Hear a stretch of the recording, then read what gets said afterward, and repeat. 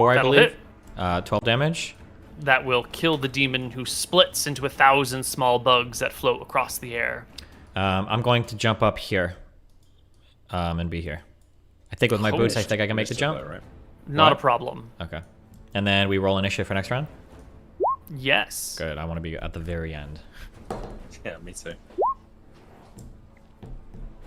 Right. Well, everyone rolls 10s on their initiative. The Hydra goes first, and it tries to slither off and away around that rock. And you lose sight of it. He took a disengage? Yes. Okay. You're at the edge of the vision of the light presented by the bridge. You cannot see what lies beyond. Okay. Imric? Yeah, no, I mean, That's there's it, nothing right? left. What, this guy? I still see this guy over here or not? Yeah, Just you moved can him catch out. him as he's just moving out of the edge. I target the hand dime. Okay. The hand will go at him and shove him. He's going. Just helping him get away. Right. I will And call out to the imp. It's safe. And I'll walk across this bridge. The imp will hop on the ground over to you, breaking its invisibility, and goes, "Oh, I know, master. I can see your thoughts. You can project them to me. I can listen to them from time to Sorry, time." I'm still getting used to this. They fled. I wasn't expecting that. These monsters, strange creatures, they are. What do we call them? Creatures of extremely volatile will. Willing to give everything for their cause, and then easily startled and scared off again. How long does my potion of speed last?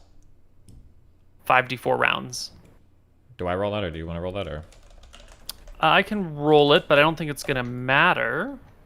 Okay. Probably not. A round is Is there something 1 that you minute. want to do right now? Nope. But I figure I'm still a little bit, Yeah. Adderalled up. So yeah, but I'll hop down, Absolutely. fly around. Nice fighting, Cyril. Try my best. Where do we go from here? I This guess way, in the this same way. direction. Wait, The imp I'm says, I'm wounded. Let me drink a potion. "No, Why? don't waste it. What do you mean? Just wait." And the imp hops back over towards you and rolls up your sleeve on your arm and watches as your flesh slowly begins to knit itself together. You heal 1 HP per round. Oh, right, yeah. Yes. Cool. Well, wait. How much HP are you missing? About 40, but I'll be alright soon. Well, that's 40 minutes of waiting then, right? Yeah, we just wait an hour, and I'll be back to full health. We're not waiting. We're moving. Yeah. Yeah. Okay. Let's keep walking. But we might walk for 40 minutes, so that's fine. Yeah. Alright, we walk. Fuck, lead on, imp. Oh, although, Tyrell, I could do with... I don't feel tired, but I could do with relearning some spells. The spells I have prepared were for traveling. I wasn't expecting that we'd be somewhere like this so quickly.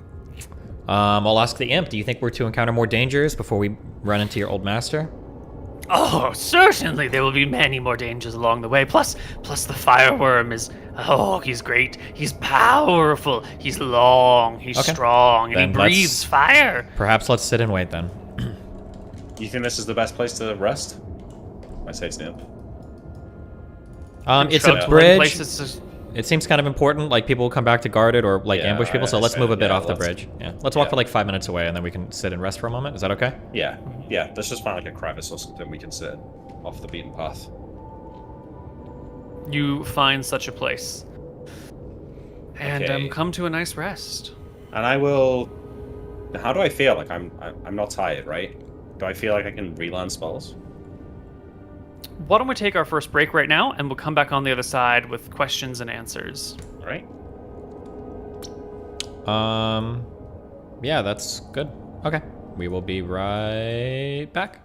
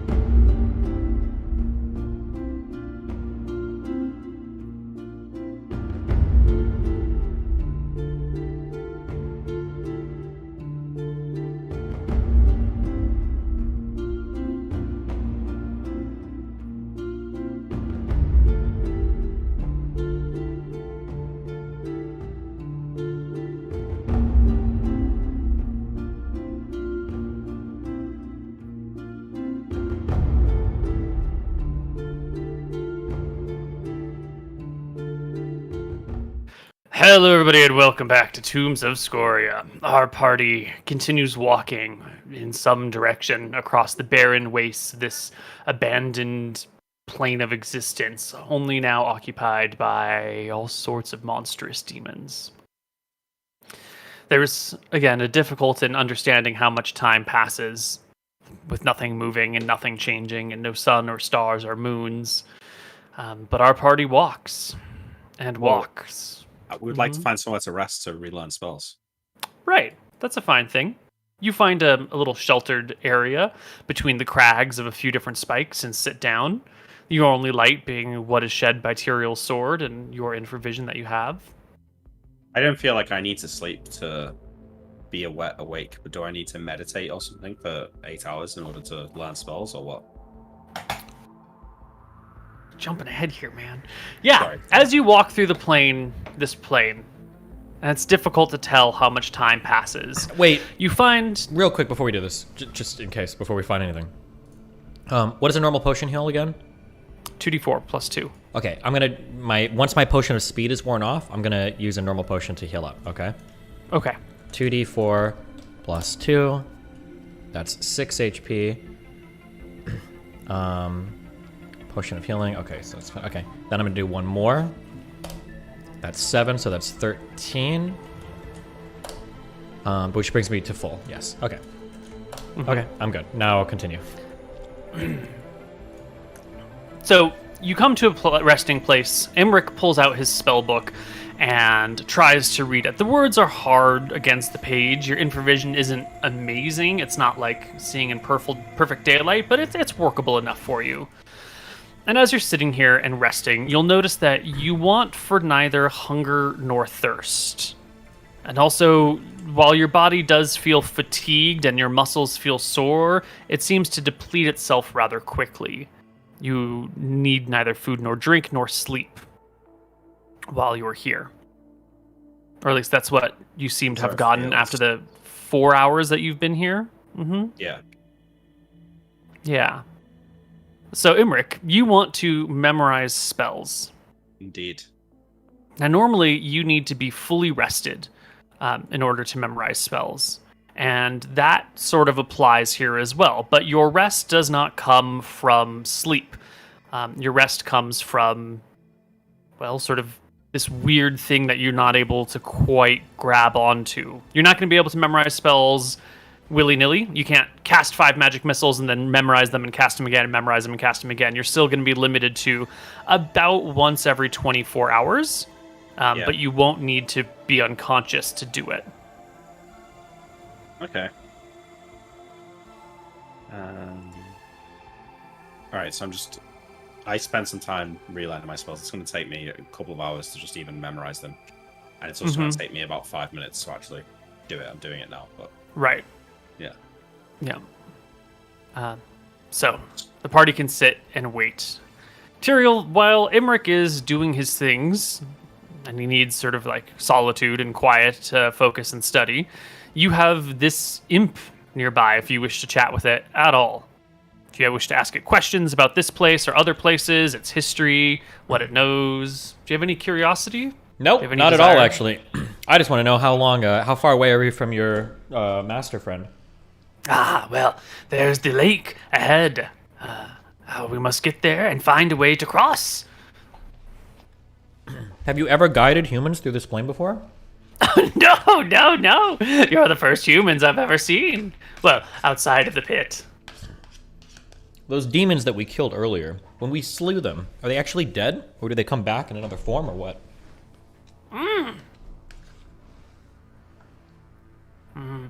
The souls here recycle endlessly.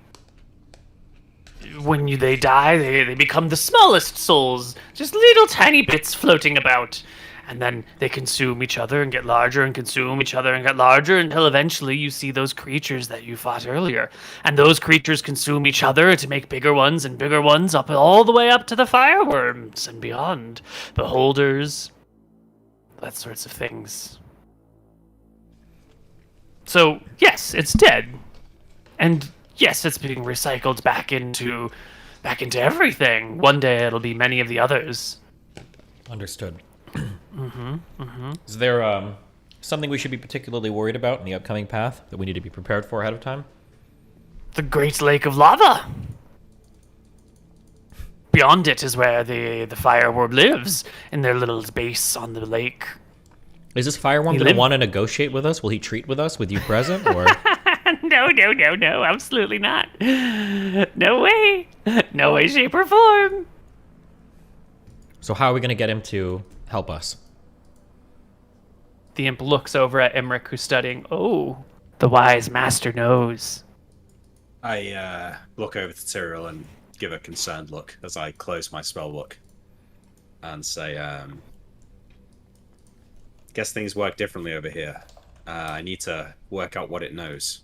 That means I need to eat part of it. Part of the dragon or the imp friend you have? The dragon, the worm. Have you figured out how we're going to do this, or? You're going to distract it while I get behind it and carve a chunk of it. I don't know. Let's worry about getting that first. Well, it's good to see that even with Anton gone, his plans are still here with us in spirit. Yeah, I'm ready to continue forward then, as soon as if you feel like you're done. Yeah, The lava lake. You'll have to find a way to cross it. Normally, the beings here have their ways from time to time. Small boats or whatnot get made, but I don't know how you'll cross it with no flight. We'll figure it out when we get there. Wait.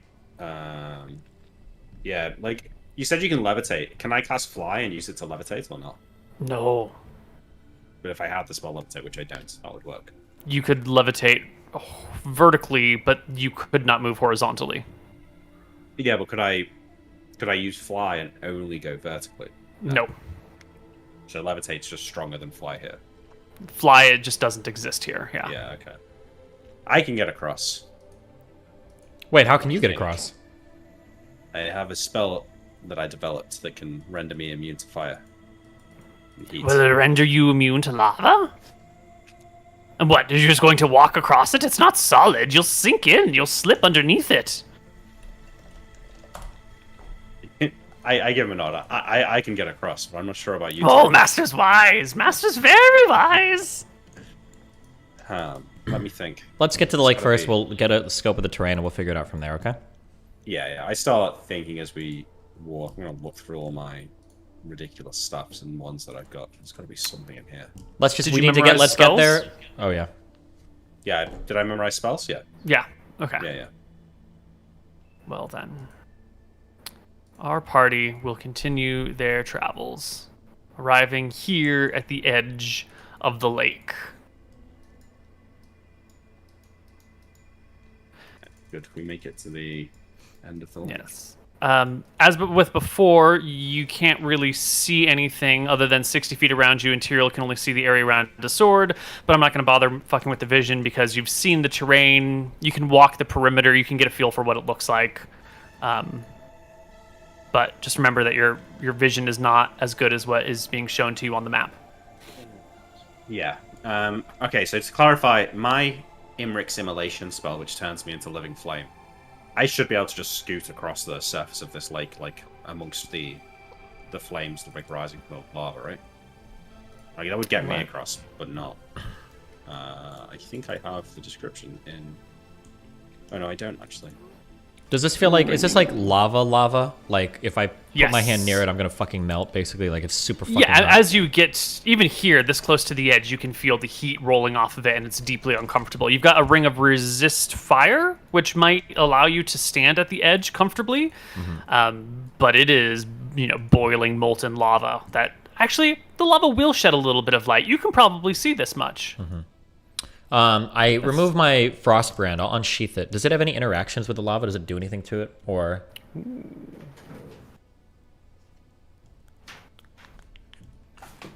That's an excellent question. Let's see. Ring of protection from fire. Ring of... Did I give you back... Did we have an extra ring of spell storing or no? No, that's mine. That is yours. Yeah, Okay, so I'm not holding on to that right now. that's a good point. I wonder if there's any way for that to get us across. Just doing something else, but You said that you can fly... If you cast fly on yourself, you can fly vertically? No, you can't. You can't even move vertically. That's what I was wondering. Yeah, fly is just rendered useless. And how far across does this lake appear to be? You can see maybe a quarter mile out into the lake is a large structure. There are a series of islands sort of wrapped around each other with a building on top of it, centered in all this lava. But it's about a quarter mile out. My ring of fire protection, if I wear that, I don't feel like that. Oh, actually, hold on. Fuck. I'm sorry. I should have this written down somewhere, but I don't. Does this frost brand, it also doubles as a ring of fire protection. Did it stack on top of it, or did we say that it was something? It replaces but does not stack with the ring of fire resistance. It doesn't stack. Okay. Correct. So holding that or using my ring of fire resistance, I don't feel like I could step on this lava and be safe, do I? Does it still feel prohibitively hot? Prohibitively hot. Very large and hot fires, molten lava, hellhound breath, wall of fire spells, etc. will cause 10 hit points of damage per round if the wearer is directly within the conflagration. Exceptionally hot fires, such as red dragon breath, fireballs, flame strike, firestorm, are saved at +4, and damage dice are calculated at -2, but never less than 1. Okay, so I can't walk on it then without taking a lot of damage, right? Right. Okay, Koivu. Well, you could take 10 damage per round. You could run for 8 rounds then without dying. Can you run a quarter mile in 8 rounds? I think so, but lava, it is dense, but it's also not like solid ground. It's possible that you could sink within it, even if you're protected from the heat. I have a ring of water walking. Don't know if that would apply here or not, but if that's not going to apply, and you're just going to tell me that it's dense and strange, then I would argue that my ring of free action would allow me to run across quicksand, so it should allow me to run across lava as well. It shouldn't prohibit me. Seems legit. But now I'm going to ask you another question, okay? Are you ready? Big brains are coming out, okay? Dual wielding, okay? I remove from my bag of holding 2 decanters of endless water. Can I hold them in front of me and pour them and walk on a very hot bridge? I understand it'd be very hot, but I have my ring of fire protection, and I won't be walking on lava. It'll be on stone. But talk to me about it. What do you think? Well, I think that your character should pull out the decanters. I'll try it and then play with it. Yeah, I'll pull them out and I'll pour them upside down. Do I see the water running off? Is it solidifying any of the lava? Yeah, it takes a few moments for it to actually hit the ground. The first water that gets there sort of evaporates beforehand, but the constant stream of endless water does land upon the lava and cause it to sizzle and boil, and then slowly harden and blacken and stop giving off light. If I wanted to make my way a quarter mile across this, would I feel like this would take like hours or days or? Well, you'll need to do some more tests. What sort of tests would you need to do to figure this out? Well, I'll just pour and I'll see how long does it feel like it's being solidified at a reasonable rate, or is it taking like 20 minutes just for enough to solidify for me to step on, or? So you start and you're pouring it off the cliff. You know, it falls a little bit and then it lands on this thing, and it takes maybe a minute for a like a 5 foot by 5 foot section to solidify. A walkable section, let's call it. I'm saying 5 by 5 just for the sake of ease. Yeah. And that takes about 10 minutes, you said, or 1 minute? 1 minute. So 60 minutes is about 5 feet. I'm just trying to like ballpark it. No, 60 minutes. Or wait, I'm sorry. You said it was 5 feet in 1 minute, so 60 minutes would be about 300 feet, right? Yes. So about 100 yards an hour. Sure. How and what is a mile? Like 1,500 yards? 1,320 feet. 1,320 yards, I think, right? So it would take me, what are we saying, like 4.5 hours to decanter your way across if the ground stays solid underneath the decanter. Gotcha. And then, Imric, what was your way of getting across this again? I can like turn myself into fire and just kind of go across. You can turn yourself into fire and go across. Did you find your description? Yes, there you go. I made a custom spell to make the fire protection scroll, and this is what it is. Imric Simulation. Once the spell's cast, the caster's body and all his carried and worn equipment transform into pink, blue, and purple living flames. This allows the caster to float 2 feet off the ground and pass through small cracks. Even hide within flames, moving entirely through fire doubles the movement speed. During this time, the caster and all his equipment are totally immune to fire and heat damage.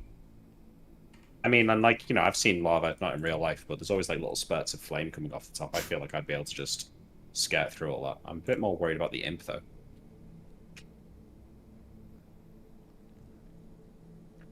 I feel like if you use a spell that transforms your sub, it should transform your familiar as well, right? Like if you cast invisibility on your sub, would it not affect your familiar too?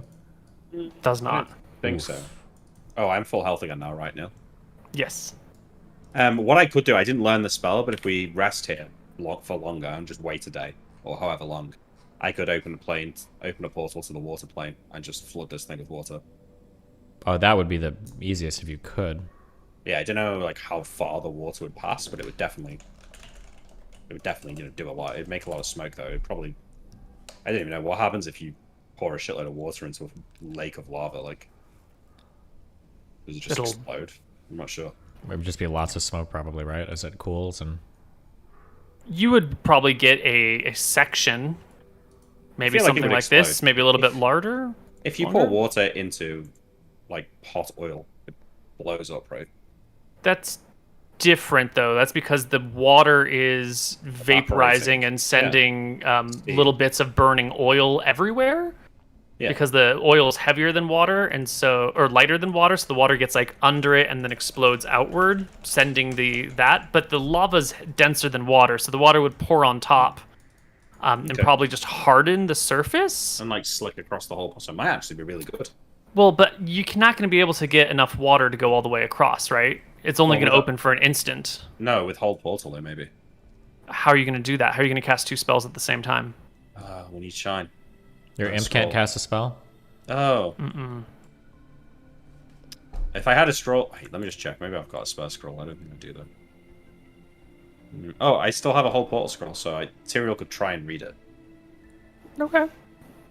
Well, we'd have to take more time to relearn the spell, because I haven't learned it. Mm-hmm. It surely won't cover a quarter mile in a few minutes, though. You've got no idea, yeah. Well, it's spread out in all directions, wouldn't it? I'll ask Emmerich because he seems like he just knows everything. If I were to cross this lava in a gaseous form, do you think it would do anything to me, or could I just kind of float across? I think that might work, yeah, with your Frostbrand sword. I don't know about that. I have a potion of gaseous form. No, I know. I mean, I still think you'd be so close to the lava that you'd take some... Well, I'd wear my ring of fire protection, so it's whatever. Yeah, I think you'd be that might work. I'm not sure if the gaseous form can work here. Okay, also, wait, fuck, I forgot how much of this stack I can get rid of. I also have a potion of fire resistance. That should stack with the fire resistance ring, right? Yes.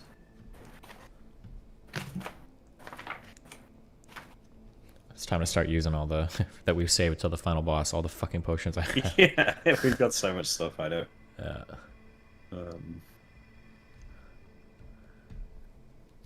Gives resistance to fires generated by lava. All damage from such fires is reduced by 2 from each die of damage, if a saving throw is applicable, it's rolled at +4. If 1/2 of the potion is consumed, blah blah blah blah blah. Okay, so the 2 will stack. The Ring of Fire resistance would reduce the lava damage to 10. The Potion of Gaseous Form would reduce it to maybe 5 per round that you're on the lava. If you're gaseous formed, well, there's no way to know that until someone tests it, I think. I mean, the potion says it gives you resistance to fires generated by molten lava. Yeah. Oh, sorry, next sentence. It's fine. Sorry, so just keeping track. So you're saying that if I walk on this lava, I'm taking 1d10 damage? Or I'm taking 10 damage? If there was a way for you to walk on the lava with your Ring of Fire resistance, you would take 10 damage, not d10, just a flat 10. 10. And then if I use the Potion of Fire resistance, I'd take 8 per round? Yes. Okay. Okay. Well, quarter mile. With my Cloak of the Cheetah, how quickly could I run a quarter mile? If my movement is... Okay. What? Cloak of the Cheetah gives you 18 movement speed. I thought it gave me ×3. Allows you 3 extra movement speed once every half hour, but it lasts for 3 rounds. So that'll be 36 movement speed, and if you're running, that's going to be 360 yards per round, which is 1,080 feet. So it would only take you 2 rounds, really a round and a half, to cross it with Cloak of the Cheetah. Okay. But But how are you going to stand on the lava? It's Water not walking, exactly right? solid. Ring of water walking would work, surely. well, no, because it's not water. I think we agreed to that. But I thought we said the ring of free action okay. because it was like a difficulty. Like if it was quicksand, I could run across it. For lava, can we run across it? What is the surface tension of lava? It's going to be ultra dense. Lava is super dense. Yes, but its viscosity... I'm not sure. It's dense, but is it... I think its viscosity is dependent on temperature? Yeah, that's probably true. But I mean, like, I'm pretty sure if you were to throw a rock on it, it would sit on the surface for a little bit and then eventually sink. And unless this is like 10 trillion degrees. Most lava is about that of ketchup, Really? according to Wikipedia. Okay, well, what about magma? Because technically this is exposed to the surface. This isn't actually lava because lava is only stuff that's not exposed to the air. This is exposed to the air, so this would be magma, not lava. Is it different? Or fuck, is magma the stuff inside? Oh no, wait, magma's the stuff inside. Lava's the stuff on the outside. Lava's the same viscosity as... Ketchup, according to Wikipedia. Second sentence. Okay, well, if I had a giant pool of ketchup or mayonnaise in this world, could I run across it with my ring of free action? I don't really, think so. No. You couldn't run across water. I don't think you can run across ketchup or mayonnaise or mustard. Okay, I'm digging through my bag, looking at my stuff. What were the other things that I was imbued with the frost brand? Was I able to make walkways with this or anything? I don't remember if it had other special properties. No, it will shed light if it's freezing outside. It will give you Ring of Fire resistance protections, and it does extra damage and bonus to hit against fire creatures. It'd be great against the fireworm. It'd be a +6 weapon against the fireworm. Yeah. Okay, if the viscosity is that high, low, does the ring of water walking only allow you to walk on water, or does it allow you to walk on other types of liquid things? What is the magical ruling on that? That's... Like if we were to fill a pool with milk or some non-water based liquid, would the ring of water walking allow you to walk across it or not? Well, milk is essentially water. Yeah, I know. That's what I'm saying. Not like a water thing, but some other type of. Right. This ring enables the wearer to walk on any liquid without sinking into it, including mud, quicksand, oil, running water, even snow. Ooh. Well, snow is kind of water. But the ring wearer's feet do not actually contact the surface he is walking upon. Oof. Okay. So I think that sounds to me, if you can walk on mud, then I think you can walk on lava with it. Okay. Right. Okay, so I can walk on lava. Let me get my things out. Hold on. So I've got my ring of protection from fire on. I've got my ring of water walking on. I'll remember that when we were in the basement and we talked about these potions of fire resistance, Clarissa said they lasted for how many minutes? I mean, it'd be more than 2 minutes if that's what you need to get across. I just want to know for when I can use a potion in the future. I would maybe 10 minutes. See if you can get away without using the potion, because you might need that for the fight coming up. Well, if it lasts for 10 minutes, we should have enough time to get across, talk, and do everything. Oh, no, fuck it. I'll save it. Okay. If my feet aren't actually contacting the lava then, using this ring of water walking, are we still talking 10 damage per tick, or? It'll probably be a little bit less since you're not in full contact, but it will still be damage per round. Yeah, and just sprint across. You'll be good. I need the imp to claw on your back, because he can't fly. Okay. As you run across. And he'll be okay sitting on my back. Will he be alright, Neil? Yeah? He's immune to fire. Oh, so he's chilling. Yeah, he can swim across. I believe that is it. You said I can get across in 2 rounds, right? with your Cloak of the Cheetah, if there aren't any problems, if there aren't any traps, if nothing comes to stop you, if it's just you walking across this, then yeah, in a round and a half. Is that rounded Let me up go to 2 rounds? first, Cyril. Okay, you go first, clear the way for me, and then come back. It's going to take me longer, so. That's fine. If I get 1 more dex, would that significantly cut my time down, or no? Is that going to affect it at all? Okay. Dex will not increase your speed. Okay. Okay. So what's your plan, Imric? I'm going to cast Imric's Immolation and meld through the flames. Did you memorize it for today? I did. Excellent. So I pull out a little figurine of myself that I've had made, and I douse it in oil and light it aflame, holding it in my hand, a burning figurine of myself, as I say the magic words, and the fire starts to float from the figurine, enveloping me instead, and then the figurine and me and everything that I'm holding just turn into flame. And now what's the duration of your immolation? So it's 1 round per level, but the duration's suspended whilst in fire. So if I'm just in the lava, I think I can be in it for as long as I want.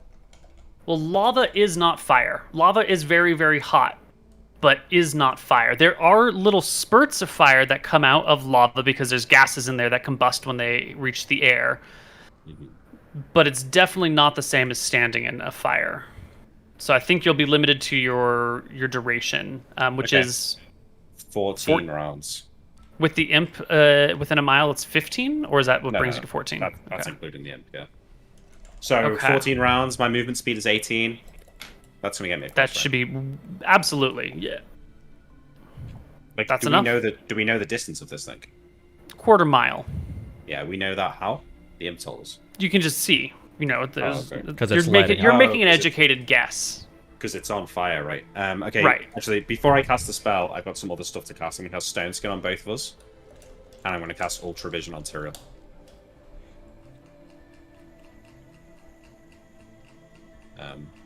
Yeah, so we get Stone Skin. Tyrael can see now. What's so funny? It's just I hadn't played. I thought there was going to be a longer segment here to figure out how to get across the lake, and so I haven't populated the next map with creatures yet. So we're resourceful, okay? Yeah, more resourceful than I was expecting. Okay, yeah. So I spent some time. I cast Stone Skin on Tyrael and on myself. I come to the two of them and say, "Tyrael, I'm going to need you to take the imp across with you." Yeah, is that all right? Of course, no problem. All right, let me go across. I'll make sure it's safe, and I'll wave to you on the other side. You know. Okay. You've got a spyglass, right? I do. Yeah, so you can see me. Okay. Keep an eye on me. Now, another thing is that you're going to be well lit as you're coming across this thing. In fact, if you're a walking flame, that's probably going to draw people's attention. Surely this base over here isn't completely undefended, right? A quarter mile is too far to see anything. Whatever creatures are defending it, if any, are hidden behind arrow loops or some sort of demonic equivalent. All right. So this isn't where the fireworm is. It's across the lake in the building beyond. Right. So there's demons plus the fireworm in this place. Yeah, because it's Yeah. Well, I'll just cast invisibility when I go over there. I should be okay. Cool. Well, if I cast invisibility now, will that make me invisible as I cross? You will still be shedding light. I don't think you can turn your fiery self invisible. No, I'll shed light, but I mean, the whole lake is shedding light. I don't think you can be invisible and a burning flame. Yeah, so I'll just have to cast invisibility when I go over there and hope that, don't take too long. Can you cancel your immolation? No. But you can't cast spells while you're immolated, can you? You can't. No. There's no somatic or material components you could do. And can you even speak while immolated? No, you don't have physical form, so I can't do anything like that. I'll just have to hide in the flames until the duration's about to run out, and then. What flames? Well, there's just in the lava, right? I could just. Oh, you're just gonna hang out. Well, there's flames in the lava, so I don't think it's particularly obvious that it's a person crossing. Yeah, but when it wears out, are you just going to be in the lava then? And you're just going to climb out? Well, I'm just going to count the time in my head as I go, and when I know it's about to run out, I'll... Can you count perfectly for however many minutes it lasts, or? I feel like if your life depended on it, yeah, you could do a good job of it. No? Wait, no. Hold on. If I were to ask you right now to count even 1 minute, you wouldn't be able to do it. And be really? I can count within plus or minus a few seconds, yeah. Well, yeah, a few seconds, but that's 1 minute. Also, no, I bet it would be plus or minus 5 or 10 seconds. Okay? But also, number one. But number two, if you're off by 3 seconds, then that means that you just materialize as a normal person in fucking lava. You're insta-dead. Obviously, you underestimate it a little bit and go to land a little bit early. Yeah. Okay, just think about all these arguments now so that when you get over there, because when you're over there, you're going to be stuck over there. I can't help you or bail you out from Koibu's wacky world, so... Well, maybe I'll just go on your shoulders. Maybe the three of us can just ride on Cyril. Yeah, if you want to. I'm a strong dude. Yeah, all right, we'll just do that then. I mean, I've got Featherfall permanently cast on me, so I don't actually weigh that much, Neil. Is that right? Featherfall only takes effect when you are suspended and falling. It doesn't take effect when you're just walking around. You still have normal weight. With you and the Imp on Tyrael, we'd have to do some encumbrance games to see if he is going to have a lowered movement rates or any of that jazz. Okay, so... And I don't know if he can carry you. Like, what do you can't just sit on Tyrael's shoulder. You totally could. So he can sit him... You can't... He can sit on... Yeah, he could sit on my shoulders, and then I'll give him the Ring of Telekinesis. It can hold up to 100 pounds, and then he can telekinesis the Imp in front of us, and then we'll just go across like that. Wait, I could also just bag of holding it, right? I think.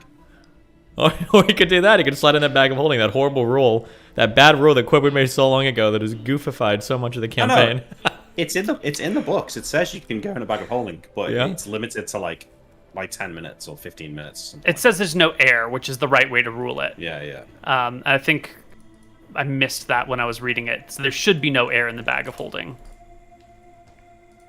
But you should have to hold your breath the whole time. But we're not playing with that. It says there's enough air for like 10 minutes or something.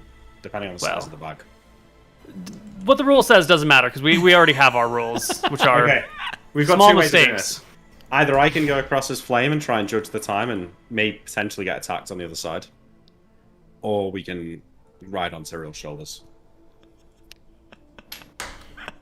Koibu. I got one more question. Is it how do you run when someone's sitting on your shoulders, because that's very unbalancing and doesn't allow you to actually sprint? Okay. How high into the air could I throw him if I really tried? Imric? Yeah, I could throw him at least 2 people. A couple inches. Just a couple inches? With 17 strength? Maybe like... Okay, hold on. Check this out. Here's what I'm going to do. Koibu, okay. I take out my magical rope and I say bind waist, and it binds around his waist, and then I hold the rope. I've got Imric on me. I throw him into the air as high as I can, and then I run across the lava as quickly as I could with the rope holding him, and he's feather falling to the ground like a kite as he's being pulled behind me. By rules, how can this not work?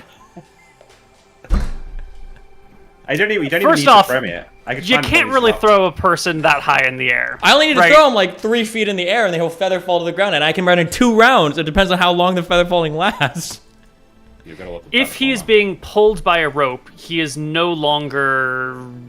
I would say that would violate feather fall. He's under careful, because that means that if I ever see somebody feather falling, I'm going to throw a rope around him and just yank him a little bit, and they're going to fall at max speed. Is that really the ruling that we want to stick with?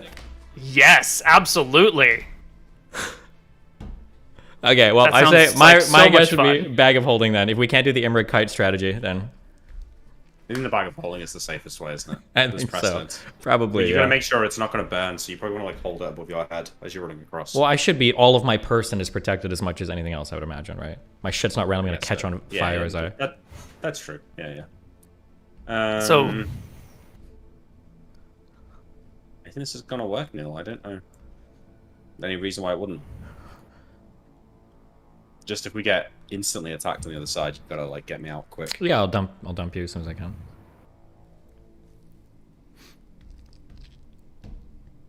What, am I waiting for Koibu to say something, or? You think so? Yeah. I think we're waiting on your solidifying this plan. Yeah, so he's going to be in the bag of holding. I have I've got my ring of water walking. I'm going to activate my cloak of the cheetah. I'm going to burst of speed across this lake. While ring of water walking, ring of free action. Correct. Yep, so that I can run unencumbered across the lake. Where's the fire resistance coming from? I'll run with my frost brand out. Okay. And that it doubles as my ring of fire protection, yeah. Right. And that should get you across the lake with Imric in the bag. Yep. The assumption is I'll make it across the lake and I'll take about 16 points of damage because it's 10 points of damage per round. The ring of fire protection should knock off 2 points of damage.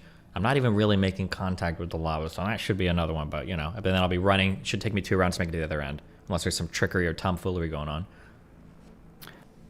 That's never happened in this campaign. Yep. No, we've not seen anything like the that. lava lake being made of fireworm or something.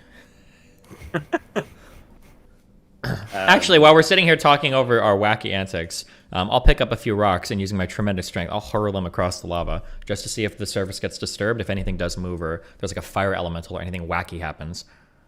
It will break whatever thin film might be on the surface, and a little bit of flame will out for a moment, and then it'll return to its normal form. Yeah, okay. There are lots of little hiccups of gurgling fire out there. No problem. Okay, then in that case, I think I'm good to go. If you're ready to hop in the bag of holding, I'm ready to run. I cast invisibility on you from the Ring of Spell Storing. The imp will have to go in the bag of holding as well. Okay. Otherwise, the two will be more than a mile apart.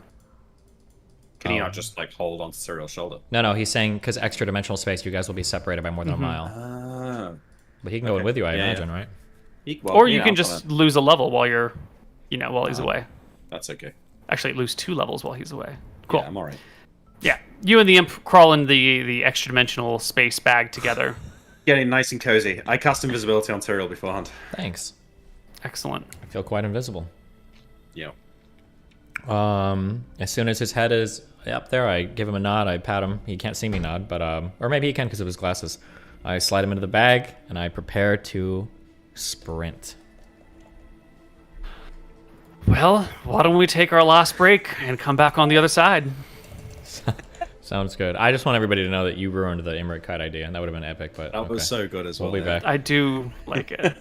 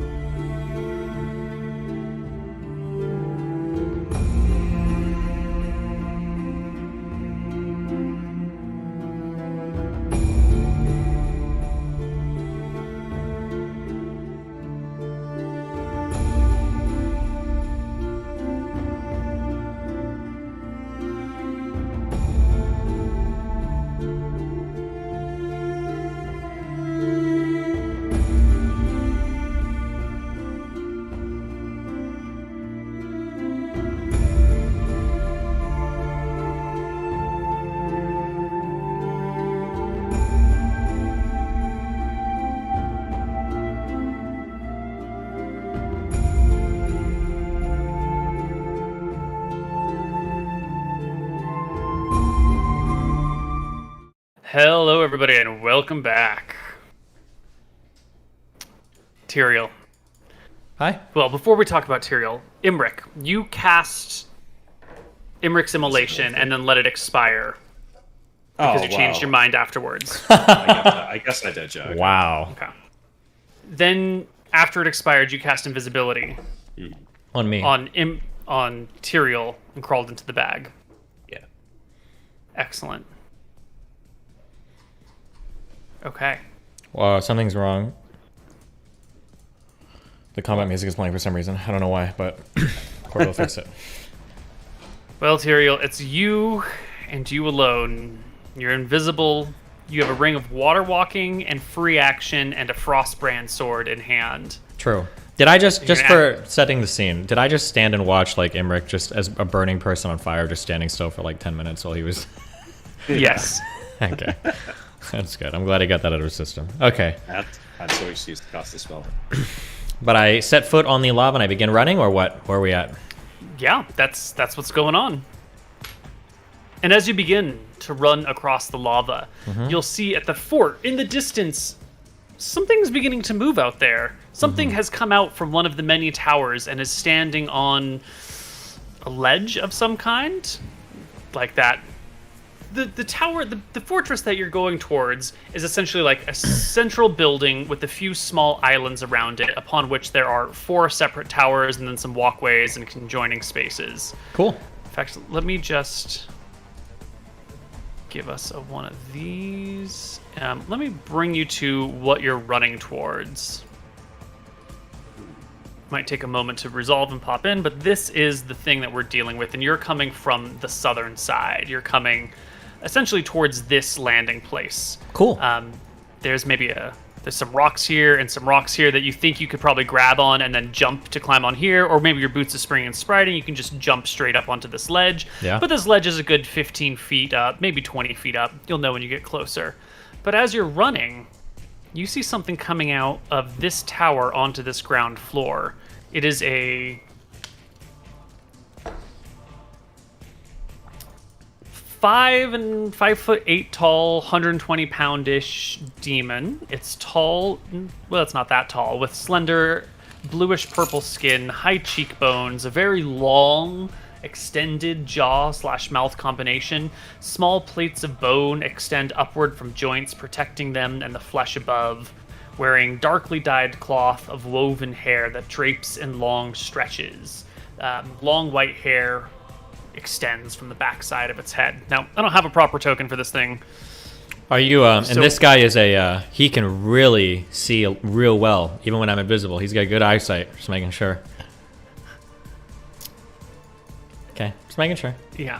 Okay. Well, this thing steps on out of here, and it looks in your direction as if it can see you, as if your invisibility is nothing to it. Okay.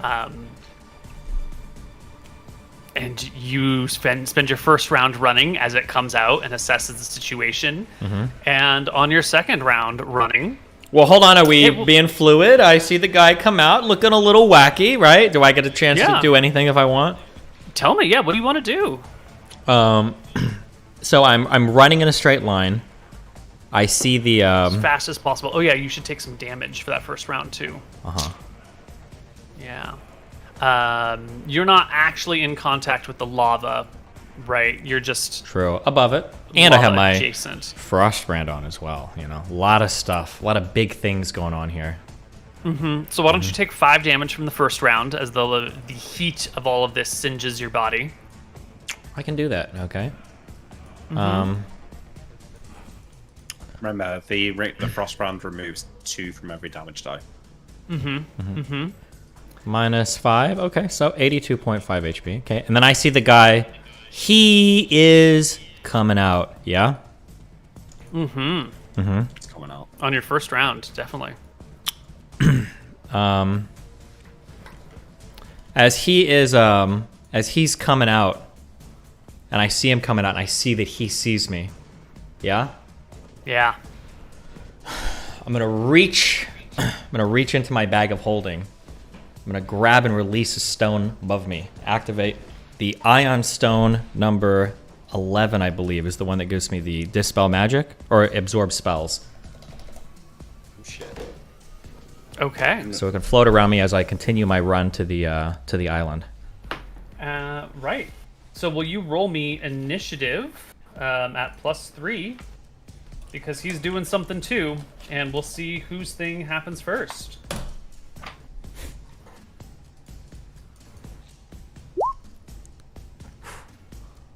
Nice. All right. The Ion Stone will be released and float above your head as you run towards him. And let us... The creature is casting a spell, so it's a nice thing that you have that ion. That's good. I don't need to get dispelled and sink into the lava and die here, Quavo. I'm good on that one, Chief. Yeah, fuck that.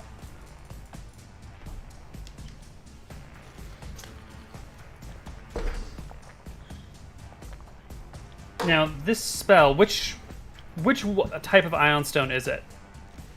It is the Ion Stone 11. 11? No, The pale lavender? Yeah, 11, yes. Should absorb up to level 4 spells, I think. Yes. Or wait, what level is Dispel Magic? The spell's level 3. 3. Okay. Yeah. Okay.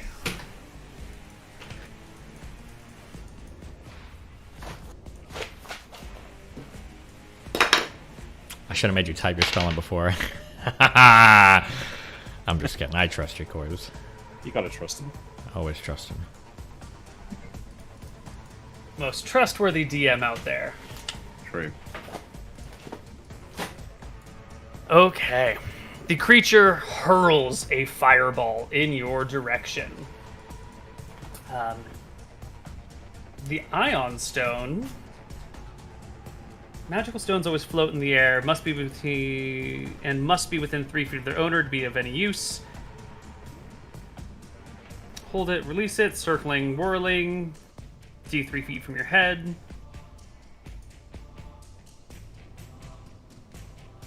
Whenever they're exposed to an attack, they're treated as this, it doesn't matter. So it just absorbs spells. That means when the fireball reaches Tyrael and explodes around you, instead of actually hitting you, it's just sucked up into the Ion Stone, yeah? Yeah. You tell me. I've never used one of these things before, Corbu. I've never used one before either. This is my first time. Be gentle. It's 10 to 40 levels total, then. I have rolled for how many levels that is. Okay. Wait, 10 to 40 levels of spells absorbed? Is that what? Yeah, so don't use it for the whole fight. Okay. I just don't want to fucking die, okay? No, I get it. You do get it. That's good. But if it was just fireball, I could have eaten it, but that's okay. Because it could have been don't know, do you? Dispel and sink me into the lava shit. I'm not here to fucking die. That would have sucked. Yeah, it would have. Sucked me right into the lava. How many of these Ion Stones do you have? I know you're only using one right now, but you have more than one, right? We've got 111 and 112. That's I have... Wait, no. I have 6 Ion Stones. 3 of them are no longer functional. I have 1 that gives me +1 Charisma. That's number 6. I've got number 8 that gives me Sustain with no food or water. I've got 11 that absorbs spells up to level 4, and then I've got Iron Stone 12 that absorbs spells up to level 8. The 8th level spell. Great. So I've got 7 Iron Stones altogether, yeah. Perfect. Okay. I've made marks on how many spell levels they can absorb remaining. There's no way for you to know other than it just burns out at one moment. So the fireball almost explodes in front of you, and then it just quickly sucked into the Ion Stone, which continues to circle around your head. Good. And you will make it all the way to this ledge. But it is a good 15 feet up. So how are you going to get up on top of this? I will boots of springing and striding, as I always do. Splendid. And we will end our turn with Tyrael here on this platform. Here or right here? I think I could be right here. It's a far run. I don't think I'm within 10 feet of making it to him or not. No way. I should be able to get right up next to him. Sure, you could. What's your leap on spring and striding? It's like 30 feet forward, 10 feet up? 15 feet 15? up, I believe. Okay. Excellent. Well, here we are. Let's roll initiative.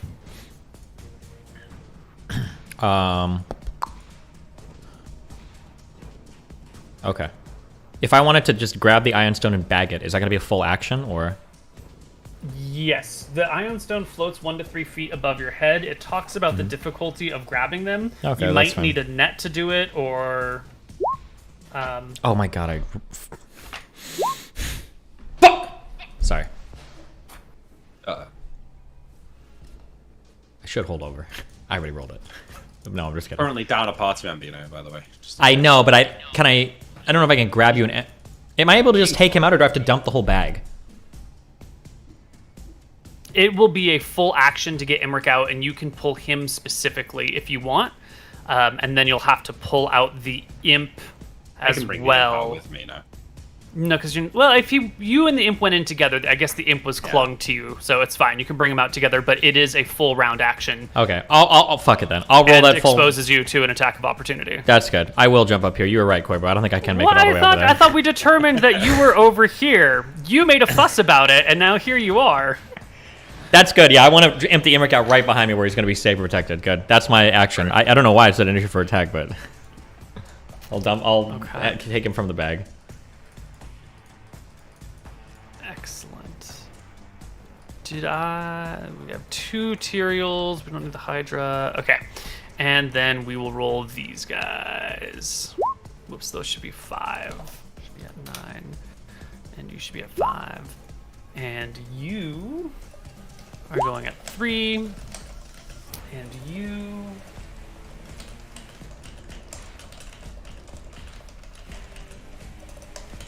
are going at 3. Excellent. At the start of the round, one of these warriors will go, oh boy, does he want to get to Tyrael, but he can't because this guy is in the way. This creature with tall, long white hair, extended jaws, kind of bluish tinted skin. What is our warrior going to do? And it's also worth noting that this warrior here isn't wearing his armor. He has a sword and shield, but the armor's gone, which is a significant drop to his AC. Do the warriors resist fire? They do resist fire. So this warrior is going to try...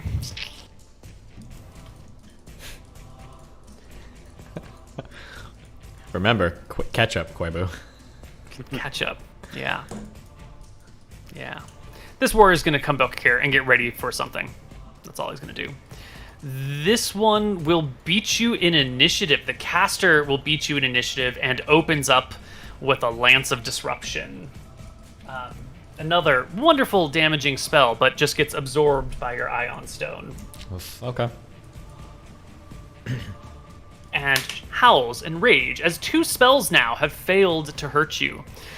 You can see past these demons into this room. This one will head up these stairs, and you will lose them from sight. Cool. And it becomes Tyrael's turn. Turn. I forgot. There was one other demon. Oh, yep. There's one other caster. Oh. This one up here, who's on a tower a few panels up, will open up with a Lance of Can he reach you with a Lance of Disruption? Yeah, he's just going to hit you with a Fireball instead, which, again, absorbs by the Ion Stone. Oh god, it's getting dicey. It's going to be gone. Now it's your turn, Tyrael. No. Yep, I'm emptying out my good friend of the stream. Yeah, Emmerich. Hey, I'm There you here. Excellent. The demon in front of you doesn't have a weapon in hand, and therefore does not get the attack of opportunity. He's just got claws, so you're good. Can I roll into initiative for this round? No, No. but we're at the end of the round, so... Okay. Second let's attacks? start No one has any second attacks. Okay, Koibu. I tell my imp telepathically to go invisible and hide. Well, apparently going invisible doesn't help because every single motherfucker here can see me, so... Oh shit. Yeah, that's true. Yes, and at this point, your invisibility is just gone. You've entered some sort of zone where it's been wiped from you. Everyone can see you. You can see yourself. Emmerich can see you. It's all visible to the naked eye. The imp crawls between these crates and huddles down low. You know, when I get out, can I take a few steps or not? Like, can I just don't want to be Lance of Disruption. Like, can I get here? Just stand near get me. you behind these boxes? No, I just want to be not in a line with Tyrael. Just, like, literally, like, just get out into this. No, because he dumps you out into this square, and if you want to, like, crawl 5 feet, then, you know, maybe you can crawl to here as you're dumped onto the ground prone. Yeah, okay. Yeah, that's good. All right, initiative. Ooh, that's a good idea. Can I tell the imp to get the Ion Stone? It's probably very risky. True! This guy up here needs to die. Come on. doing? What are we doing? Oh, shit, I don't know. Oh, wrong thing. Sorry, no.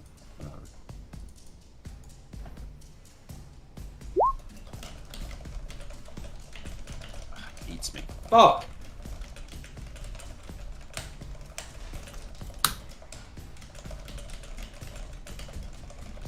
Dumbass.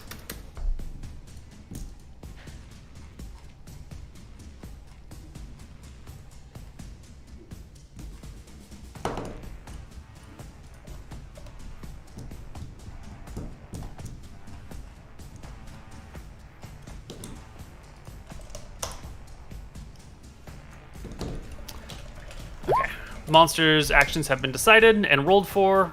Parties rolled initiative. Yeah. Okay. We're going to start with this demon up here, up on the tower, who will just aim a Lance of Disruption at Emmerich, who Okay, is it's not working. They're really still going to keep trying spells? I feel like it should roll for intelligence or something. It seems like the spells aren't working very well. Well, but now they're not targeting you. Now they're targeting Emmerich. Oh, the other guy. Okay. You know, it's a different person. Maybe this one can be hit by spells. And so they open with Lance of Disruption, which is 5d4 plus 2 points per caster level. So 5d4 plus 24. Roll me a saving throw for half. You got it, Nick. Nice. I got it. You will take half of 37, which is 18. And it'll interrupt whatever you were casting. Oh, actually, hold on. 25% magic resist. Oh. Oh! This is gonna be good. Wait, is What are that you gonna roll 25% to ignore all of it? Yeah. Uh-huh. But never mind. You were rolling between 50 and 75. Yeah, You didn't call it. I should have said nil. That's what I meant. Oh, next time then. Yeah. Well, it's your turn. You were about to get your lightning bolt off when the lance bolted through you. Ow. I can do nothing, right? You can move. Based. How far up is this guy? This guy is... And what kind of situation is he in? Like, is he just in an arrow slit, or is he in an open window, or... If I want to shoot him, how hard is it gotta be?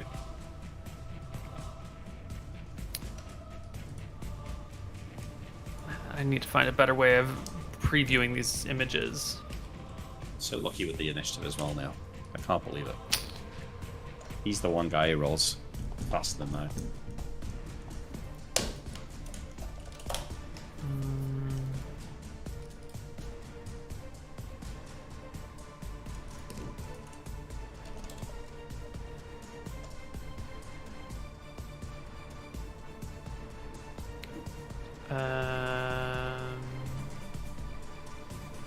Christ on a crutch.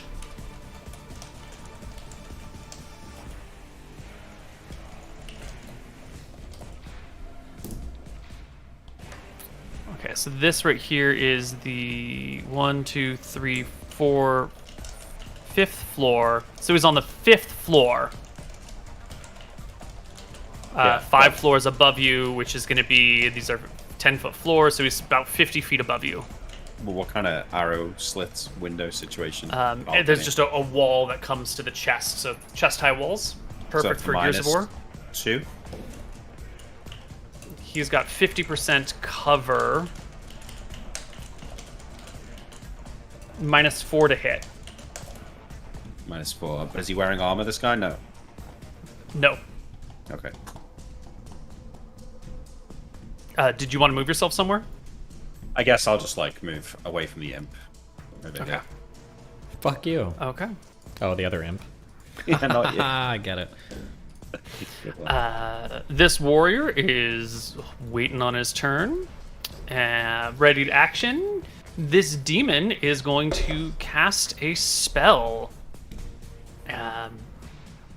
Does not target anyone. It's a self-cast spell, and Tyrael will go. I will go. And I'm going to take a big swing at this guy. Ready? Mm-hmm. 23, does it hit? It does not, because as you bring your sword towards him, he blinks out of existence using the 5th level improved blink spell. Any point within 15 feet of his current location. And so he blinks himself behind this person, interrupting your attack and preventing it from landing on him. Boop. That's so based. I'm gonna boots of spring and striding over here, and I'm gonna be right next to him because fuck this guy. Oh, all right. Now you are jumping past a creature. And Yeah, we've talked and? before. Yeah, when do you it. jump away, it Swing. doesn't provoke an attack. But Yeah, it jumping does. past, It does. Do it. I am. Oh wait, he's still That's in the his- wrong button. he's Same still thing. in though. his- Everyone can see. Everyone can see me. I don't care. Now I'm next to this loser again who's trying to run for me. I will swing with my defender sword. 29 is a hit. Yeah. 29 is definitely hit. In fact, it clears by 10. Is that right? These guys, they're wizards. How much AC can they have? When the wings are folded in front, which his AC is 26, which they are now. So, I'm sorry, no, that would be from the back. No, it's 18 AC. So that does clear by 10. That actually crits. 2d8 then? 20. Yeah. That's good. Take a chunk out of this loser. Yes. What? What? That's a big boy wizard. Okay. It's casual 100 HP or 85 or whatever. Okay, cool. Good. Embrace it, Steve. Push I him need along. the Just fucking exercise. push him in. That's my 2 Excellent. attacks. That is your 2 attacks. Second attacks for everyone. This warrior down here, this guy will turn. He had a ready to attack to fight you. Now you're behind him. That's a bit of an awkward angle. I'll give him -1 to hit as he lashes out with his sword at you. Whoosh. Nope, it's definitely a miss. Critical failure. He's And- stepping over the gap to hit me. He falls into the lava. No, we're good. I'm just kidding. I'm not taking that critical failure. Yeah, no one wants to roll that. Let's roll initiative. Wait, I want to take my second attack. Oh, Can I try to please shove? do. Can I try to shove this guy off with my second attack? What did we roll on that? I'm not doing We crazy. ruled shit. that you can replace attacks with shoves, but that means they can replace attacks with shoves to shove you into the lava too. Well, he could just shove me anyway if he wanted to, right? Yeah, but if he gets multiple attacks, he gets multiple shoves, right? Fuck him. That's what we've determined. I'm doing it. I'm pushing him. I'm pushing him off. I'm Tyrael McGarry. Great. Okay? I step forward, I place a hand on his chest, and I shove with all my might. Opposed strength check? Opposed strength check. Wait, you gotta roll to hit first, no? No. Do I? I mean, I guess I could roll to hit if I need to. I think at this point, since Tyrael would need to not just roll Yeah, one. Tyrael's not gonna miss. But that 3 was the roll to hit, so he hits. No, I don't No, he's think gonna so. make a strength It's a check. failure, so the creature does not go off at all. Wait, it's a failure? He doesn't do an opposed strength check? You didn't roll. You need at least a 21 to succeed. Really? So, 21's always a six. You always wait. need a 21 to succeed. Lookstone. No, Luckstone's a defensive item, not an offensive item. I see how we're doing this quick, but okay. Okay, well, at the end of my turn, I'll move right here. Oh, wait, can I step... Can I, like, move inside here, or what is this? Well, if you're moving there, this guy's moving here because he's also got second attacks. Let's go to this ground floor here. Looks like that. Cool, okay. There's, I don't want to get pushed anywhere, Corby, you know? I don't want them to get any crazy, wacky ideas. Excellent. Initiative round. Which I've already rolled for the monsters initiative. Only the warriors initiative. Okay. I'm going to go ahead and roll a 6 here. Yeah. Okay, close enough. 10 is good.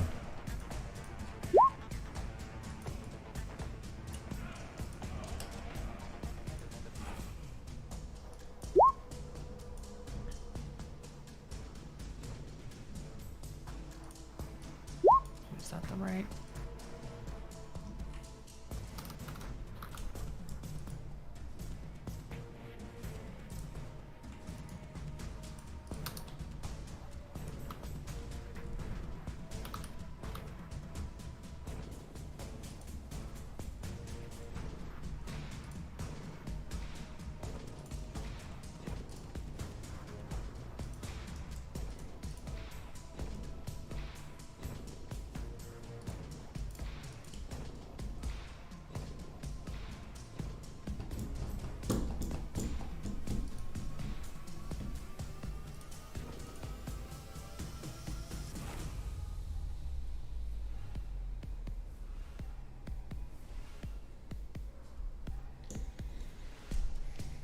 I'm not sure how this spell works, but we're gonna use it.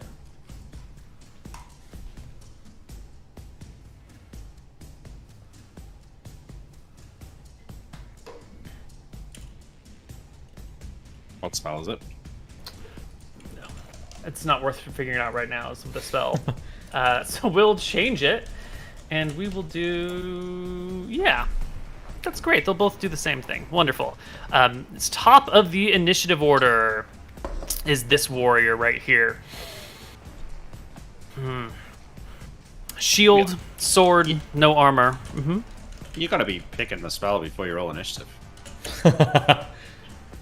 Because it's not always going to be 3 casting time. That's fine. It is, because they're all innate spells. Okay. Yeah, it's lucky for me.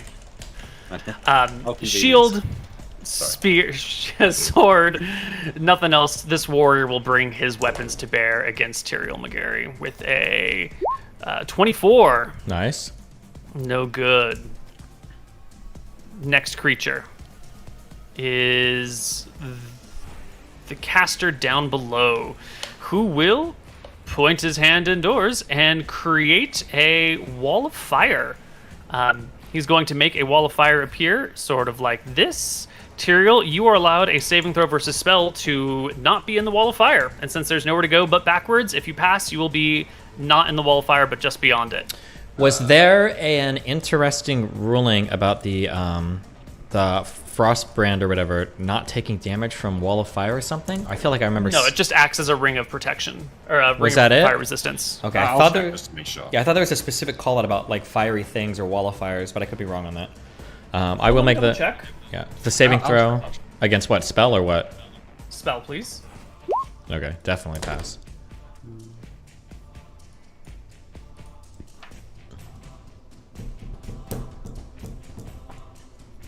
The Frostbrand has a 50% chance of extinguishing any fire into which it's thrust. The power extends in a 10-foot radius, including a wall of fire, That was it. excluding fireball, meteor storm, or flame strike. So you could quench the wall of fire. Okay, 50% chance. Gotcha. Okay, Yeah, But that would count as one of your attacks. that's Yes. fine. I guess Okay. so. Yeah. Okay. You have passed your saving throw. You are outside of the wall of fire. However, it is still a wall of fire, and you will still take damage from being adjacent to it. Creates a sheet of flame, blah, blah, blah, blah, blah, blah. One side of the wall selected by the caster sends forth waves of heat. That's the side that you're on, inflicting 2d4 damage to creatures within 10 feet. So there's no saving throw for this damage. It's just a flat 2d4.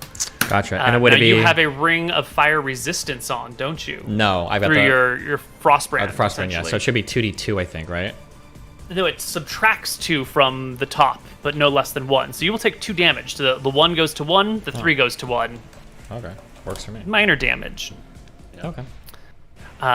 Same thing is happening to Imric on the other side, except this one is creating a ring of fire around Imric, with Imric centered in the middle. Imric is also granted a saving throw. Right? Easy. Attempting to directly catch moving creatures with the newly created wall of fire is difficult. A successful saving throw enables the creature to avoid the wall, while its rate of direction and movement determines which side it's on. But you're not moving because you're standing still to cast a spell, aren't you? I am, but surely I can still get out of the ring, no? You would have to interrupt your spell casting to do it. I'm using my bow, so I think I can dive roll out and then shoot him. So you're not casting a spell. No. Successful saving throw enables the creature to avoid the wall. I will give you a saving throw at disadvantage since you are not moving. And it's talking about moving creatures being hard to target, but you're absolutely not moving. You're pulling out your bow and everything. So if you want to make a successful saving throw to avoid, They're evil, you right? can. They are evil. Yeah, that's a pass. Yes. I think that might have been too generous of a ruling, but okay. You move out of the fire zone. I don't know, Neil. Because if you can save against the standard wall, why wouldn't you be able to save against the ring? Because Tyrael is in combat, and so he's sort of moving back and forth. And he's only got to jump a little bit, but the ring is a lot bigger, and you have to jump through where it's coming rather than just back from it. I have a wand of fire with 80 charges that can cast Wall of Fire, so any ruling that gets made here, I'm going to also use. Okay, it's fair. Oh, magic resistance. Right, because it's still damaging me, so there's a chance it can be cancelled. No, because the damage is on one side. It fires in, so you're fine. Okay. Yep. Next up, that warrior that had run inside previously was planning on doing something, realizes it can't be done, and will end its turn coming back down and over here. He is within 10 feet of this wall and will take 2d4 damage, but he is resistant to fire and only takes half. Whoops, not minus 14, just minus 1. There we go. Warrior Tyrael's turn. Wait, so he is taking damage from this? Yes. Do they look? Are they fire creatures? Can I tell? Or No. Okay. I'm going to move around back here, and it's within like if I stand here. You'd have to go all the way around this column to do that. Yeah. You can't squeeze between this guy and the column. Yeah, of course, that's fine. Moving that provokes attacks of opportunity. Just one from him, right? Yeah. Yeah, I'm cool with that. 27. Right. But my question is, if I'm standing here, is it blocking like the heat from the wall of flame? Totally. Okay, cool. Before I do that, I'll take a swing at this loser. Okay. I thought you What? moved. Oh, I can move first if you want me to. My question was just going to be, because I don't want to end my turn where I'm taking damage by that thing, so I was just curious if I'm able to be here, like, at the end of my turn. Is it like a full-on wall that blocks my stuff? Yeah, this is a solid pillar. It will block the waves of heat. So I'm going to attack him, and then I'm going to move back there. I was just asking if I could move back. Because if I can't move there, then I would do a different set of actions. I would probably try to dispel the wall or get rid of the wall. Yeah. Okay. Gotcha. I'm going to attack him. Nothing. Ooh, natural one. And then I will take a swing with I need to use my Frostbrand sword. 38. Oh, that's... Crit. Clear, double crit. You clear by 10. Yeah, so that's 2d8 plus 4. 3d8 plus 4. 3d8? Oh, one more 3d8? Or one more d8. No, there you go. 18 damage. Almost gone. Okay, and then how high is the ceiling here? 10 feet. Do I want to argue boots of spring and striding? I'll take an attack of opportunity. Fuck it. He can hit me as I walk back. He made his attack earlier. It was a 27. It missed. Oh. Okay. Then I will stay here. Oh, go ahead. I kind of feel like I'm stuck between a rock and a hard place here. I want to attack this demon because he's lower and he's got his back to me, but I don't want to draw his attention, so I'm going to stick with my original target and shoot the guy who's fighting me up here. This is the end of the round, right? So I can do all 6 of my attacks? Yes. Okay. What does AC? You don't have to tell me, but it just makes it easier. AC is 18, I believe? 18 AC. Yeah, so we got 3 hits, 4 hits, 5 hits, 6 hits. So it's going to be 66 plus 12 damage. 42 damage. Oh boy. Just need to modify something over here. I just got fucked up. Okay, sorry. You made 18 AC, so 1, 2. Oh, but then he's got the -4 for the cover, which brings it to a 22, right? Is that half cover? So, no. So 1, 2, 3 hits. We'll take the first 3. No. Take the last 3, because they're the ones that hit. I mean, we're talking an extra 4 damage, but I'll take it. So 17 plus 6 is 23 damage. Okay. Only because you admit you need the help. No, look, Neil, those 3 first d6s apply to you just drop the d6. It's fine. It's fine. Well. It's fine. Excellent. End of round. This demon didn't... Wait, no. do the damage, please. Oh, sorry. Yeah. Thought I did. You said it was 20... Oh, I did it on your character sheet instead of on his. Sorry. There you go. There we go. I regenerate 1 as well. Yes. End of round. Can I peek out and take another swing at this guy?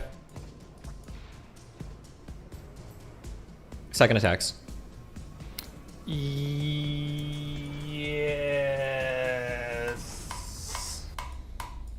What? What are we doing here? I'm wondering about the wall of fire ion stone interaction. For some reason, I thought it might not apply, but now Get some water. I already took a hit by it one time, right? It shouldn't hit me again this round, no? I'm just wondering if it should have hit you at all. Oh, well. Right. Too late now. We've moved on. Yeah. It was it's fine. We're just going to ignore it. It's okay. Is this a double crit? 38? 38 against this demon right here is indeed. That will be a 3d8 plus 7, 27 damage. And that will obliterate him. Good. And the demon will burst into a small cloud of things. And that was your last attack at the end of the round? Yep. And then I'm back behind this wall again. Great. Let's do it. Rolling initiative.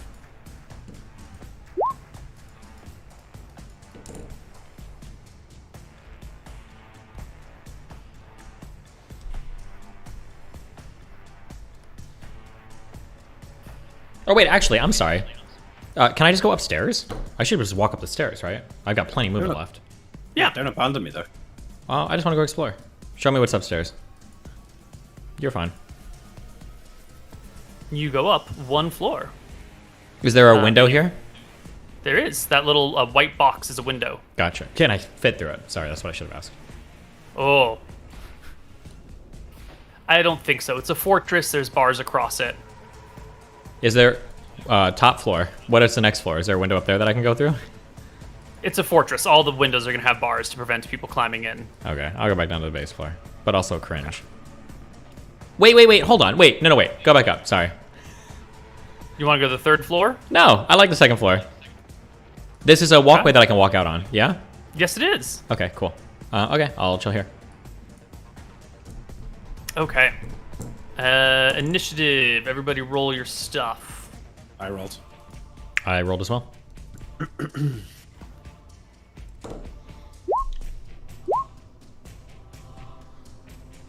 All right. Warrior goes first. This is wall of fire blocking him, so the warrior will turn his butt around and go after Imric. And he will take a slice with his sword at you. 17. Missed. Okay. The caster will throw a spell at you. Imric, make me a magic resistance check. Easy. Easy pass this time. Which caster is this? The one that I've been fighting. The one on the tower, yeah. Yes! Resistance. Spell has no effect on you whatsoever. Tyrael, take a turn. I will come out here, and I'm going to jump down into a plunging attack. Wait a minute. On As What? you get to that point, you can see inside that building beyond, and you can see that standing there are 3 more of these demons who have been sort of gathering their shit together. They're still grabbing their shields, and as you come across get to the walkway, Okay, hold you on. aggro them. I'm not trying to learn too much, but I couldn't see them when I was standing right here. It's narrow doorways on either side. Whether you saw it there or whether you took a step out, like if you see them, they see you. Same thing resolves either way. Okay, that's fine. Whatever. I step out, and I'm going to go jump down here. How are we resolving this? How does this work? That's a 10-foot drop. You just take d6 damage. He's got tumbling. I do have tumbling. But he wants to hit with the plunging attack, so he'll just take d6 damage, right? Is that how that works on a 10-foot jump? Do we take d6 damage every time? Yeah, if you want to not gain the bonus on the attack, you can use your tumbling proficiency to jump and roll and then just stand up and make a normal attack.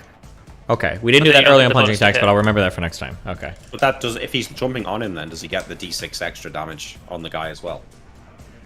That's how we Then play he's it not falling fast. 10 feet. Oh, well, if you do land on the guy, you're not actually falling 10 feet. So if your attack is successful, you don't take the damage. Because it would only be a 5-foot fall then. Okay. Nice. We're getting a little wacky, but okay. I'll jump Yeah, to... no, it makes sense. He's a cushion. That's how it's always been. Yeah. Okay. Yeah. 32 then? It's a fucking great hit. Yeah, you critical him. You clear by 10. 20 damage? No, it's single crit, so only 15. Really, right? a single crit? Yeah. Yeah. Okay. Needs to clear by 20 because it's not. Okay, then 15 damage, yeah. Great. And then you can land on the ground taking no damage whatsoever. Tchoosh. And then I'll take a second attack with my Frost Brand, another 30. You also interrupt the spell that he was going to cast. Cool. Hit him for 10 damage. He's not a fire creature or anything, right? He is not. Okay. Fantastic. Earlier, it seemed like I was able to move without taking an attack of opportunity, so I will come over. He doesn't have weapons in hand, Yeah. yeah. So you like make 2 attacks against him and then charge up behind so this I'll one. come over here and be near this guy, threaten him a little bit. Yeah. Nice. Or I'll leave and I'll move. You were abandoning me, but you're here. What did you say? You're Oh. back. I thought you were abandoning me going in the building, but look, diving. I from think the that's a heavens. little tight of a squeeze. There's some high ground here. There's a monster there with a weapon in hand. You can't Okay, make that's that many. fine. This is okay. I'll take Yeah. this, Square. All right. This caster has lost his spell, and will now instead just come and aggro you right here. keeping Wait, you do I trapped need- in between these two? Was that Frostbrand? Was that a single crit? The 30? Yes. Roll me another d8, please. Sorry, yeah. Throw 7 damage on him. Thank you. Okay. Imric, it is your turn. I'm using my bow. I think I'm just shooting. Probably guess I'm just shooting this warrior in front of me. Alright, And the give end me of the your- round, so I can do all my attacks. No, because he still gets his second attacks. Okay. So go ahead and make 3. Yep. Jesus. 28 AC, so all misses. The warrior will take his turn, make a slash at you. Whoosh! 20 is a miss. No, no good. And no one has extra attacks, Tyrael? Extra attacks? I sure do. I got a big one for this guy right here, right in the back. Okay. Back attack, no shield, 22 AC. You get a +2 to hit. I'm How are you gonna miss? 19 or 20 right here. I can feel it. Ugh. 24. Is that a hit at least? Yes. Good. That's all I wanted. I'll do some minimum rolls here. Okay. We've been rolling too high. Burn some shitty dice. Okay. Initiatives? Yes, please. No, I've got 3 more attacks. Oh, No? yes. Can I yes switch to target everything. or not? Yeah. Okay, I'm gonna shoot But the if you caster instead. turn to the caster, you're exposing your back, provoking attack of opportunity. Okay, never mind. Fine. Okay. Oh my word, these attacks. What's this? 29 guy's AC? hits. What's his AC? 28. 28. Okay. Wow. Wow, indeed. Jesus. Okay, now it's initiative. Coming out of that bag of holding, you're just a little frazzled, you know? Yeah. I rolled my initiative already. Thank you.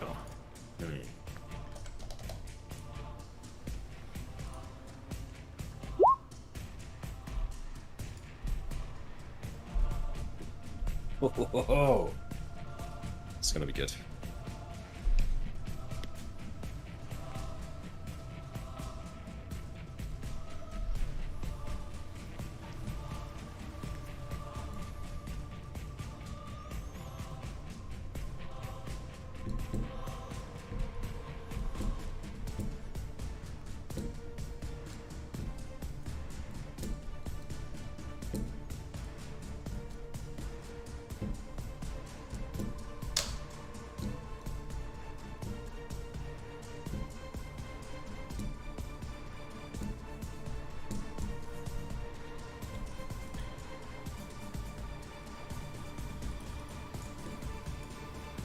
Okay.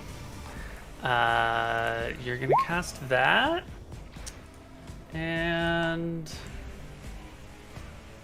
you're gonna do that. And over here. Imric, start us off. I cast Magic Missile. 1 at this guy in the tower, and 4 at this guy here. Fantastic. Oof. Should have just done all 5 to that guy, but we'll see how you roll. No, I'm interrupting his spell. Oh, This is base. very clever. So clever. Thank you. So the guy in the tower takes 2. And then the guy behind Tyrael takes 16. Oh, that's a perfect spell. Oh my god. Actually, there's another 4 on that, isn't there? He takes 20, He takes 20, yeah. oh my god. and the other one takes an additional 3. 1. Yeah. Yeah, that's right. True. Wow. This caster up here's spell is fizzled and does nothing. True. And next we get a couple of these demons. This one will come over to this thing and jump down here. Same with this one. They don't have tumbling proficiencies. Each of them will take d6 damage. You want to roll it, Tyrael? Yeah, you know I do. -1 and -4. -1 and -3, right? Oh, yes, thank you.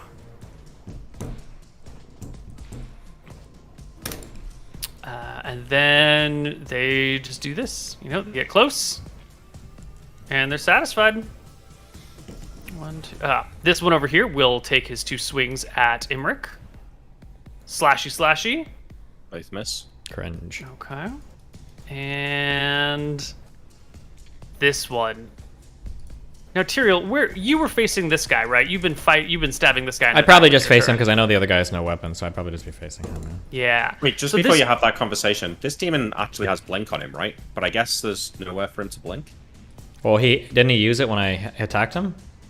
It lasts a long time. He can blink on any round. But he would still get hit by the other 3 missiles, right? He was not intending to blink before your missiles. Right, okay. Yeah. He is saving his blink Okay. for this. He's going to wrap his arms around Tyrael, coming up from behind. Not provoking attack of opportunity, but still needing to wrap his arms around Tyrael. So we're going to do 1d20 plus 7. Yeah, that's good enough to get his arms around you. And then he is going to strength check the 2 of you over the lava. Tyrael should And get a then- save against spell, not to blink. Wait. Well, Tyrael's He not got blinking. He got the 20. No, that's his roll to get his arms around you. Now we're doing the opposed strength check to see if he can push you over the ledge. But he's not just pushing you over the ledge. He's grabbing you. That's why he needs to make the attack roll and throwing his body. And I'm going to give him advantage on his strength check because he's pulling himself over the ledge and bringing you down with him. Koibu, Oh, I see. hold on. what's up? Hold on. If you want to do this, I'm going to let you. That's fine. But if he thank gets you. You're so advantage kind. on that and he wants to throw himself over, if I resist, he throws himself off on his own.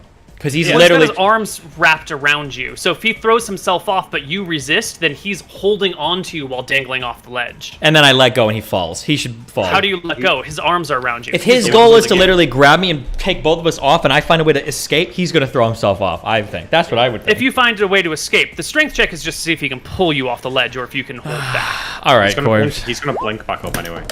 Oh, fuck.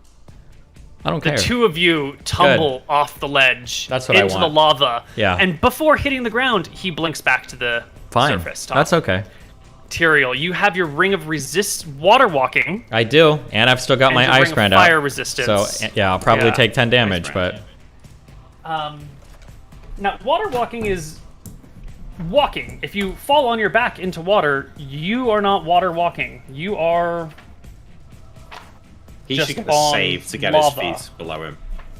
Because don't Yeah. forget, the demon's not holding him all the way into the absolutely, absolutely. Give me a saving throw versus death, Tyrael, to see if you can get your feet underneath you. lava. Don't fuck it up. Don't fuck it up. Okay. Okay, you get your feet underneath you. You will take 10 damage. or it should be 8 actually, because I think I get plus. Because it's normally Yeah. 10, and then it's 8 with my ring of bullshit. Yeah. The frost brand. The Frostbrand is what makes it 10. No, what makes What it makes 10? it- What makes it 10 is that I never actually touched the lava because of my boots, and then it goes from 10 to 8 because the frost brand doubles as the ring of fire protection, but it's a -2 on every dice roll.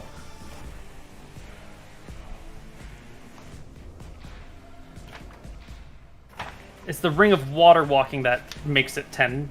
Yep, because I'm not touching the lava. Ooh, actually, I think it was 5 before. No.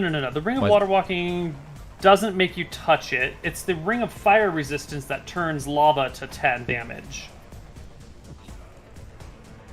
It was 5 Very before, large right? fires. Yeah, molten so I think lava this is how we did it does before. 10 It was damage, yeah. 10 damage, but then because of my ring of water walking, I'm not actually touching it. So I thought that Right, took it and to it goes down 5. to 8. 5.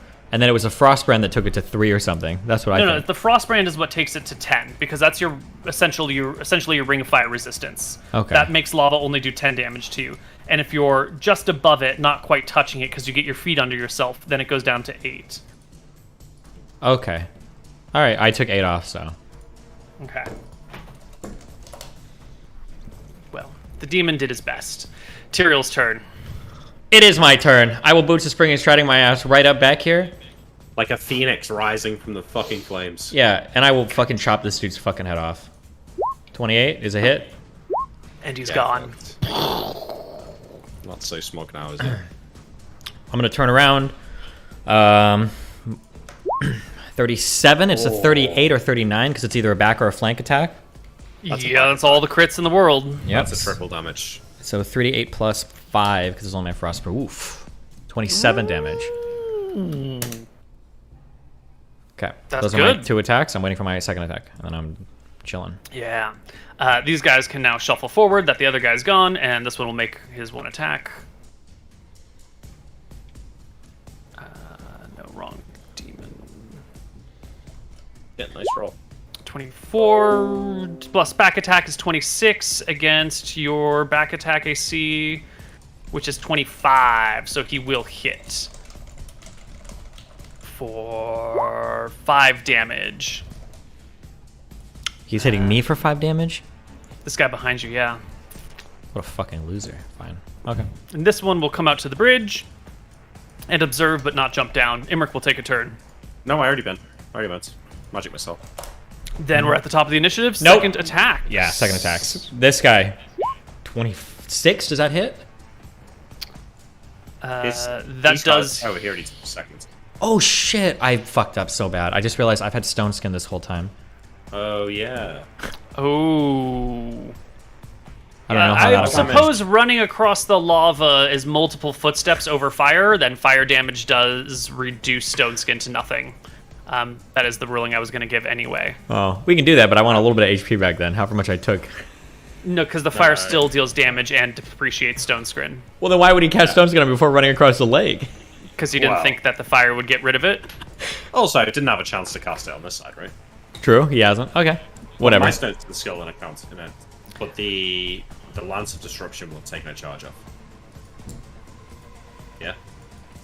Oh, did you have it cast on yourself as well, Emmer? He did. He cast it on both of I us, had yeah. 2 stone skins, yeah. Yeah, the Lance of Disruption would have taken a charge. Have you been hit since then? I don't think so, no. Okay. So Oh, what's no. your... How many charges does it have on you? This one is 2 per level, so this is going to be D4 plus 7.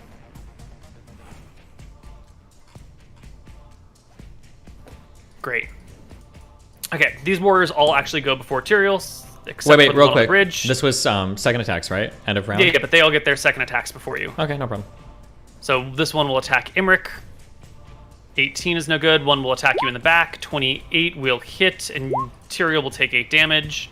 And then Tyrael gets a second attack, which you just rolled a 24 with, I believe, and hit and killed this demon. Okay, now it's initiative. Okay. Jesus. Well, we're gonna cast that one anyway. Wait, And that'll do. oh, the 28 hit me. It's -8. Hold on. Okay. I don't think I counted. Okay.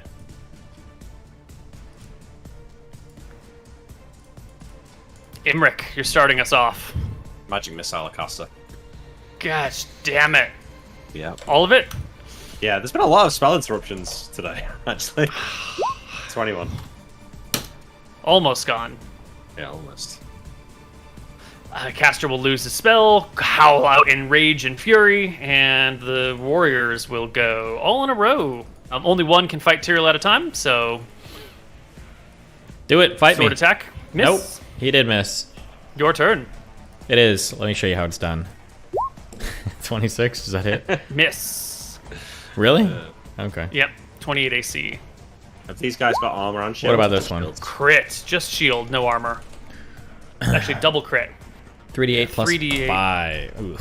That's okay. 16 damage. Okay. Excellent. Then I think we just go straight to second attack. So the warrior will slash at you again and miss, and you will double crit. No, single crit. No crit, just a regular hit. Sorry. No problem. You're mind fucking me, but boom. That's- Rolling initiative. Thank you. Good initiative.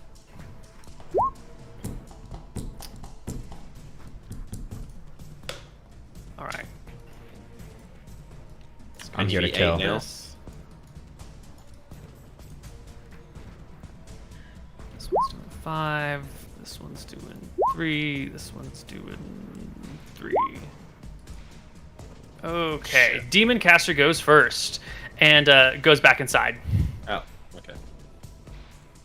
Next up is this warrior who will come over here and get really cagey about this wall of fire, but walk through it anyway because he doesn't want to. No, fuck it. He's just going to come here. He thinks twice about the wall of fire at the end and then just holds his position in this spot. Good. This warrior in front of you, Tyrael, will slash at you with a sword. And miss. Just by a lot, yeah. Imric. I will magic missile this guy. Mm-hmm. For 15. Excellent. Great example of how you can start with one magic missile target, but change to another person halfway through. That's legit, right? Yeah. Yeah. So wait, can you finish that guy? No, I'm sorry. I just didn't do enough damage. That's all he did. Oh. Tyrael's turn. Goodbye, Wait, loser. maybe my imp can kill him. No. Miss. That's okay. We're, 28. That's a hit. That'll do it. And That's a kill. down the demon goes. Waiting for second attacks. I'll stand here for now. Yeah, this one will come forward and make his first attack and second attack. 1 of 29. Does that hit you? Does Yes. it? Yeah. 8 damage. And second and your attack. turn. Yeah. I will swing. 37. Hit. Single hit, no crit. 12 damage. And then initiative. Right. Yes. And this demon heads back inside and disappears. Good. Oh shit. 11 should be my. You go first. Imric goes first, actually. Wait, what? We already finished this round, right? With We're the the new next round. round. Yeah, so I haven't rolled initiative yet, sorry. Oh, Nope. I'm sorry. 15, I'm going last. All right, Tyrael, do it. I will. Goodbye. Oh, That's a double kill, right? Goodbye. Yeah. And down the demon goes. 18 damage. That was enough to kill it. Yeah. Okay. and you can extinguish the wall of fire, Yeah, the right? heat's only emanating to the other side, right? Because of the direction it was cast. Correct. Okay, I'm gonna go ahead and thrust my frostbrand into it. On a 1, it's dispelled. Okay, yeah, 50%. It's a 50%, so I have to roll to dispel it, yeah. Okay. Yeah. So I'll say on a 1, it's dispelled. Okay, so I think the whole thing should disappear, right? 10-foot gap. Oh. Which yeah, that's this wall's only 10 feet wide, yeah, so okay. it's perfect. And then I'm gonna move inside right here. Yeah. Well, let's go back down to the first floor. Perfect. And now that it's clear, I get the imp to come with and hide somewhere else in this room. Is this a decent stopping point, or are we close to being done here, or? We're so close. Just give me your next actions right now. Give me 5 more minutes. Yes. Okay. We presumably have got to get to the center of this thing, so I think we need to. Oh yeah, I need to record. Well, if we've got a couple rounds, if we're chill, 1, I'm gonna pocket the Ion Stone. Yeah. So you're gonna take some time right now to Yes. like do some things. And I'm probably Okay. gonna drink some potions as well, if I can. Yeah. Yep. Am I good to do all that? Yeah. Okay. I just want to count the rounds so I know how much time is passing. Okay. Well, I'm gonna pocket the Iron Stone. I believe you said that's 1 full round because it's difficult to grab it. Yep. And then I'm going to drink probably. Well, it depends on how much time I feel I have. Can I peek up here real quick to see if anybody's coming or what's going on? Yeah. My Do you next want to round. position yourself on the next level? Well, so on 1 round, I did my Ion Stone, and then on the second round, I'll go to the next level, and then I'll look around. Do I see that guy? Is he gone? If you come to the second floor and look down this hallway, you will not see that creature.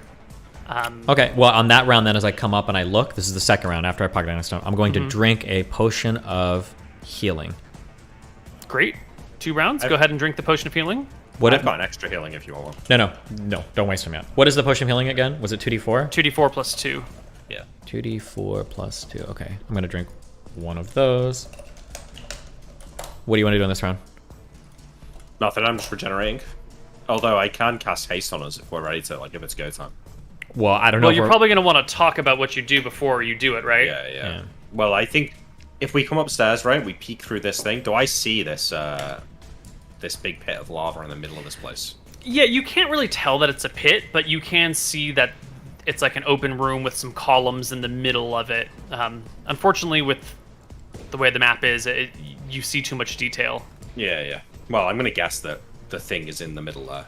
I can see that there is some sort of fiery elements going on in the center there. Yeah, you can see that there's light emanating from that for sure, Z's. I have a knock spell. Oh no, I don't. Wait, I got rid of that. I was going to open this chest here. Oh, yeah, ignore the chest and the beds. Yeah. This is not meant to be a demon plane. There's no beds. I don't... Oh, well, I'll cast Mirror Image, actually. That's good. I've got 3 of them, so... Okay. Any other healing going on, Tyrael? If we have another round, I'm going to drink another potion, yeah. Mm-hmm. Okay, drinking one more. Mm-hmm. Do we have another round? Can I drink one more? Yeah. Okay, drink one more. For It's another been round? 5 minutes since the combat has ended at this point. Yep. The 2 brothers are upstairs in this area. The stairs continue up, and there's the bridge across. Do you want to keep waiting? Yep, I'll drink another potion. Okay. During this round, you will see this creature, this demon, standing at the edge, looking down, and then beginning to back up. That's 6 rounds. You gained your HP. Yep. Yep, and I'm going to drink one more. 7 rounds. I feel good now. Perfect. I peg Thank a you. head around the corner. What am I seeing, Neil? Do I see a fire web? No, not yet. I I said have to a spell I Emmerich. want to cast as soon as I see any sign of this thing, so let me know if there's any obvious indication that there's a giant beast coming to kill us. Well, I imagine we're going to have a conversation about like what we're even planning on doing. Because we don't want to Yes. kill him, right? We need his help. So we're probably going to have to talk to the demon. We're probably going to want to go up. What? I need to eat. I need to eat. Yeah, I know. So we don't want to like see him and start casting spells and fighting and attacking him, right? There is no way this thing's going to negotiate with us. We have to fight it. Oh, wait. Can you just eat part of it and then you're good? Yeah, I think so, yeah. Oh, okay. I think you fine. need to kill it, and then I'll get behind it and, like, carve a bit out. Okay. Should we... But you can't, because as soon as it dies, it turns into a swarm Yeah, of... so he's fighting it. He needs to distract it, and then while it's distracted, Jesus I'll, like, get Christ. You will need to land some sort of blow to carve out some sort of chunk of it, or I don't know how you want to get a chunk of this thing, and not just any part of this thing. You need a part of its head. I need part of its head, okay. Okay. Yeah. And I think this is a great spot to take our... Yeah, because I feel like we're going to distract. I don't want to rush this next part. We're going to strategize. Yeah. This is it. Okay. Nice job. I'm going to... we have 2 quick questions, okay? Yeah. For everyone, but mostly for Nick, how do you feel about magic in the world after you've seen so much good, like letting you kill dragons, but also horrors like Glacia and Atropos? Do you feel you have a higher calling beyond getting stronger, like studying magic for its own sake? Or as soon as Scoria is dead, it's time to move to Florida? I think every wizard in the world loves magic and wants to pursue it, but I do kind of think from the layman's point of view, it is a danger and probably bad for the world. I don't know if this person who asks this watches Tides of Death, but we were in a thing where we were talking to this random duke, and magic's like banned there, and he's espousing about how dangerous wizards are and how they just cause chaos, and you can't have a proper society if there's wizards around. And then our wizard killed him.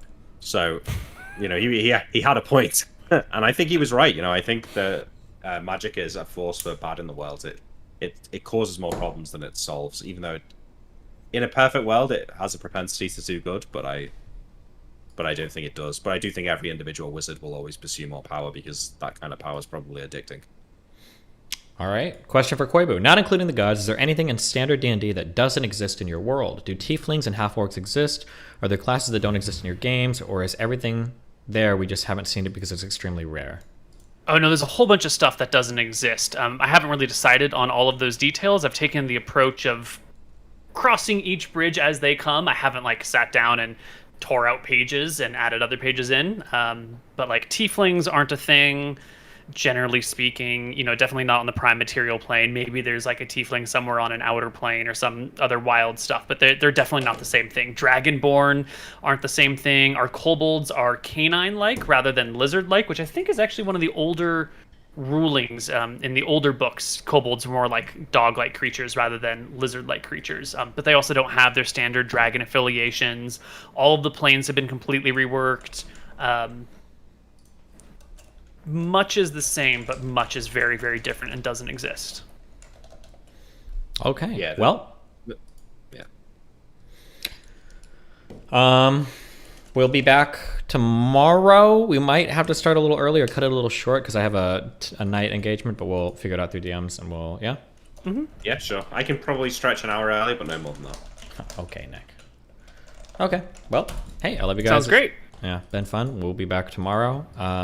Yeah, have fun. Be careful. Stay safe. And then I'll be back after this in a bit for my chat with my 2 Nazi friends. So, and all right, we'll see you guys later. Peace out. See you later, guys. Bye.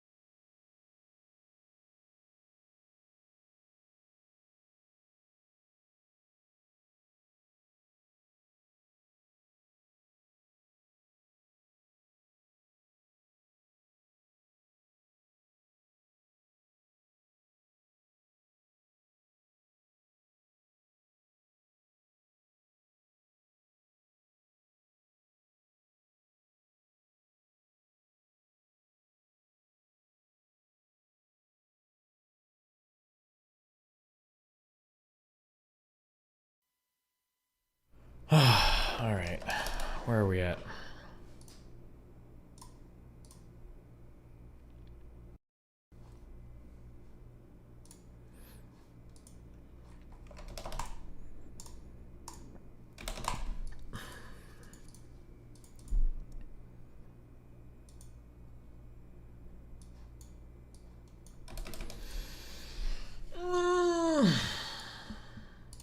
Jokes about us being high school friends or something. Yeah. And she was laughing so hard. She's like, Lauren, check out this funny internet man. Isn't this video hilarious? And I'm like, oh man, Mom.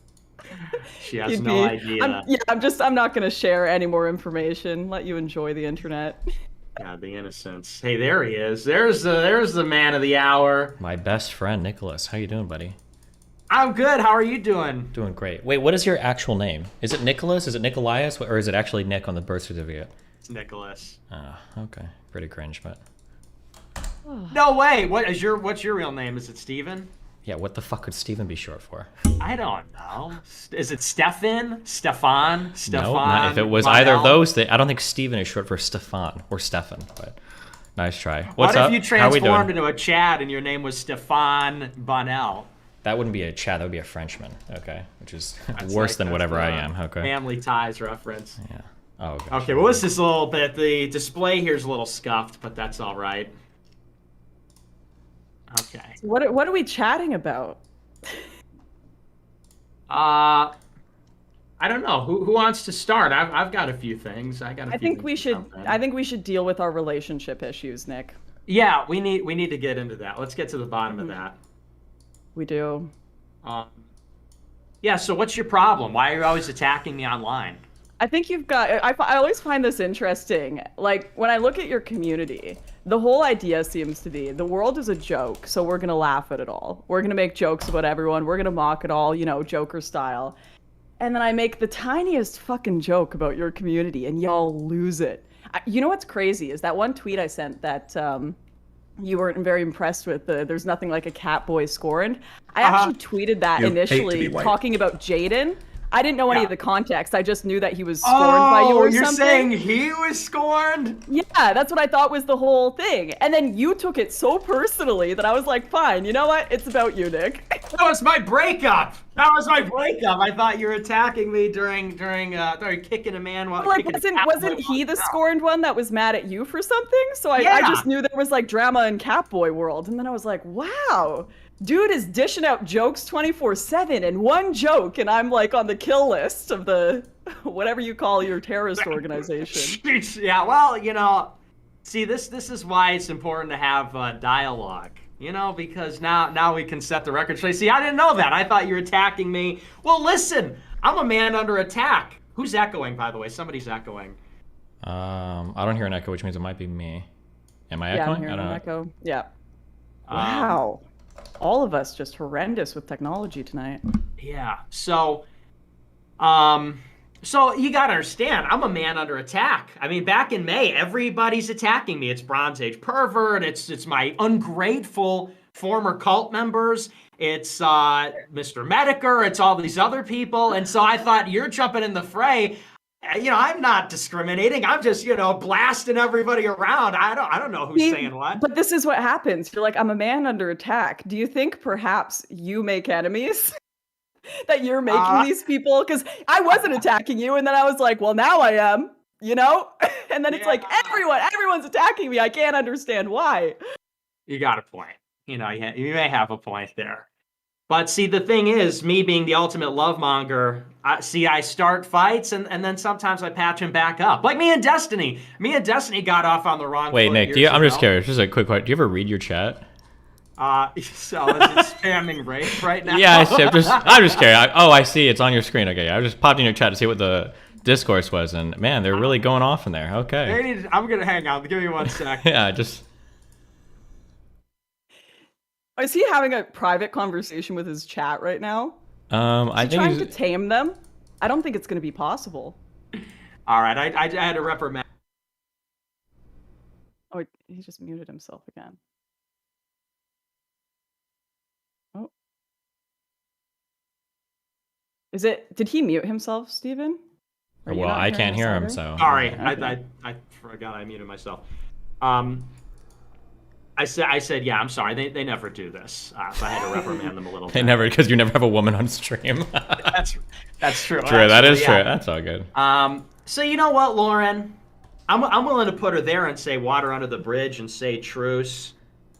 I thought you were attacking me, but I was mistaken. Because you know what? I watched your stream. I watched your 3-hour video, and I said, You me and watched the whole Steven, thing. I thought you said you didn't watch it, and then you just went on a debate with Steven about it. I Based. binged it today. I binged it in preparation. Okay. And I was all ready to go. I was all ready. I said, let's take this thing on. I watched some of it. I watched about 2 hours of it. And I said, you know what? I was under the impression that, you were this bad girl. I think you're a good girl. I think you're good. I think you're solid. I think you're trying. Oh, And I get so, good girl status. I don't know Yeah. about that. Maybe yeah, not bad you know girl. what? I don't know about good girl. I wouldn't changed want my to mind a little bit. I wouldn't want to have to uphold that expectation.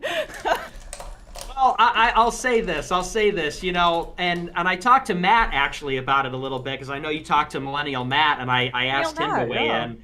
Because honestly, and I'm being honest, I have some issues with you, which I'll get into. But I'll say this: as far as the drama from 2016, that's all before my time. I don't. The stuff with you and Milo and PJW, I got people from their camp texting me stuff, and other people are texting me stuff. And I like PJW, and I like all these guys. I like Milo, obviously. I honestly don't know. It's all ancient history to me. I don't really have a huge dog in that fight. My problem with you is a little bit different. So I saw the documentary, and it's like it's the same stuff with me. It's like this he said, she said. Some people are telling me one thing, and just like with the Keno Casino, where Jaden, who is my friend, gets on the stream and says, "Oh well, this happened," and it's one side of the story. I am curious. Like, what do you think was the actual crux of you and Jaden's breakup? I watched a tiny bit of it, right? And obviously, there's always what the public drama is. There's always what is publicly being thrown back and forth. But I always find in these situations, what is publicly being said isn't usually the crux of the problem personally. Do you have any idea what you think, like, that moment you two fell apart was beyond what the public know? Honestly, it's very strange to me because, and I say that sincerely because, Jaden was my best friend. He was my number one best friend for years. And we were very close, and he lived in my building. He lived in Chicago, and, and it just wasn't working from, like, a professional standpoint or a personal standpoint. He got a girlfriend, and he wasn't really hanging out with me anymore, and he wasn't doing his job either. He was barely working. And I told him, I said, look, I'm like, this just isn't working. Like, you're not doing your job. You're clearly pursuing marriage. I'm like, so... because we're planning this big move. We're going to go down to Florida and open this studio and all this. And I'm like, I just don't see how you're going to fit into this whole equation because it seems like you've got other priorities. Like, we're trying to start this revolutionary political movement and you kind of just want to get a regular job. And so that's just not really going to work. And I made that very clear, not in a weird way. Everybody said, oh, Nick is mad because he got a girlfriend. I encouraged him to get a girlfriend. I said, you should go on dates. You should, if you want marriage, that's something you should pursue, which he admits. But I told him it's just like, it seems like our paths are diverging. And I said, that's okay. I said, I could refer you to a job. I have plenty of connections. I could get you some job that's not streaming, but you got to make a decision. And he was just kind of blowing smoke and saying, no, I want to be in this and all that. And it just wasn't there. And so I basically just fired him. I said, look, it's not working out. I was going to ask him for his letter of resignation. Then he resigned. And then I go on the stream. I go on the Weekly Sweat with Beardson Beardley, who I don't know if you know him or not. And I said, look, this is how it played out. I asked him to step down. He's just isn't working. He's not a good worker. And I think it's because he's got this girlfriend. He's distracted. He's not really with it. And then he goes on the stream and it's like cut Nick's head off, like decapitate Nick Fuentes. And it's like, what the heck? Because I go on the stream and I'm calling him and saying, hey, give me a call. Let's squash this, whatever. He's not answering my calls. I go on the stream. I say on the stream, hey, reach out, jump on the stream, call me privately. Let's figure it out. I text all his friends. Hey, tell him to reach out to me, whatever. And then he goes like total scorched earth. And even after the stream, I was like, yeah, you know, we could still reconcile and blah, blah, blah. But then he just went on this warpath. I honestly don't know what it is because, you know, to me, it was all mostly professional.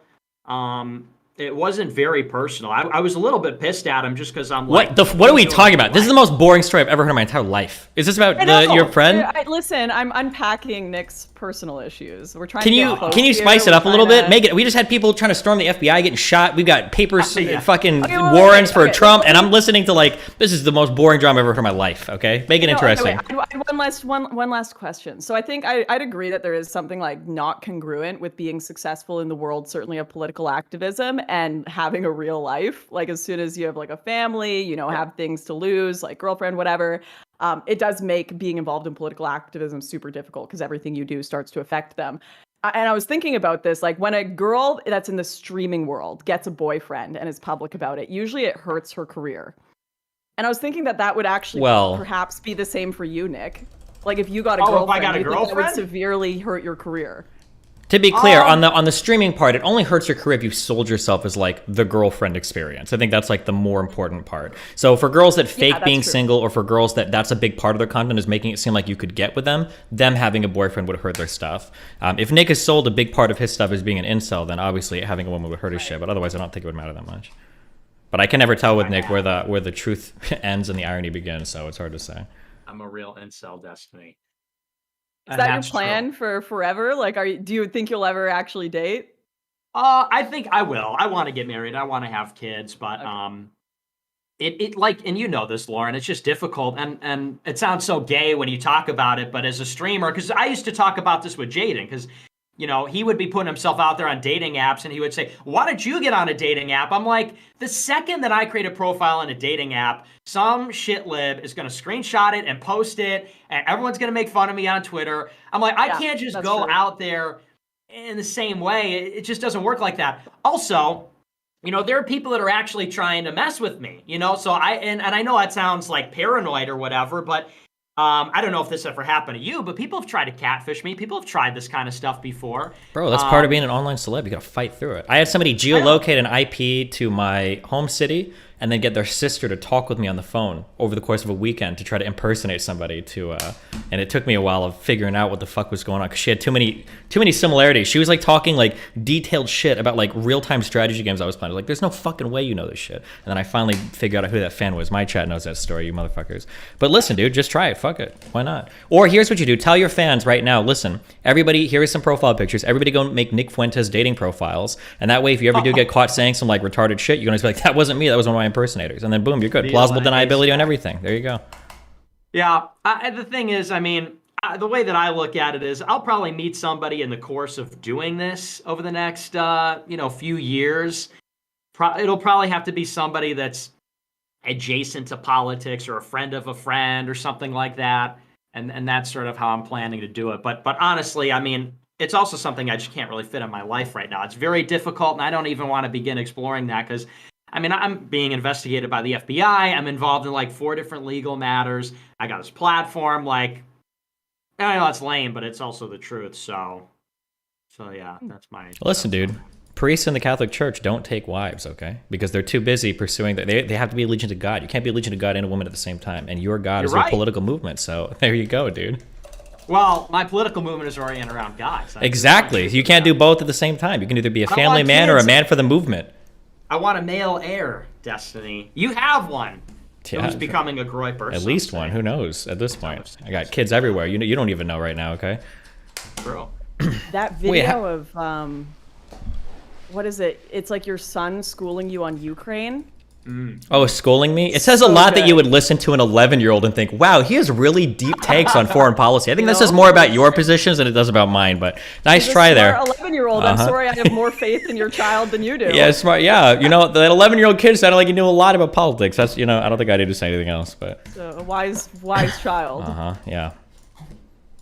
Yeah. What are we talking about in here? Or is this just you two making peace? Oh, also, you two making peace with each other is totally predictable. This is how it works with all online content creators. You fucking losers will fight with each other all day online, on Twitter and all that shit. And then when you actually talk to each other, all of you guys are like, oh, well, it's cool. Like, we can be friendly and blah, blah, blah, blah, blah. Weak. That's weak as fuck. Correct. Okay. Well, I do have a problem with Lauren. Okay, get to it. What is it? Yeah. Here's my problem with you. Nick, let me get my wine. So you can. No, stop. Are you going to be fucking intoxicated and fucking vaping and oh my god.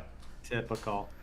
Woman moment. Okay, go ahead, Nick. All right, so here's the beef, Stu. All right, now the old drama from 2016, whatever. It's not. Yeah, we already moved past that. Get to the current issues. Here's the problem. You know, you leave the scene in 2019, is it? And you say.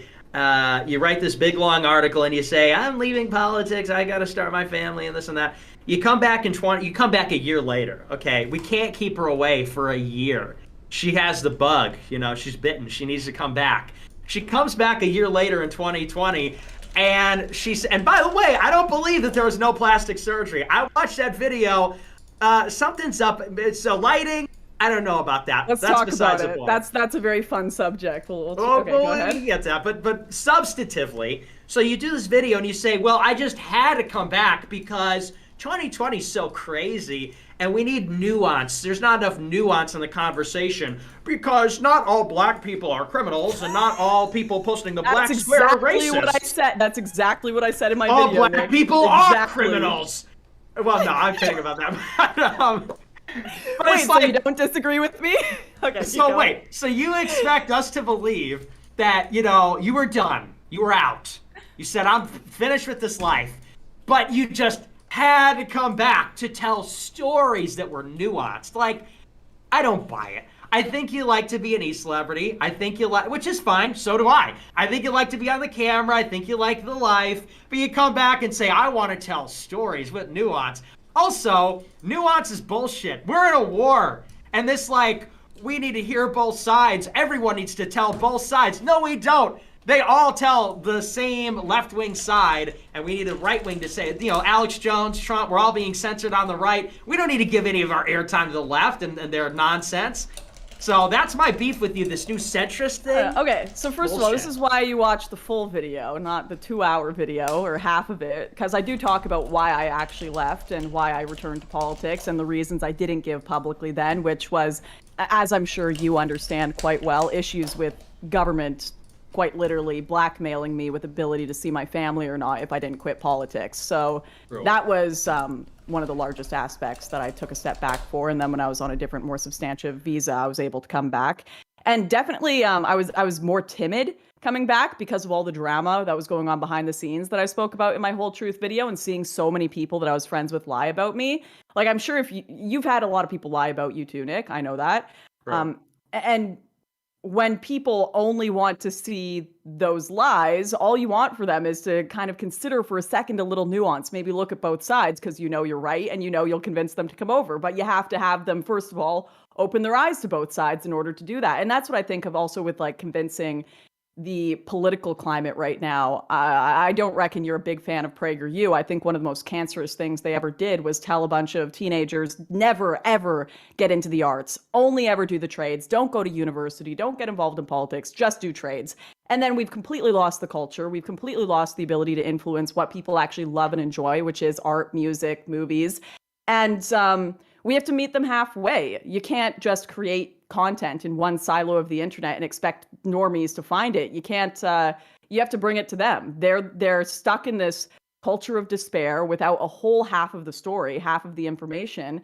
And the only way they're going to listen to it is if you present it in a way that is palatable for people from tons of different perspectives to open up, watch, feel they're heard, but then also be corrected. So I think as long as the problem with modern media is that they aren't showing both sides. They're only showing the progressive side. And the way that I think the right can do better is to just literally tell the truth, literally show both sides. So I don't see a huge problem with that. I get the cringe, nuance. A lot of people just have nuance to them means having milquetoast takes, right?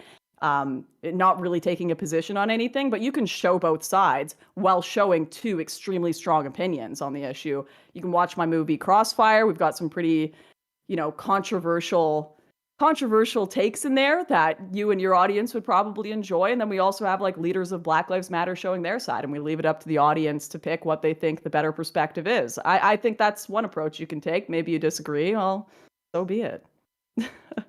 Yeah, I just Hit her hard, Nick. Don't let her squirm away with that answer. Really? Yeah. Also, why do you have like 37 cameras on the screen? What are you guys doing over here, you know dude? What I figured out? I feel like I'm at like the end of that third Matrix movie where they're in the fucking thing with the architect. Jesus Christ.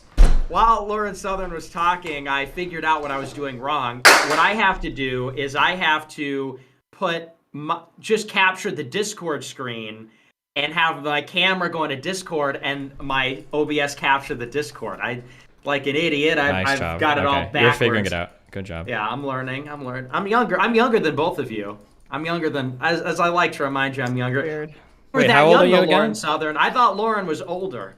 No, I'm ancient. I ran right through the wall, crashed into it, basically, dead here. Well, are we going by her? As a woman. Are we going by the actual age, or are we averaging down with the new plastic surgery parts? Because there's technically two different numbers.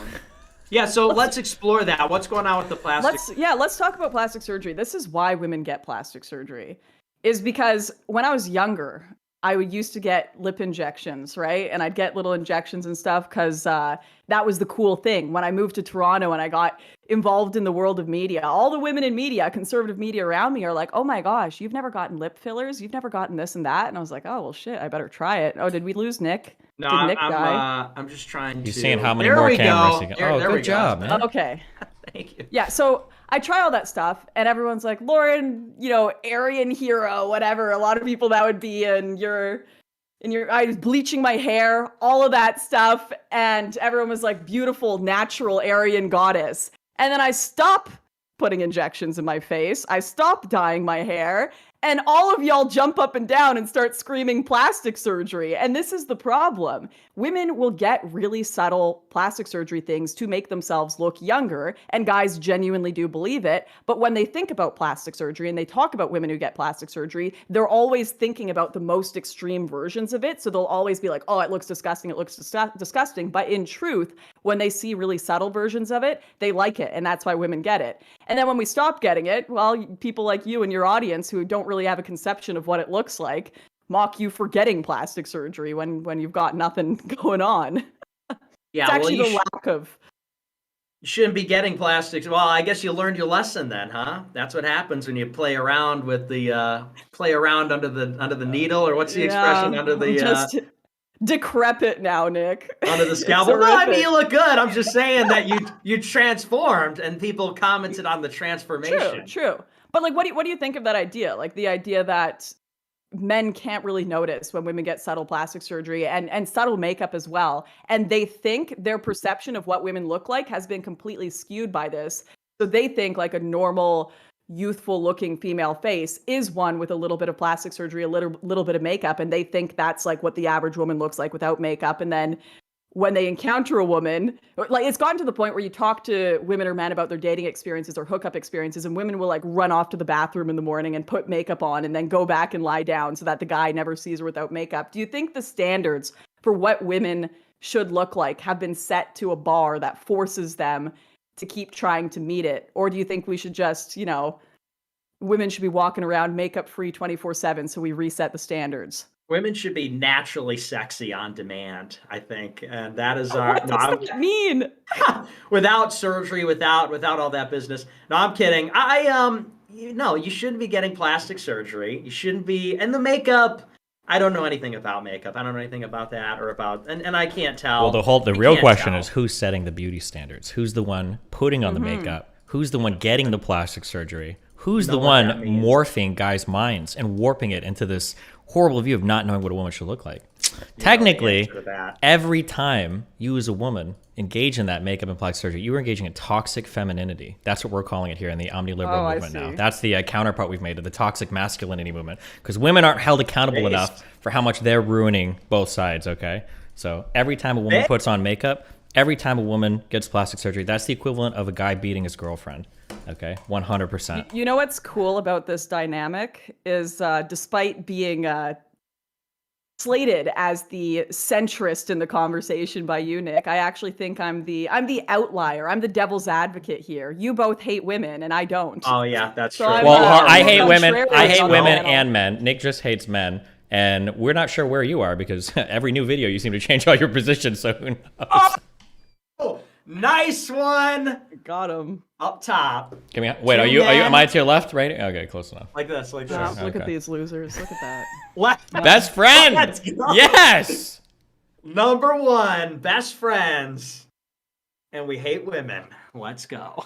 No, yeah, I knew I brought the wine for a reason. Yep. sorry. Yeah, I agree with Destiny. I think it is toxic. I think you're being very toxic when you get all this Botox and everything and the makeup. I think you hate women. I think you're destroying women.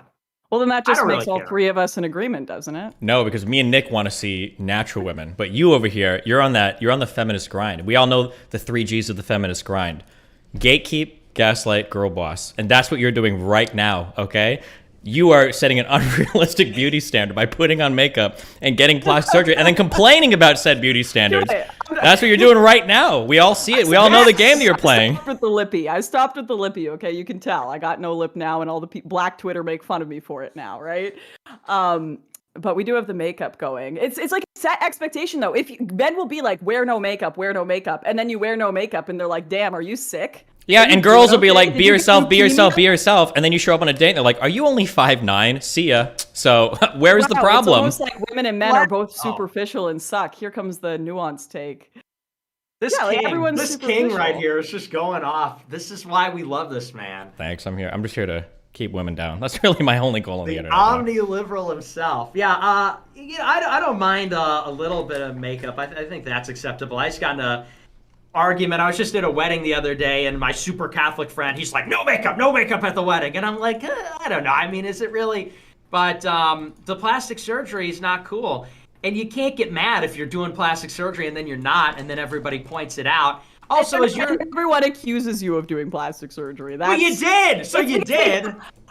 But I didn't have it anymore. And then you're saying that.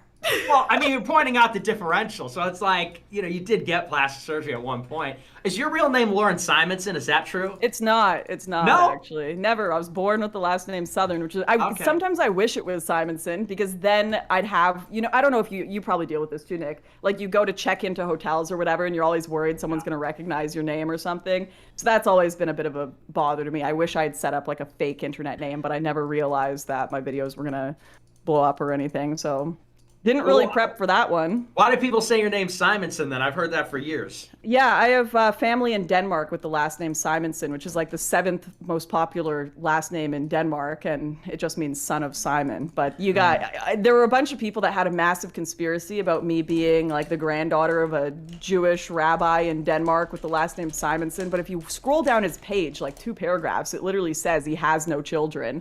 So it's just, Are you Jewish, though? I'm not, but I probably just should say I am so I can get away with it. You sure? More You're not even a jokes. little bit ethnically Jewish? Should I bring up my 23andMe on stream here for you? Or are you gonna have to hang up if I'm Jewish, Nick? Is that how this is gonna go? I'm just curious. Because Okay, you know what? Let's You say have I to- am Jewish. Let's just say I'll bring up my 23andMe. I'm just saying, when Trump was accusing Obama of being born in Kenya, he got a birth certificate. I don't think we've seen one of those yet. I'm just saying. I'm just saying.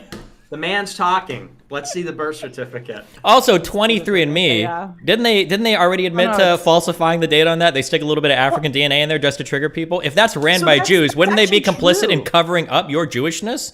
Right? wouldn't they They want- get a no, no. request from Lauren Simonson or Lauren Southern, I'm sorry, and then they're like, oh, we have to flag this one to send her back like the PC results so that people don't know she's got like a right of return anytime she wants. It might be the case. They shut it down. Wouldn't they want to give as many people as possible Jewish blood? Because that was like the whole thing that they were saying. They were like, oh, people in Germany that didn't even know they were Jewish were finding out that they had great-grandparents. No, and wait, trying what to are you cover it up. talking So about? wait, listen. Wouldn't the idea be they would want to convince as many people as possible that they were Jewish so that no one would support genocide against Jews or attacking Jews? No, the whole they point don't is to want keep to the whole Jewish. point is to keep the Jewish bloodlines as pure as possible. You don't want to include loser outsiders you're trying to breed out of existence into the exclusive Judaism club. You're going to run out of seats at temple every Saturday if you're doing shit like that. What are you thinking? That was such an absurd point. Now I'm wondering if you're trying to throw us off. Now I'm actually having questions. I'm having legitimate questions about Origin now. See, that's what I'm saying. I was firmly like, there's like a 0% chance she's Jewish partially. Now I'm at like 4 or 5%. I don't know. Email me later, Nick. Maybe we need to connect on this, okay? Yeah, I'll bring up my ancestry, but I'll be Jewish for you guys. I'll be Jewish, okay? We need to subpoena those records. I always need a backup plan. I can go work for the ADL or something afterwards if my streaming goes to shit. Perhaps, yeah. Well, and let me know, what's the story about this Hope Not Hate and your gay producers and all that? What's the story with that? I made a 3-hour video about it. I didn't get to that part yet. You did? I thought you said you watched the whole thing, Nick. I watched most of it. It's like in high school. Did you do your assigned readings? Like, well, I read the cliff notes on the table of contents. Okay. Steven, it was 3 hours. That is true. It was long. That was way too long. That is true. You probably could have cut down about an hour or two from that. You should have made a series. You should have made it a series. Get people coming back. Oh I know, shit! True. That. But then I was like, I knew if I didn't say it all in like one batch, then people like you would be sitting below the video just saying, "We know you're a Hope Not Hate spy," because they didn't hear that part of it. So kind of had to do it in one video because there's so much context. It's good. She's doing like the Jordan Peterson strategy, where anytime somebody tries to criticize Jordan Peterson, you're like, "Did you watch his 6-hour lecture on this? Did you even watch the 7-part 2-hour video series on this to have an?" And now she's like, "Well, now she can always just hand wave any criticism by saying, did you watch my 3-hour video from when I'm in the woods?" Like, yeah, nope, you haven't. So now you fucked yourself, Nick. I like that gimmick in the beginning where she's like, "I can't do it in here. I have to go in the woods." That was in the beginning. I'm glad you liked do it in here. I have to go in the woods, and it's like, oh yeah, that's good. Thanks, Nick. It's for the cinematic effect, okay? It's good. I'm glad you can appreciate my. All made. I'm not gonna lie. Good production. All right, I've almost got my ancestry up here. I just need to reset my password. We're not going to believe that now, okay? The time for that is past. The season is over for that one, okay? Well, what happened is they told me I was like 20% Spanish or something in my first test, and no one in my family is Spanish, so it caused like a whole thing of, did grandma cheat on grandpa or whatever? And then they come back like 7 months later and they're like, "Oh, this was actually Swedish DNA, sorry." So I don't know if I trust any of these sites. They seem to mess up their DNA. Well, so now you've already said you've got at least 2 different results. Like what? The point. They messed it all up. I'm 100% Ashkenazi. That's the one. Maybe. The story keeps changing. It's changed at least like 3 times. Changing. So I mean, if she had just said no and stuck to her story, I think it would have quashed it. But it's also kind of weird, when somebody has an excuse that's a little bit too good. Like, imagine you're talking to somebody, you're like, "Are you Jewish?" And they're like, "Oh no, hold on, I have a picture of my 23andMe saved on my phone." It's like, that's even more suspicious. That's really fucking weird, dude. Like, this is my second result. The first one they got minorly wrong, and then I contacted them, and I got a better one. So this is super official, okay? And I also went to Ancestry.com. It's like, okay, dude. But anyway, what do we... Fine, you guys don't get to see my Ancestry results. Fine. And now and then, conveniently, she evades. She's not able to show the proof at all. All right. Gatekeep, gaslight, girl boss. There it is. Every single Wait, are you able... If I bring this up on my stream, are you guys going to be able to see it? No, but we don't care anymore. But we've moved on from that. Yeah, we're at the next topic. What are we here talking about today? Okay, so you guys have made up. So now Lauren's community and the Groypers are best of friends. That's good. I'm looking in. They just added Italian to my ancestry. This is new. Nice. Uh-oh. Now I'm definitely not white. Okay. No, don't worry. Me and Nick had this conversation 5 years ago. You can use soul math to, like, you can round away the Italian shit. There's like some mestizo, castizo shit, I'll send you an email later about it. Don't worry, you're good. It says, so my furthest DNA from Europe is from Cyprus, 1%. I feel like they must be making this up. 35% Sweden and Denmark, 28% France, 16% Norway, 15% England. Anyway, okay. You're right. Doesn't matter. What are we talking about now? True. She saw the Jewish part. Probably. You know what? It doesn't matter. It's all good. Yeah. Drink up, girlfriend. Yeah, that's good. More wine. Yeah. Thanks. I think I will. We caught her red-handed. All right. What's the conversation topic? Where are we at? Why don't we talk about Well, I've had my questions answered about the centrist Ooh. thing. I have a few questions. Okay. Why do we? So, would you consider like the three of us kind of outcasts from our regular community or the communities that we started in? Yeah, probably. Yeah, kind of, I guess. Why do you think we ended up there? Well, I want to hear from Steven, because Steven, he's got a very interesting path. He sort of burned the house down with his creations, Bosch and My Hassan. Frankensteins that walk Yeah. the earth, kind of Attack on Titan-esque. Or These Cruxes? monsters. Yeah. I feel like we all probably got here in different ways, but so the question is, how did we get here? I think I started politics. I had some pretty strong beliefs. People on my side don't like to be criticized. Well, nobody likes to be criticized. And then it was hard to maintain friends because if you criticize a friend, they turn into an enemy. And yeah, I saw myself as having like pretty solid staked out positions from 2016 to 2018 to 2019. I've moderated on some of the extreme ones a little bit, but for the most part, I'm in the same spot. But I think as the left and the right have kind of like disconnected online, both sides have gotten way more extreme. So the left faction online, the progressive faction, has like totally ran away from my positions, and yeah, that's where I'm at. One thing that always bothered me about you, Nick, is Just one thing? yeah. Here we go. I feel like you are very. I have to. I don't want to compliment you because you've got such an ego already, but I've always found you quite intelligent and Thanks. funny. But it's like you have all of these people that you'll lash out at, or your community will lash out at, and you'll be like, they're too scared to talk to me. These people won't engage with me. And for a long time, I did think it was that. I was like, oh man, they've got ideas that these people just don't want to contend with. And then, after watching a bit of your content and even watching the way you've spoken about me in streams and stuff, I'm like, maybe it's just because he's a cunt. Maybe that's literally the only reason. Like, you cause drama. You will turn on someone on a hairpin just for making a joke. You'll lash out and give like 100,000% scorched earth on people if you don't like them. And there's no like reasonable middle ground. So I'm like, I feel like a lot of these bigger figures that would talk to you and would be interested in having these like fascinating back and forth dialogues that I know you're capable of. I've watched you and Destiny have really interesting conversations.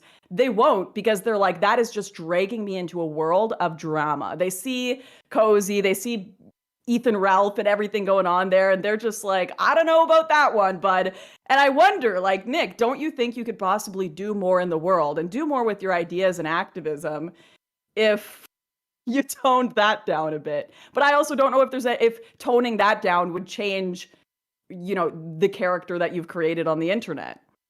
I would say there's some truth to that, but you got to understand, in more often than not, it never starts out that way. I'll give you a perfect example. Like, I'm known in a lot of circles for my beef with Charlie Kirk in Turning Point USA. And that started because he literally fired somebody because they were in a picture with me. I had found out months prior, this is back in 2019, I had found out months prior that I was blacklisted. They wouldn't let me speak at their events. I found that out in summer 19. Then I go out and do this event with Kathy Zhu and all them, and Ashley St. Clair is in a picture with me. She's not even in the event, but she takes a picture with me at the after party, and they fire her because of it. And then I show up to one of the Turning Point events, and I'm just an attendee. I'm honestly not there to cause trouble. I go to Politicon, I go to the debate, and they ban me from the debate. And then I go, okay, well, now it's game on. Now it's you want to play, now it's warfare. And then there's a lot of cases like this, like Robert Barnes. I debated this guy, Robert Barnes, who's friends with Nick Rakita on Alex Jones last year. Another good example. And I say to him in the debate, before we even start, I say, hey, man, I respect you so much. You did great work during Stop the Steal. Like, no one will ever forget that. It's going to be a great debate. We have a very civil debate. And then after it, like, he probably gets a call because it was about Israel. And after the debate, he goes and says, oh, Nick's an anti-Semite and a Nazi, and I'm never going to talk to him again.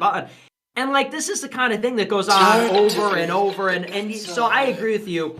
I do have a hair trigger. I have a bad temper. And some people, and there are misunderstandings. That has happened to me a lot in my personal life and professionally. But I will say that I think it's not a perfect picture because, probably about 80% of the time it's deserved. 20% of the time, do I see a joke like that? And by the way, when you say the Catboy scorn thing, you also said something a little bit after where you said, oh, poor Jaden, or oh, they're going to go after Jaden. So I don't even know if I believe that 100%. It's kind of convenient. I absolutely took his side. I absolutely took his side after that. After I saw like the whole reaction from your community, I was like, you know what? Maybe Jaden's having what happened to me happen to him. Sounds like it could be that, it could be the other. I'll say I accept your version of it, but I'm just saying you did put a little something out there, and that, so point being, if I lashed out at you, it's, we don't have to use that example because the world will never know. But with other people, I have lashed out, like Vince James. Vince James. From, the binder guy, I remember. Red Elephants. Oh, him. Yeah. I think he hates me too. Sorry. Yeah, maybe. Well, and so here's a good example. Like, I met him on a stream years ago, and we actually started out fighting. Like, my first interaction with him ended horribly because we were arguing about these protests in Iran, and he was like, oh, they're organic. And I'm like, you fucking idiot. It's all a psyop. It's all CIA. And we beefed for and then eventually we just kind of got over it. And now he's on the board of the foundation. He's one of our favorite streamers and so on.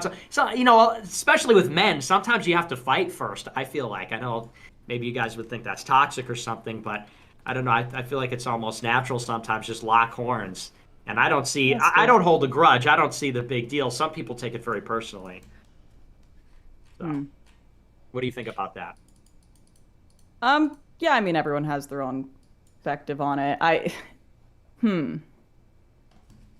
Do you think that the way that you're sorry, Steven, I feel like I'm like locking you out of this conversation and just interviewing Nick. We've spoken. I'm just here to hang out in a shitstorm, shitstir, so this is good. I'm channeling my inner Dan here, okay? Making you guys hate each other, so I'll bring up the woman question later so that we can all fight, okay? Yeah, we're fine. But Nick, do you think that your approach to politics right now is genuinely going to change things, or are you just kind of enjoying the Kali Yuga, so to speak?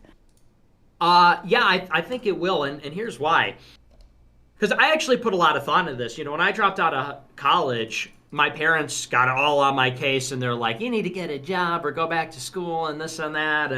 And I told them, I said, look, I mean, there's two options I could go with here. I could infiltrate the system, and I could, play my cards close to the chest and not say all my views, and I could get a job at Daily Wire or whatever and climb the ladder. I said, or I could do what I'm doing now, which is exist independently of the system. And what I determined back then, I think this is changing now, is that infiltrating and subverting the system is in some ways impossible in the kind of way that people in media think they can do it. Because, let's say hypothetically I go into the system, I get a job, I don't say all my honest views, and I build up a platform. My platform's dependent on the system. So a lot of people think you could build this platform using the resources of the establishment, flip a switch 10 years down the road, and say, oh, actually, I was a secret reactionary the entire time. Well, and then you see what happens. They pull the rug out from under you, they bury you, they hit your reputation. And so I said, we don't have time to drag through the institutions. We don't have time for a 20-year march through the institutions. Also, they'll see us coming. Also, when we reveal ourselves, they're going to pull the rug out from under us. I said, so what we need to do is build something parallel next to, independent of the establishment, and build something that will either influence the establishment from the outside, or eventually the establishment will move further to the right and encompass what we're doing. And that's kind of what's happened. Like, Groyper War was the perfect example. Charlie Kirk has gone out there, and I keep using this example because this is like, one of the best examples of it, is we go out there and he's doing his campus tour and he's saying, I'm this right-wing, shock jock or whatever. I'm this guy who's going to speak truth to the lefties. And he's expecting questions from the left, and we go there and say, hey, actually, you're not anti-immigration enough. You're not socially conservative enough. And as a consequence, he changed his position, which is a very consequential thing. He changes his position on immigration and says, you know what, I'm not in favor of mass immigration now. I'm in favor of restricted immigration. He did that after that campaign, and now it's like totally unrecognizable. Sorry, go ahead. Yeah, wouldn't that pressure be more significant if you had a larger audience? And as much as it's difficult to do, I'll wait to bring up the woman question in a minute here, because obviously I want to talk about the fact that you exclude women from your movement. But like I saw Medicare was after you today. You guys really have some beef, hey? You and Medicare. And he was Not really. tweeting out that. I just saw him tweeting about you today about something with Joe Kent, that you said you were going to get Joe Kent to lose the election, and then he ended up doing all right. So, like, do you worry that you've kind of gotten a false confidence from having so many yes men around you that maybe you do need a wider audience to have the political effect that you actually want to have, and maybe even like normal people? Not to say your audience aren't normal. Well, they are. They are normal. Are You'd they? be surprised. You'd be surprised. Like women, like some women maybe, because like they women. vote. You know, Well, they vote. It's not about whether you like it or not. voting. Listen, Whether little lady, you it's not like it or not. It's not about who votes. It's about who counts the votes, and it's about who runs, and it's about who operates. And I'll say there's a few issues here. About the larger audience, you know, I have a very large audience for being a reactionary right-wing streamer. I'm one of the, if you subtract people from Fox News, and in other words, people that are on channels, on pre-existing channels, I'm one of the biggest right-wing streamers, period. I don't know that even if you look at some of these other guys, if they started their own YouTube channel on YouTube, if they started their own Twitch channel, and those are major platforms, they wouldn't get an audience as big as mine, a live audience. And yeah, I mean, and you understand it's different uploading videos and getting 100,000 views versus streaming and getting 5, 6, 7,000 concurrent viewers. As far as the live streaming audience, there are not a lot of people bigger than me that are not on Fox News or Blaze TV. And getting the audience that comes from that. What's more is I'm censored from everything. And the thing is, it's very difficult to talk about the things that are necessary to talk about without running afoul of censorship. It's almost impossible. And I made that decision years ago. The restrictions were tightening, and it got to the point where the things I say on my show regularly fell outside the bounds of the more restricted TOS. And I said, well, I could either say 70% of what I want to say and keep my channel, or I could keep doing my show and deal with the censorship. And I chose the latter because when you can't talk about COVID and elections and BLM, and you can't talk about conspiracies, and you can't bully people, I can't do that show. And so at that point, what am I doing? Like YouTube and liberal YouTube is controlling the content of my videos and my streams. And I said, at that point, it's just a redundancy. There's a million shows talking about tax cuts and generic, you know, soft America first type stuff. I need to do the show that no one is doing. I'm the only one saying the things I'm saying to this day. I'm the only one that was pro-Russia. I'm the only one that went as far on a lot of these things, which was necessary. So as far as having a bigger audience, the only way I have one of the bigger audiences in the right wing. And the only way that it could even get bigger is if I was on the platforms, which is just a contradiction. As far as the yes men thing, I disagree with that. You know, people say that I have this cult and, you know, that I'm surrounded by sycophants. And I do have a lot of sycophantic people around me. But people that know me firsthand know that when I make decisions, I look for criticism, I look for scrutiny. And as far as the Joe Kent thing went, I was never under the illusion necessarily that we were going to be the number one thing defeating Kent. And here's why. Joe Kent got like a huge contribution from Peter Thiel, and he had the backing of the Thiel network. Joe Kent was on Tucker Carlson every week. He was on Bannon every week. He had the endorsement of Trump. He was in a district running against an impeachment Republican. This is an R+20 district. It's a solidly red district. You know, and I said that back in February, and I said, look, the goal is we're going to impose a pain mechanism. You can't disavow Christian nationalism. You can't disavow white identity and get away with it. And so the goal was, I mean, do we want him to lose? Absolutely. But more than anything, the goal was to say, you're not going to say those things and then just ride off into the sunset. And we became a headache for their campaign. I mean, we have people that were insiders on the campaign and around DC that they did not like the website. It was in the front page of the New York Times.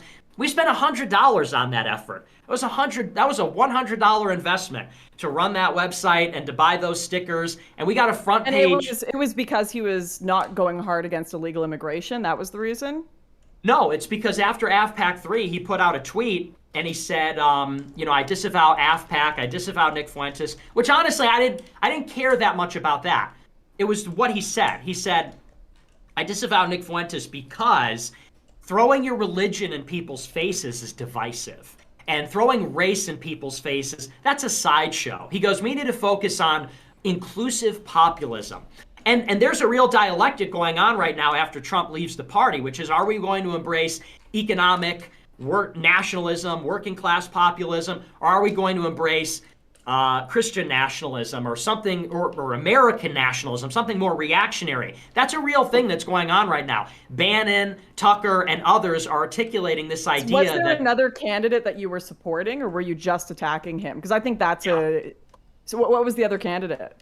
Paul Gosar, Wendy Rogers, Carrie Lake, that Blake was Masters. Okay, running against him? No, running against Kent. No, we were in support. No, we told people to vote for there weren't any other good candidates. Heidi St. John wasn't great. Butler was an impeachment Republican. But here's the thing. We said, So wouldn't that be helping the Democrats to go against his campaign then?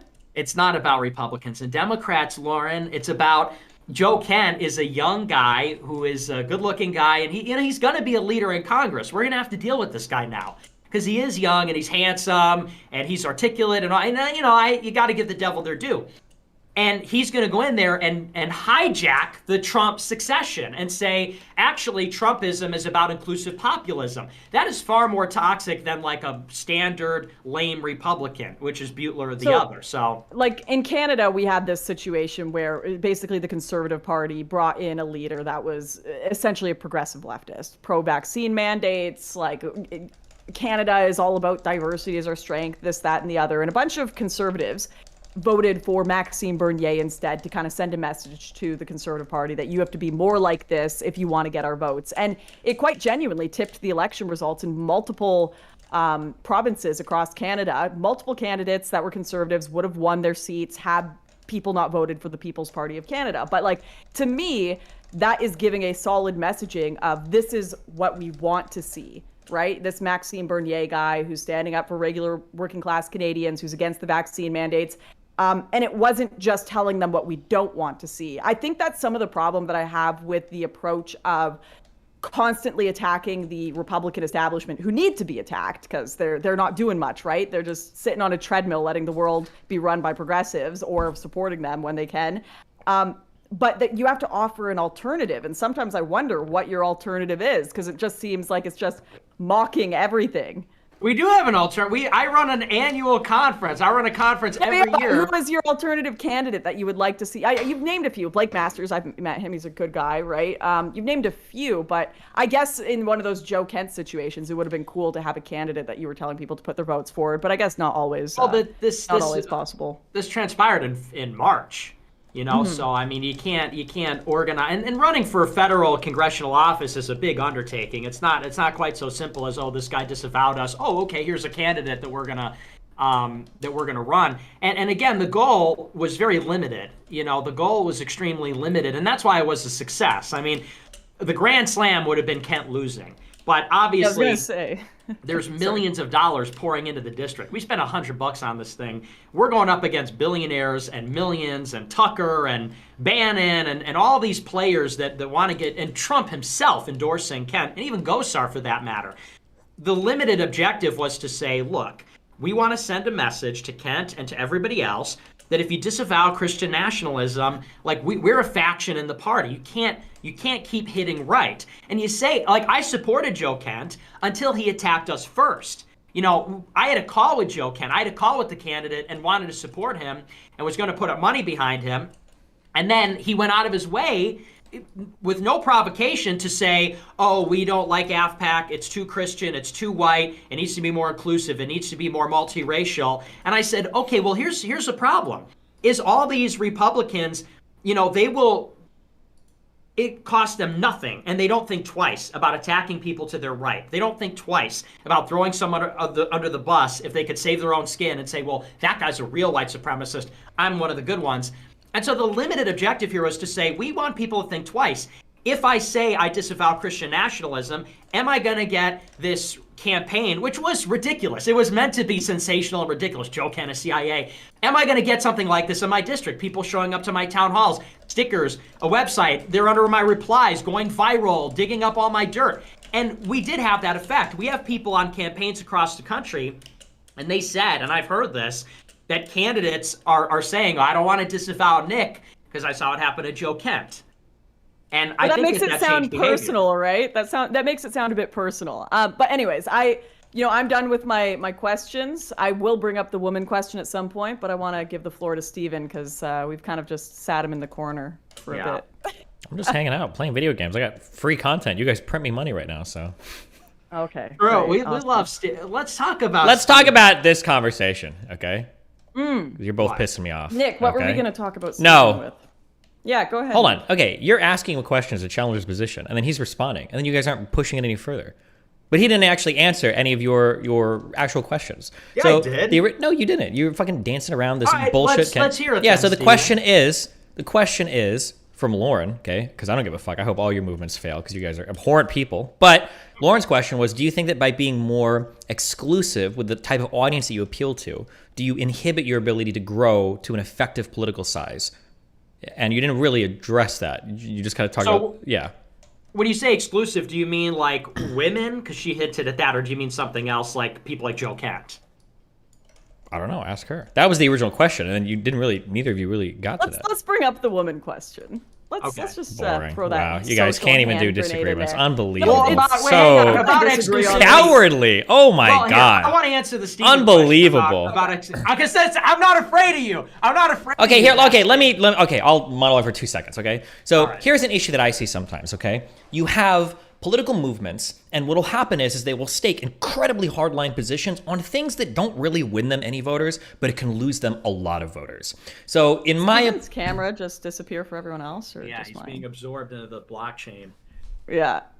Can you The guys CIA can took you him see out me? I see both of you before he just can fine. give you good advice. Was it all a dream? Was he ever real? Is it? Am I He's the only actually one that just, disconnected an here? animated character. I can't tell if they're that trolling the me right government now. created. He's a VTuber. He just got busted. There he is. There's that Hello? handsome My face. shit is working the whole time, but you guys are the ones having the fuck up. Okay.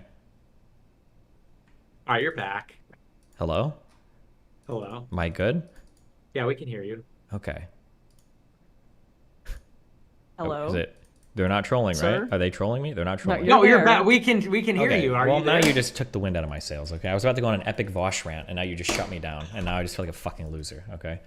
What I was going to say is that sometimes people stake out really strong political positions on things that don't win them very much support, but they can lose so much support on it, right? So one thing that I might point out for the Democrats, for instance, like, I don't know if going hard line, we want to ban all the assault rifles and all the guns. I don't think that's a great position because I don't think you win very much support, but you can lose so much doing that. So like for your movement, right, there might be a level of unnecessary edginess towards women or minorities or something else where it's like, if you were to cut it back a little bit, you're not really losing much, but you have so much to gain by doing it. I think that's the essence of the question that Lauren posed when it's like, do you think that you're losing a little bit by being a little bit too edgy with your movement and you're sacrificing too much potential growth by just holding on to some like 2016, 2017 edgy era that's, bygone from politics at this point?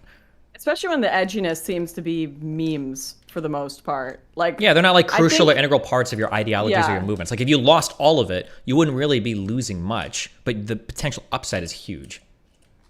I would disagree with. I'll say this, because there's a difference between style and substance, and I will say that as far as edginess goes and style, you're probably right. There's always a balance of, what you call edge could also be perceived as authentic or sensational, and it gets clicks. You know how this kind of stuff works. If you say something sensational, you get attention. I know If it- better than anybody on this panel how that kind of stuff works. Yeah. I promise you, So- right? But so like for an example from my stuff, right? I think people see me as a pretty truthful person. I think they see honesty and all that is important, right? I have really honest opinions about some of the insane fucking trans people that I fight with online, but I probably didn't have to talk about any of that over the past year, and I'd still be on Twitch, and I probably wouldn't have lost as much of like the farther left audience I had if I would have just left that issue alone. And it's not like I needed to dive into that. We didn't have to have 6 months of content on trans athletes, HRT for children, and whether or not you could have neo pronouns and identify as autism gender. I could have left all that alone. I didn't really gain much by diving into it, but theoretically you could say, not theoretically, actually you could say I lost a lot doing it. So I think there's a parallel between that, and like I can cope to myself and say like, well, I needed to do it because people like me for being edgy, but I could be edgy in ways that are like, we could talk about like shitting on conservatives. We could do something more edgy that's more in line with my opinion. political beliefs. I've changed my opinion on this. All of that content was absolutely necessary. Good that you one. did. Nice. Well, Into the let me meme. Yeah, say go, this. Nick, go. Okay. Again, style and substance. I agree with you that does sometimes the style alienate people unnecessarily? Yeah, and sometimes I'm just being self-indulgent. I'll agree with you. Sure. Like when I went to AFPAC 3 and I said, oh, they compare Putin to Hitler like that's a bad thing or whatever, and they say that Sure. like it's a bad thing. That was needlessly self-indulgent. Sure. I agree with that. But as far as substance, I disagree because there are edgy things that I say that are a part of the platform, and they are shocking, and they are heterodox, and they do need to be said. And there are areas where sometimes saying things, again, that are calculated and shocking, but based in substance, they can't have a value. And I look at Trump. Trump is really the model for all right-wing people. Trump is the only successful, visionary right-wing movement in this century since Reagan. And I know you don't think very highly of Trump, but what was the vision before Trump ran in 2016? The vision for Republicans was something like, fiscal responsibility, boring, lame. Trump gets in and says, make America great again, which is a visionary statement. It says, America was great. It's not anymore. We can restore it. And this is something that is something that elevates the conversation in there about that. Again, I know you don't think very highly of him, but it did change the paradigm and created something that didn't exist. And let me just say this before you go on. Mm-hmm. So when he announces and says they're bringing drugs, crime, they're rapists, everybody said the same thing to Trump. And they said, oh, you're going to lose all your support. You can't say that. You just hit a 10% ceiling. But he went up. And then he said, we're going to ban Muslims from America. I'm calling for complete and total shutdown of Muslims entering America. And he went up in the polls. Now, I'm not saying it would be a false lesson to say, or a false extrapolation to say, edgy equals successful. And always saying edgy and always raising the stakes always means more support. But there is something to be said about, in a calculated way, in a tactical way, taking an unpopular position, which may be more popular than people think, and maybe saying it in a way that's edgy enough to get attention, but not actually really that edgy when you think about it. There's a way that Trump hacked the conversation, which I think people agree was successful. And it's, I don't want to say balanced, but it was almost skillful and precise in a way where he derived a benefit from things that were counterintuitive. And that's what I try to do, and it's very difficult, and sometimes it's a self-indulgent. But I would defend the strategy of we always, because the reverse would be to say we need to keep our language perfectly clean. Yeah. So let's get rid of the retard thoughts. Okay, I'm not saying that. Okay, you know who I am. Everybody here knows who all three of us is, except for Lauren, who's sold out. Okay, so we know like where we stand on like edgy language and stuff. Okay, so I'm not here to tell you that like, oh, you need to be fucking boring. But I love that you brought up Trump because I think Trump was a really, really good example. So I think that you have like your normal kind of like political toolbox of propaganda, of advertisements, of appealing to different sides and attacking different people.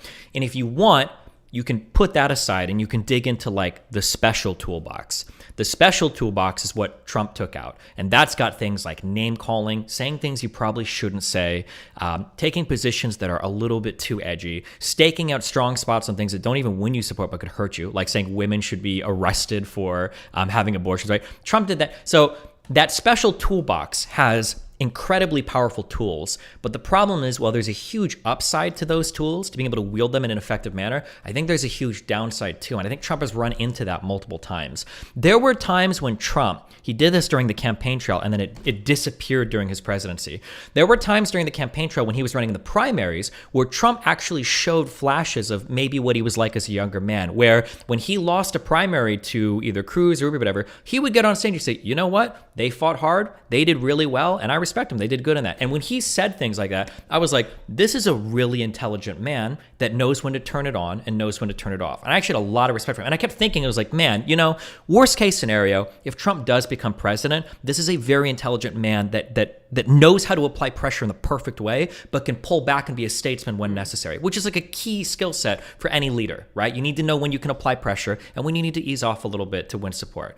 But the problem is that, and I kind of wonder, in the same way that like every communist leader, except for like fucking Che Guevara, every communist person eventually becomes this self-indulgent lunatic who wants to be a dictator, it feels like the people that engage in our forms of hyperbolic language also lose themselves in themselves and become self-indulgent losers, right? So I think like I've done this in the past where you, in the beginning, like I need the edge because I'm selling a message and I'm doing it in a way nobody else is. And then you get people that will gather around you for it, but eventually you kind of get swallowed up by and lost in that edge to where, you know, like a year later, you know, you might be saying some shit like, you know, white nationalists should be mowing down BLM protesters in fucking Kenosha or whatever, right? Where all of a sudden you're like, shit, how the fuck did this get so far away from me? Or in your case, you know, saying like, hey, who said, you know, being like Hitler is a bad thing, you know? You're making these comments. And so I wonder if like, I feel, and Trump now today, regardless of how your audience or anybody feels about Trump, I feel this strongly, and I bet most even Trump fanatics feel on the inside. Trump looks like a loser when he's still crying about the election.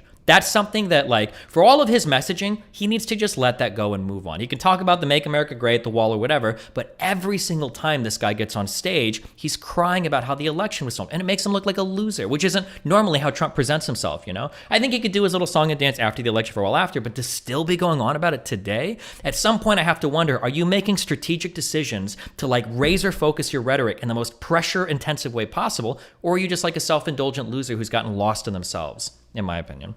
Yeah, well, I'll say, like I said, I agree that, you know, and like I said, I've been self-indulgent in the past, and there's a tendency to do that. But I also think the conversations may be more fundamentally about, you know, what we're actually trying to achieve. And Lauren said earlier about women, you know, oh, well, women vote and all this. And the thing is, like, I'm not running for office.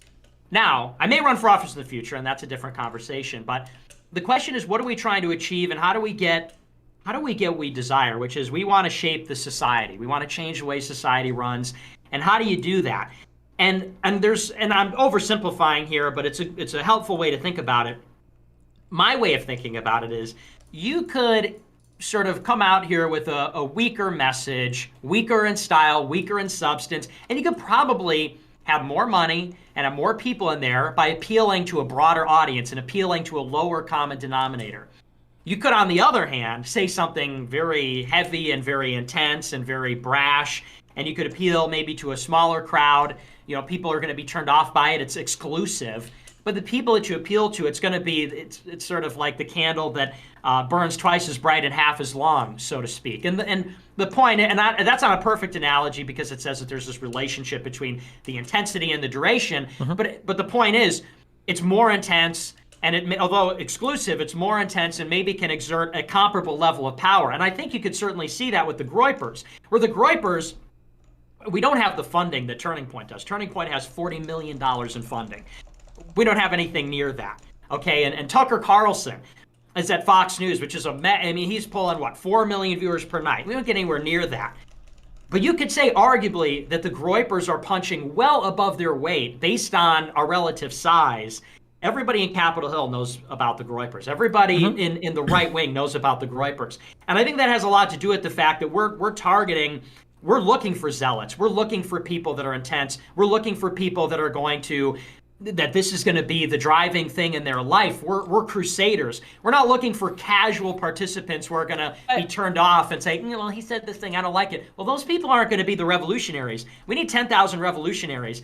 And revolutionaries don't care about N-word here, a Hitler thing there, whatever. They care about passion, and they care about inspiration, and they care about the message. And so is there a self-indulgence that doesn't have a benefit? Absolutely. But I think that I care less about that because I'm not looking for the casual. Yeah, I understand. You want like the commit, you want the fucking soldiers. But I guess just as one final point, and then you can go. Like the thing is that a more successful version of your movement, in my opinion, was the progressive wing of the Democratic Party politically, like 4 years ago. Like these guys got huge numbers. Bernie Sanders pulled these people out of nothing, and they exploded in popularity. And from what I've seen, all of that political everything was completely squandered. They purity tested themselves out of existence. The more successful candidates they had, like AOC, moderated, even if she is really far left. Candidates they tried to run, like Nina Turner, that were more well-funded than the opposition they ran against, all lost. The Justice Dems went from supporting like 100 candidates to like 7. Like everything in that political movement evaporated because of how hardcore they focused their messaging. And those guys were 100 times larger than your movement. Not to shit on the size of your movement. I'm a small person too.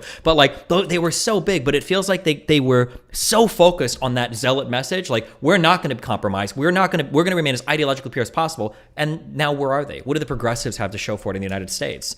Like, they have no pressure on Biden. Everything that Biden does is aimed towards Manchin and Sinema, which are the more centrist things. All of the elections we're looking at now are trying to win over Republican or independent voters. Like, nobody's listening to these people in these D+40 districts. Nobody cares what they have to think. And all of their media personalities are like extremist losers that nobody cares about anymore. Like, it feels like all of the excitement for that movement basically completely dried up because of how extremely pure and radical they were. Say though that that's not how it's working out with America First, because I mean, you look at congressmen like Paul Gosar and Marjorie Taylor Greene, they're moving closer to us. Marjorie Taylor Greene, she's like the most famous, influential Republican congressperson in the House right now, and she's out there saying Christian nationalism. She spoke at AFPAC 3. And so I don't necessarily see it the same way. Also, we've got to contend with censorship in a way that the left never has. So I mean, that's a limiting factor also. And the left and the right are different. It's not perfectly comparable because the left and the right face different structural challenges. The left has to deal with saturation from big money and corporations. The right has to deal with that, plus censorship. Plus they have to deal with, debanking, financial sanction, which makes it very difficult. Also, the left has a tendency to want to embrace their progressives to the extent that they can, or be perceived as doing so. The right does not embrace their they run from the extremes or the perceived extremes. So I'll say there's different. It's not a perfect comparison, although I see what you're saying. I would say that, I don't know that I think our influence is large because of our style. I wouldn't say that our influence is not larger in spite of what we're doing or because of what we're doing, if that makes sense. I think you're limiting the type of people you can have in your movement, though. So, like, let's say I were born a man with all of the wonderful things that come with being a man, like being able to join the Groyper movement. I wouldn't do it because you explicitly say you're looking for zealots. And it's not necessarily that I don't like passion in politics. I do. That's important. We need more of it. So many people are just doing surface level politics that is purely for what they're supposed to say to the papers, what they're supposed to say to get the check mark from their, publicists and everything. But when a movement is based on zealotry, people who have a bit of wisdom, I'm not saying I'm wise, I just have a bit of life experience, they know that these people can turn on you on a pinpoint because you questioned the leader of the movement, whatever it might be, even on what may be a legitimate point. They're going to turn on you just as hard as they go against everyone else, which, like you've said, the Groypers do a good job of. They're really good with political pressure. They're really good at getting politicians to say, I'm never going to criticize Nick Fuentes because I know I'm going to have this massive group of people coming after me. I know if I said anything or had any questions or had a mind of my own in that movement or, just proposed something a bit different, well, that it's going to be like Robespierre. You're getting hung at the end of your revolution. And I actually worry for you, Nick, that might happen to you one day. Your own movement hanging you because you aren't enough of a zealot for them. That seems to be the way these things go. Well, I'll agree with you that that's the risk that you run. I mean, every sort of way that you go about it. Here's what I disagree with. I disagree with this mindset where people say this kind of thing has these benefits and these risks. Well, it has these risks. So it's got to change. Any way that you do something is going to have its structural benefits and its risks. If I were just sort of like a boring guy, I probably wouldn't have an audience. If I wasn't funny, if I wasn't sensational, if I didn't say the things that people constantly criticize me for saying, I would never have an audience. People talk about the negative. What about the positive? I was on YouTube. I transferred my entire audience to D Live. I transferred most of my audience from D Live to a proprietary platform, which not many people can say that they've done something like that. That's because of the loyalty of the people that follow me. It's because of the zealotry thing I'm talking about, which fits with the fact that the message I'm pushing is extreme and heterodox and revolutionary. And so, you could say, oh, well, there's risks associated with that approach. There's things that can't happen, certainly, but probably this is the best way to do it. And I'll say this, I'm here. All the dissident right people over the past 6-7 years, they're not here anymore. The Spencers, the Heimbachs, all those characters, they're not here. I am. I retained my audience. I retained my following. AFPAC 3 is 3 times bigger than AFPAC 2. It's successful. And I look at the success of the movement and I say that's the proof that we're doing something right. And once you start to pick, because I'll admit, I'll say something about this, when you say, oh, is it a little self-indulgent and this and that, it's not things that I haven't considered. I've totally considered it. But consider this. It's sort of like you get so far And once you start looking at something that's working and picking it apart and swapping things out, do you accidentally subtract some of the things that got you that far in the first place? It's like new Coke. You know, Coca-Cola is going so far. They're in this war with Pepsi. And they say, well, we need a totally new flavor. And it blows up. It's like, why don't you stick to what got you to be Coke in the first place? And that's how I feel. And I think that, I don't think there's actually, because, I mean, I don't think you give too many examples. I think a lot of the things that are being said are not completely fair. I think that, you know, I'm not, there's always room for improvement, and I'm a perfectionist. So that's why I'm agreeing with you guys. But I think for the most part, I think that I'm very tactful. I think I'm very adept at managing it. And as far as zealotry goes, you know, zealotry is a good thing. That's what we need. That's the only thing, because think of the risks. We're talking about overturning the liberal consensus, which requires people to make tremendous sacrifice. People are not going to be willing to make tremendous sacrifice for something that they kind of don't believe in, and they're sort of halfway in, halfway out. It's just what it's called for. If I were calling for people to vote Republican and I was like voting for Mitch McConnell, then yeah, I could probably just be like, hey, everybody, Joe Biden's mentally ill. Nobody, okay, wait, just if you're going to engage with it, there doesn't have to be like, oh, like, you know, I don't know if I should be a zealot or if I should be a total fucking sellout, right? That's the boring dichotomy. Nobody's presenting that, okay? And also, you can do whatever you want, because I don't give a fuck at the end of the day, because it's your fucking movement. And I hope you guys fucking fail. But here's like a huge problem we have as humans, okay? This is like it's a cognitive bias that we have.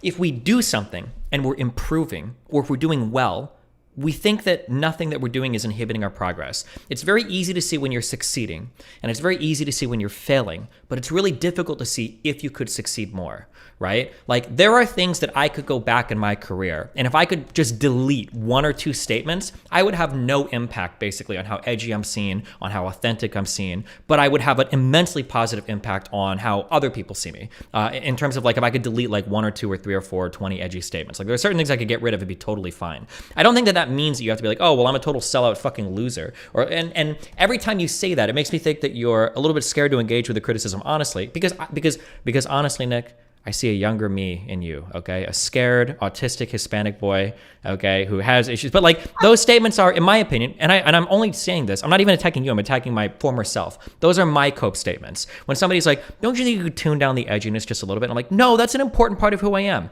Really? Could anybody just go up and be edgy? Is that really the most central part of your character, is just making unnecessarily edgy statements? There's not like a few areas where you could trim back and not only succeed as much as you are, but maybe even shoot a little bit higher? Because I think that there are times where even though what you're doing is working and it could be fine, it could be a little bit better. But at the end of the day, that's your call.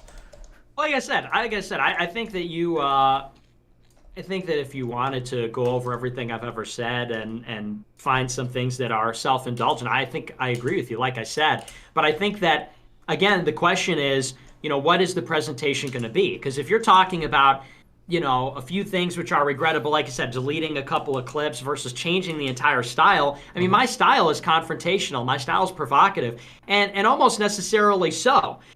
And like I said, the left and the right are structurally different. To be in this right-wing scene, I mean, we're militantly against the current establishment. So it's not all just edginess for edginess sake. When I say that women shouldn't vote, I'm not being edgy. I believe that. You know, I make a joke about Hitler or whatever. When I say the N-word, it's like, is that self-indulgent? Totally. When I say that, like, you know, race and IQ and the Jewish power stuff, like, that's all legit. And I say it in a funny way. I do it. The delivery may be ironic. The delivery may be funny. And sometimes it's exaggerated, and sometimes it's a complete joke. I mean, like, I see there are things where you do it where you have like gotten better. So like in the Sneeko thing, that came up, the idea of race and IQ. And I feel like the Nick of like 4 years ago would have harped on like, listen, black people are dumb, Asian people are smart, white people are creative, whatever your stereotypes are, you'd be like, that's it. But you didn't. Now you have better messaging on it. You're like, listen, different people have different strengths, you know, some people have higher IQ, some people do some things better. I think everybody should have, right? Even though you didn't lose really the edge, because you still have the same essence of your wacky fucking race realist beliefs, but at the very least you found a way to package it in a way that seems beneficial to everybody you're talking about, rather than elevating like your own status and then attacking other people for it. I think that's like a good example of like changing your messaging slightly while holding on to the essence of what you're saying to keep your fan base captivated, in my opinion. Oh, it's true. And you know, and I'm not going to be totally defensive. I will say that my point here, because I'm not trying to say that you have to be a sellout or you have to be a total edgelord, what I'm just trying to say is there is a value in humor. There's a value in edgy. I believe that, although it can be self-indulgent. I agree. Say at the same time, and you said this is why you, or maybe it's not why, but you've commented on this, that, you know, my form has changed a little bit, that it's not what it used to be. And I'll agree, you know, I'm mature. I'm a more mature person than I was when I started doing this when I was 18 years old. And I agree with you. Are there things that I regret saying so many years ago? You know, if I could delete them, yeah, it probably would make my life a little bit easier. But I also believe that if you're a target, you're a target. I think that you're a target because of what you say and do. And I think that if it wasn't one thing that you said, it'd be some other thing. I know what you're saying. And yeah, I don't, because now I feel like we're kicking Lauren out of the corner. I just, as a final thing, like, I understand everything you're saying because I've said all the same things, but again, I think they're because I'll say that every time I get caught doing something stupid, because I'll do something, I'll say something stupid, and somebody like, bro, what, you just didn't have to say this one thing. And everything you're saying is like, come on, like, they'll attack me no matter what. No matter what I say, someone's gonna come after me anyway. If it wasn't this sentence, it would have been this sentence. If it wasn't that, it would have been that. But at the end of the day, we all know that, like, fuck, if you just wouldn't have said that one thing, you'd be in a way better position. And here's the final thought I'll leave you with, and then we can all do whatever. Okay, here's the final thought that I'll leave you with. Okay, it took my YouTube editor to point this out. It was one of the most important things he's ever told me, is that when you say or do something that is contradictory to your values, to the things that you say are important. So for me, it's misinformation online. Okay, and there have been times where I'm like, I think this guy faked the thing, or whatever. I didn't know, and I just made it up because I was fucking mad at some dude. When you do things like that, you don't hurt yourself necessarily. You do a little bit. And you don't hurt like your overall movement, or you don't hurt like potentially new fans. The people that end up getting hurt the most are the people that do look up to you, that really defend you. Because those people do keep an eye on everything you do. They do run to comment sections to defend you. They do talk about you in other forums. And then when they see you act in contrary to the things that you believe or the things that you think are important, those are the ones that end up like scratching their head the most. We're like, well, fuck, I thought that he knew better than this, or I thought that he like could have avoided this type of thing. And then those are the ones that end up getting the most mindfuck. And that's what I try to keep in mind now, I guess, when I'm like interacting with certain people on the internet. It's a good point, actually. That's a good point. Yeah, it's going to be really great when Nick implements all this stuff and becomes president of the United States and does a thank you speech to you, Steven, for giving him all this wonderful advice to further his political career. Well, at that point, Destiny will be on board. Destiny will be my... I'll have some kind of cabinet position. Pete Buttigieg was the Department of Transportation guy, right? I'm sure you can find some place for him. Yeah, okay. Yeah. For all your Factorio experience, will put true. Absolutely. Secretary of Transportation. No, I think you're right about that. I will say that. I mean, I stand by what I've said and done, but you know, these are things that I've heard, and I agree with some of it. So yeah, I think that's valid. I think it's a great point about the people that defend you the most, because that's true, and that's something I've thought about a lot as well. Because, you know, as a leader, and I realize this too, because, you know, I really just kind of do what I want. I am completely independent, and it's a double-edged sword. I could do whatever I want. I could do whatever I want. And, you know, when you're beholden to like a company, it's like, oh, well, I can't say this. They told me I can't. When you're independent, you really can just do whatever you like. And for the most part, I'm pretty disciplined. I'm more disciplined, I think, than most people. But I feel like for a long time, I was going out there and kind of just doing what I felt like doing. And I feel like in the past couple of years, I've said, I've got a responsibility, you know, because you're right. There are people who look up to me. I am a leader of people. And so it's not just me that I have to think about. I may want to go out and do this thing and say that thing, but, you know, how's that going to affect everybody else? Mm-hmm. So I think that's a very good point. And that's part of why you and I are so mature, Steven. That's why we're becoming better people and less toxic, and we're going to heal the divide. Okay. Yeah, so, not me over here as a woman. Nope. I'm just going to fan those flames. I'm just going to divide everyone. All women do are divide people. They bring drama. That's the issue. You're saying women need to be in Fuentes' movement. Doesn't Fuentes' movement blame the feminization of men as like rotting and toxifying so many of these movements? Why would they want to include that element? Day one, you've got women involved. Day two, you got people saying shit like diversity might be our greatest strength. I don't know. Okay, you know that joke? Right. He never misses. Joke about how men can always do things better than women. They're even like winning Woman of the Year and everything because of what's Jenner won like Woman of the Year, and then you've got them beating all the women's sports. So I gotta say, I think you don't need any women in your movement because you're beating all of us with your drama mongering all by yourselves. Just men in your movement, Nick. You're better at everything. Oh, great job there. But it was started over girls. I'm sure it was the wives. I am positive. was Jaden's girlfriend involved in it at all, or did she just exist? But that's the thing. Look, just the fact that they exist is enough to cause problems.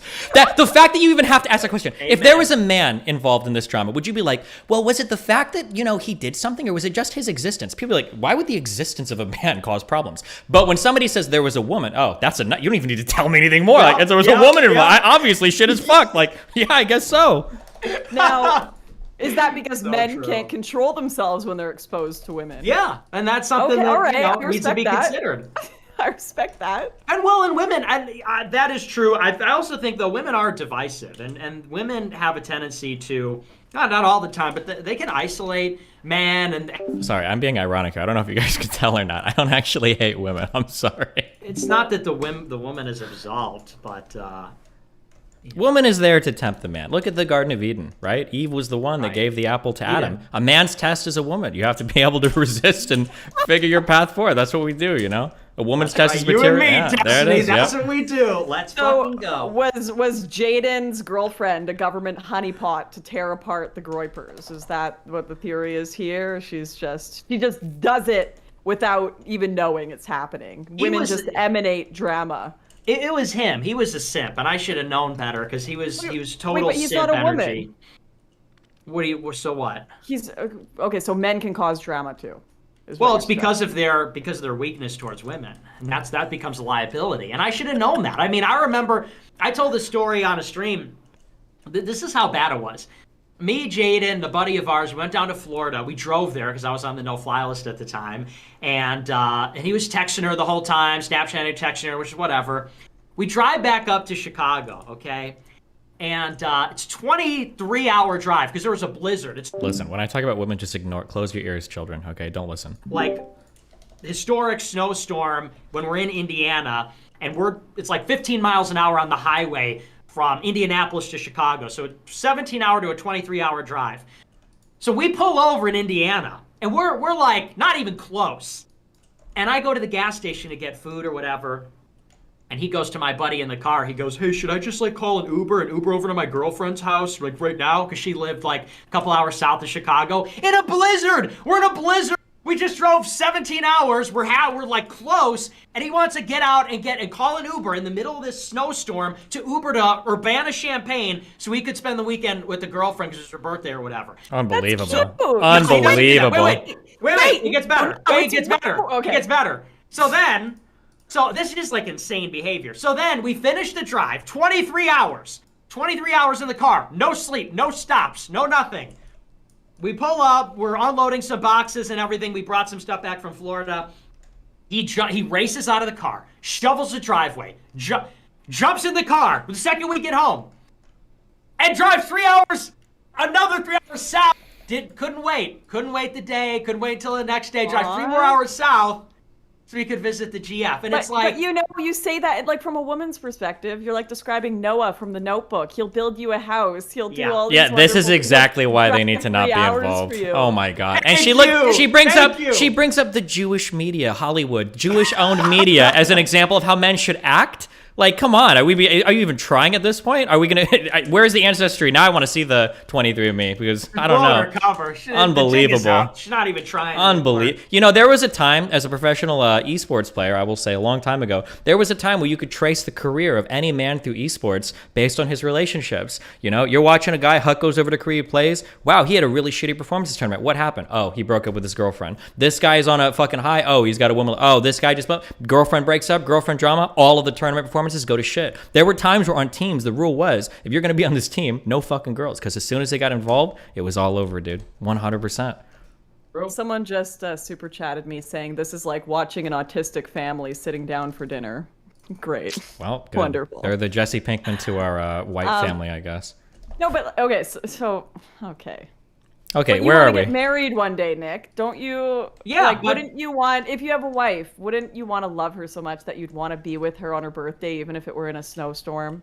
If she's my wife, if she's the mother of my kids, not some woman that I've been texting for a month on Instagram, which is, and by the way, and this may be part of the problem as well. She texted me first. That oh, no. was the kicker. Yeah, she texted me on Instagram. Hold on. Wait, Yeah. Nick, wait a second. That changes everything. Now you're making it sound like the issue was that you wanted to be the one driving 4 hours to see her. Oh, And no, you wanted to be the one asking to go. No, Wait I a didn't respond to second. the text. Hold on. Why does it matter that she texted you first, Nick? Because he was very bothered by that. Was he? Or were you was. bothered by it? He was I the one that wasn't got her in the really. end. Why does it matter? I don't like 5 out of 10s. Uh-huh. Yeah? That's what Really? it's like. Seriously. Wait, what- I'll Show tell the you DMs. let me tell Publish you the a story. DMs. Publish Let the me tell DMs. you a Let's see you story. not responding to her. I want to see Let me tell you a that. story. Well, I was on his old Instagram account. Oh, I yeah. don't have Okay. it. No, but The so let me tell FBI you a nuked that story. account, right? Oh, no. The FBI Don't can worry release about it. it. Let me tell you the story because it will shine some light on it. So he tells me, oh, I'm talking to this girl. And I said, that's great. I said, good for you.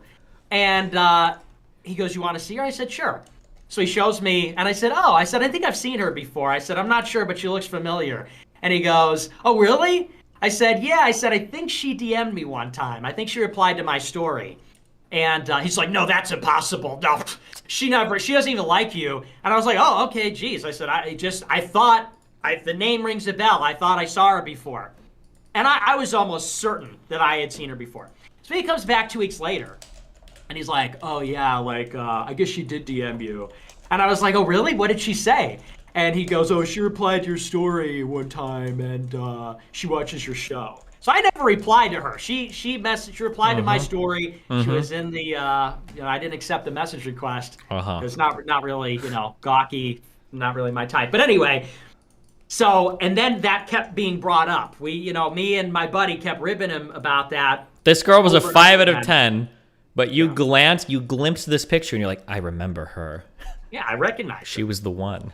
How do you remember a 5 out of 10 that responded? You got the response on Instagram. You clicked through her shit. You watched her stories. You remember the picture. You remembered her. I clicked on the profile and I said, nah. I said, nah, Okay. not for me. All right. Okay, Nick. Bro, all good. he'll attest to that. Listen, I mean, it's sounds not like a it's in cope like dispute. earlier, okay? Unnecessary. The details okay. are not in dispute. Okay. We could subpoena her. She'll probably be involved in a civil suit. Well, at this point, with as We many can people as subpoena her. dug through your text messages, I could probably text you to the FBI and figure out if you actually responded or not. Hey, I'm fine with that. Yeah, maybe it'll come out in Congress. Maybe it'll come out in the January 6 hearings. Okay. I'll call my handlers and get a confirmation on that, Steven. Don't worry. Okay.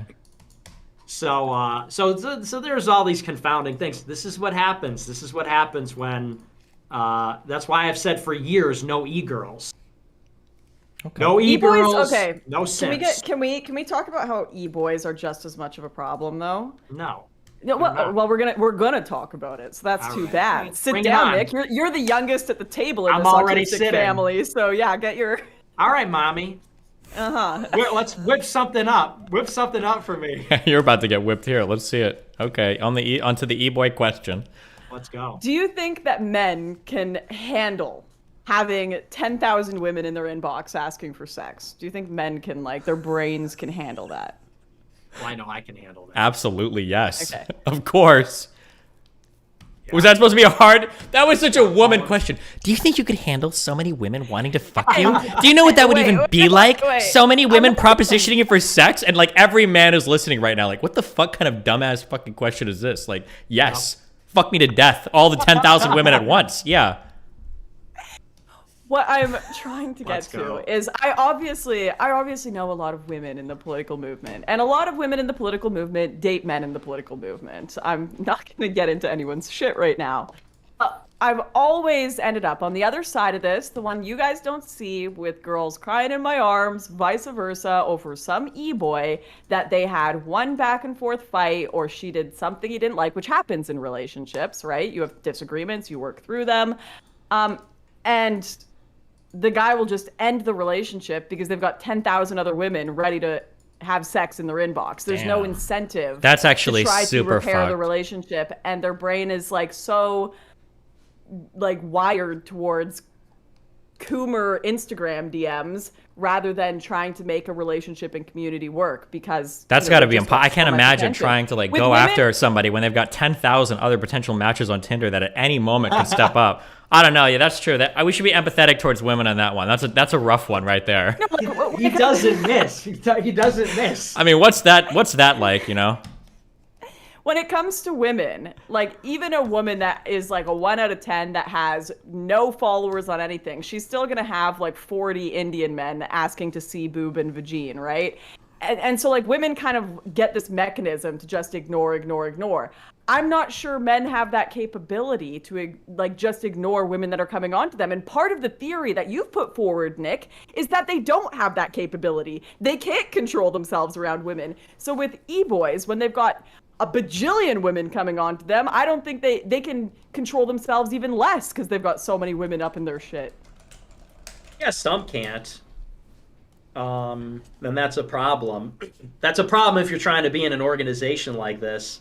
I mean, like, well, what is the issue on the man side? When you're on Tinder, when you're talking to a girl, you are one of 1,000 in that inbox.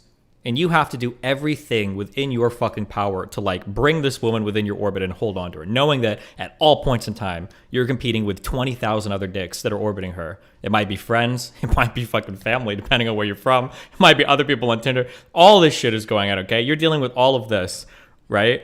And on the and sometimes I guess on the man side, like what is the I don't understand what's the counter, right? Like men deal with this every single time. It's like on the other end, I guess women expect to just show up and be rewarded infinitely with a permanent relationship without any work whatsoever. Is that the other position? No, it's a problem on both sides, of course. There has to be some form of commitment. I just think when you guys talk so openly about men having so much trouble being around women, to the point that they can't even do politics if there is a woman on the peripheral and it all just collapses. I can't imagine how much more that would just mess with a man's mind to have thousands of women in their inboxes 24/7 begging for their attention. Well, I think the difference is because men, like the success of a man in life isn't measured by their relationship. Like women aren't distracted by men because men are the distraction of women. Women are distracting to men because men are the distraction to men is the career. That's what the focus has to be on. The goal of a man is to build a career and to do something, whereas the goal of the woman is to just end up in a good relationship. So it's like, well, isn't it confusing for a woman's life if she's like constantly confused by men? No, men are the mission. For men, women are the distraction. Okay. Yes! Okay, hold on. I need to drink something because I need to switch off the red pill shit. Hold on, you guys. I'll be back. One second. This guy's a genius. He's supposed to be the progressive on this panel. What is going on here? I mean, I don't necessarily disagree with a lot of what is being said. Like, I can see the truth in it, but damn, what is going on? Nick, what are you doing to Steven? Dude, he's more right-wing than me. I've been saying this for a long time. Everyone thought it was a joke when I called him Steven the Swastika Bonnell. People are realizing it was never a joke. I saw something that no one else saw, and I saw his potential. We can't have this show if we don't have a progressive. It can't. I don't want to be the most left-wing person on the show. I don't like that. That's uncomfortable. I am his apprentice. I pledge myself to his teachings. Someone in my chat, actually, I wanted to ask about this too, because this is like a big drama about you, and someone just super chatted it. I'm gonna give you the floor. Drama. I'm not gonna. Yeah, drama. All right, Canadian. All right. Of course, you're the quote-unquote man in the arena. So kind of the criticisms that Steve and I are giving are from the peripheral, and you're the one living it, so I can't judge too hard. But one of the big criticisms of you is that you allegedly brought a black light into your followers' rooms. Is that what is with that? That was I love that was made into such a big thing. I'm in a group chat with like 20 of my friends. And so he moved out of the apartment that I own, and I said, and the screenshots are posted, so it's all out there. You know, the basis for that. This turned into some stupid joke. But I said, oh yeah, this jagoff, he lives in my building rent free for 18 months and leaves his cum-covered furniture all over the place because he was having sex with his girlfriend there, I presume. I said, I'm gonna have to go in there with a black light and see what's going on. That's it. I didn't actually do that. That was a joke in a group chat. And then, you know, Mr. Mediker, who I don't even think is funny, blows that up into some ridiculous joke. Mediker's funny. You can't pretend, even if you have a fight with him, he's a funny guy. He's a funny guy. But I never saw him. These are mortal enemies that you're talking about right now. Okay? Oh, sure. You can't physically pull. You didn't physically pull out a black light and like go through people's rooms that stayed in your house. I said the dude's in, and the screenshot's out there, so it's not like people do a lot of creative writing about your life on the internet when you're a public. They just write fan fiction. They write fan fiction. They can't find anything real, so they write fan fiction. So, yeah. It is more exciting. Can't No, say I haven't had my share of fanfics. Okay. Real. Well, I've got to head to another chat in about 15 minutes here, but where do you live these days? Do you live in America? Yeah, I'm living in Israel right now, Nick. True. With my Actually, true. handlers. Tel Aviv, No, really. actually. You know, docs. If I was just wondering. Yeah. No, I'm dealing with some visa issues, so I don't. Okay. I don't talk about it. No docs. I was just curious because I'm about to visit Steven pretty soon. He's invited to my birthday party. It's at Chuck E. Cheese. Based. Did you And not? we're gonna You do didn't the, invite me to your birthday party? Well, I don't even know where you. Nicholas? You won't even tell me where you live. Also, no girls allowed. It's a boys' True. party. And Jews as well. If I bring my Canadian ID. Yeah, no Jews at the. Sorry, just This kidding. guy, I love Well, this you know guy. what? So it's like so based. Okay, hold on. Yes. Wait, I'm center left, far left now. Okay. Switch gears, Nick. Okay. Multiple personality Come at you hard, disorder. okay? All right. Yeah. Don't you think it shows a lack of discipline or a lack of ability to engage with the real world if you can't handle women as part of your movement? Isn't that kind of an important part of the world? Is like 51% of the population is women. Doesn't it reflect poorly on you when you can't handle that? When I say you, I mean in the general sense of like your movement. I wouldn't say it's a question of not being able to handle it because we have a lot of people that are married. Frankly. You know, No, hold on. No. Don't hold on. Why? Don't dodge with boring shit. Why is that a dodge? Because I'm not talking about people that are married. I'm talking about free women that are bouncing around, okay? Men that are bouncing around should be capable of working alongside one another or existing alongside one another without it causing a shitstorm. Shouldn't that be possible? I don't think it is. I don't think it's possible anywhere. I don't think it's possible in the workplace. I don't think it's and the thing is, we're in a high stakes political thing where we're under like fucking FBI investigation. Yeah, but like look And at yourself. When we talk about high stakes, what does it mean when we talk about high stakes? Usually when you're talking about high stakes, it's like fucking every man, woman, and child is grabbing a spear and stabbing somebody, right? But you're saying we're in high stakes and we're going to start that high stakes fight off by cutting off 51% of possible new recruits and whatever man would want to be involved in a movement that would want women involved as well, right? Like, are you willing to sacrifice 10,000 new members for one new zealot? Because that's what it sounds like the trade you're making is. It's not about trading off women for zealots. It's about the fact that like women being in an organization is just dysfunctional, especially a high pressure organization. Whenever you have women in a workplace, you have reindeer games. Every time you have a woman in a company, everybody knows this. And Lauren Southern can attest to this because she was in the European right-wing scene. It's incestuous. I was on a model United Nations team in high school. And we couldn't have girls without guys kissing this girl and this girl kissing that. And it turned into this big incestuous thing. And that happens in the workplace, that happens in school, that happens on teams. And that's fine if you're working at Burger King. That's fine if you're doing something that's not serious. But when you're involved in something where like the federal law enforcement is breathing down your neck and it's censorship and it's doxing and it's this kind of stuff, you can't actually afford that level of Sure, but insecurity, every which is major what women political create. movement, every major corporation, every major team, even though there are problems, has found a way to incorporate women on it. not Much true. like you That's said not true. earlier, and it was wise, that when we were trying to say you should cut down on the edginess, you're like, I don't like it when people say just because one aspect of a thing doesn't work, it ought to be cut out completely. There are troubles integrating women with men. That's true. It's a huge issue, and there are problems alongside it. But the reason why people do it is because there's a huge potential upside as well. There's a whole well of untapped talent. There's a whole extra fan base of people that you can raise money off of, you can raise viewership off of, you can attract other people into your movement off of. Don't you think that there might be a potential upside there that's worth all the, frail and fuck of like having women involved in your movement? Like, is it not No. worth? No, it's No, not. because believe me, it's an existential threat. And Women are an alt-right- existential threat? Yeah. The We're that dysfunction that powerful women against create. the Groypers. We're the kryptonite to It's the of Groypers, anything. I mean, here, apparently. I'll Of give you a anything, perfect I think. example. Perfect example. Kevin McCarthy. Kevin McCarthy should have been the Speaker of the United States House of Representatives, which is his fucking lifelong ambition in whatever year it was that Boehner stepped down and Paul Ryan stepped up. I think that was 16 or 18. And anyway, and he didn't because there's this big scandal about him like cheating on his wife or something. Okay, this is something that happens constantly, where it interferes Wait, is at it his a fault or the at woman's a high fault? level.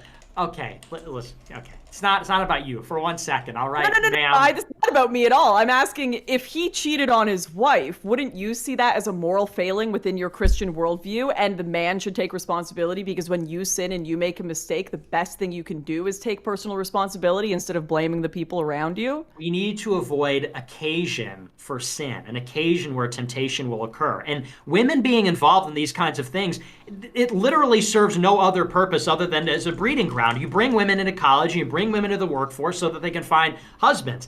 And, that's fine and all, but you can't have that playing out in a war zone. Women should be in combat. Women, I agree. Yeah, I mean, but you're still dodging the question I was asking I'm not before. dodging Isn't the that question. McCarthy's failing, not...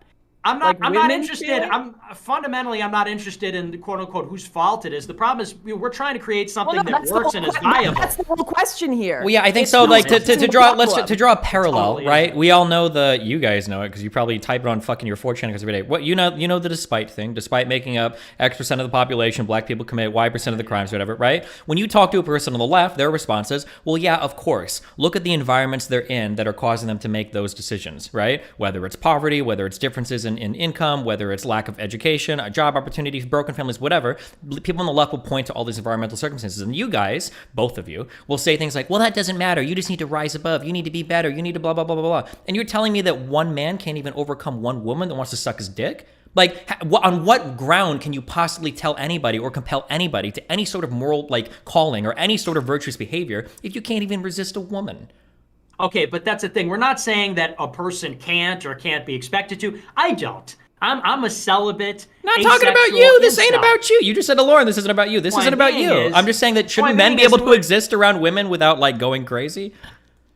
They should be, but unfortunately, the fact of the matter is that is just borne out to be a problem every single time. And the thing is, we just fundamentally disagree. I don't believe that women are offering this huge contribution or something. I think that politics is a male domain. Historically, politics has always been a male domain. And if you look at any revolutionary movement, if you look at the Marxist Social Democratic Labor Party in the early 20th century, there weren't a ton of women in there. And if you look at the Iranian Revolution, if you look at any of these revolutions, you never had women in the salons. You never had women in any of these places. That's true. Where the In revolutions were Iran, happening. women aren't part of the Ayatollah or part of the, the Muslim Caliphate. That's true. Are those the standards that you're France, holding yourself or up? Russia, Sure. Just or traditionally, Germany or women India, haven't or participated in America. a lot of male-dominated society. That's true. Those standards have changed over time, and it seems like they have, because women participate across all areas of society. They but the participate people politically, haven't changed. scientifically. You say that people haven't changed, but much like the question I would pose to the communist, where are all of your communist societies that are flourishing? Where the fuck are all these male-dominated societies that are flourishing? Seems like most people have opened the doors to allow women to at least be able to participate. China, Russia, To be able to participate Turkey. in China, even in Russia and China, women still can participate. Politics. Yeah, women can They're still quite high participate. level, but they all reject feminism there. It's basically like when I went to Russia and I was speaking to women involved in politics there, they all were completely baffled by the idea of feminism, because in their society it's just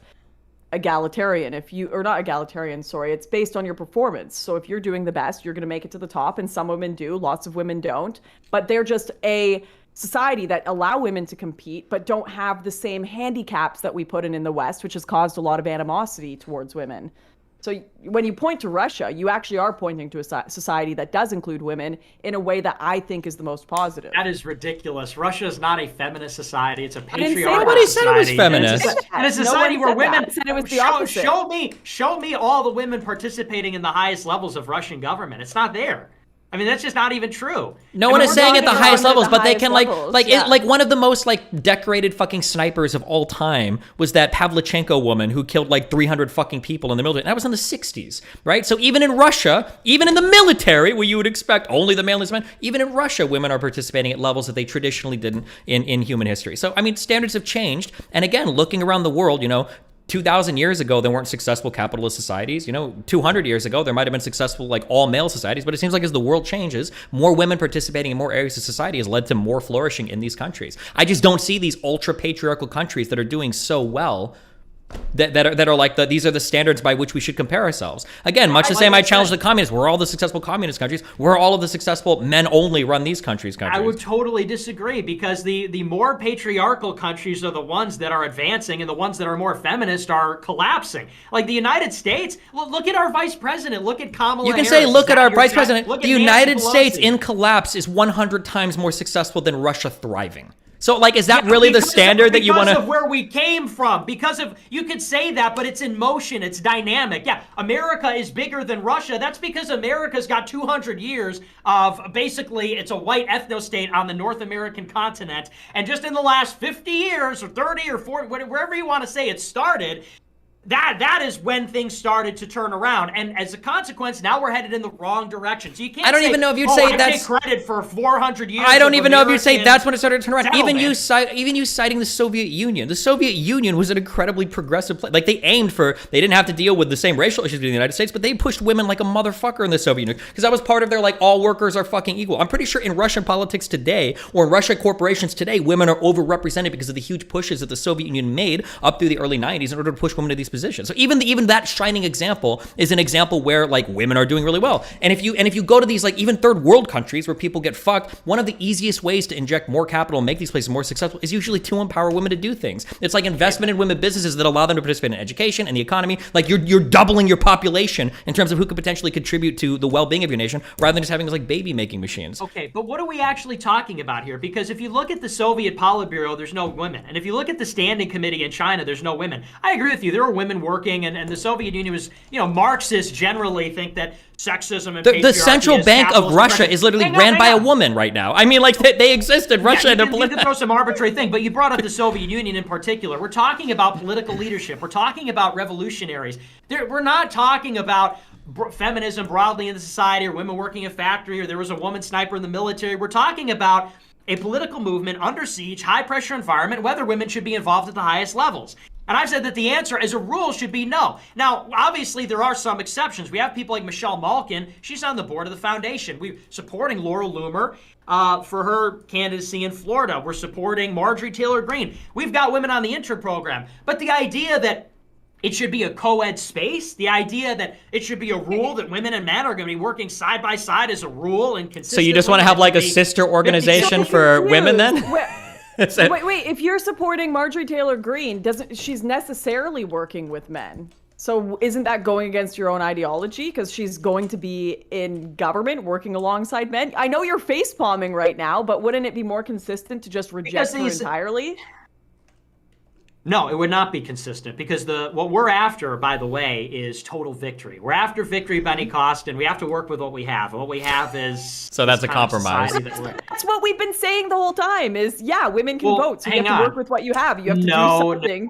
No. To say that there's a woman in Congress who is saying our views and all of that, it's very different from saying we're going to become a co-ed organization. Those are completely different things. To say that there's some women that are lending us a hand, that there's some women involved or whatever, what you're saying is you need to pander. What if you had 10,000 women watching your show? What if you had women working your organization? That's different than saying legendary authors on the foundation and we support a female congresswoman. These are the exceptions. What part of your movement is incomprehensible to women? Like, what? Like, I don't know why you think you have to pander. Like, I think there are probably women that are pandering. You just said pander. It was your word.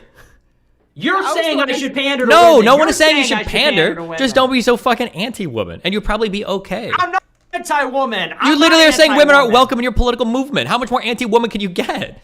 Because for the same reason that I wouldn't say that I want to be the mother of a child because I'm a man, okay? And men and women have separate domains. It's not anti-woman. Okay, so then you don't want women in your political movement. And women should do one thing. So tell Marjorie Taylor Greene to quit and never partake in politics again.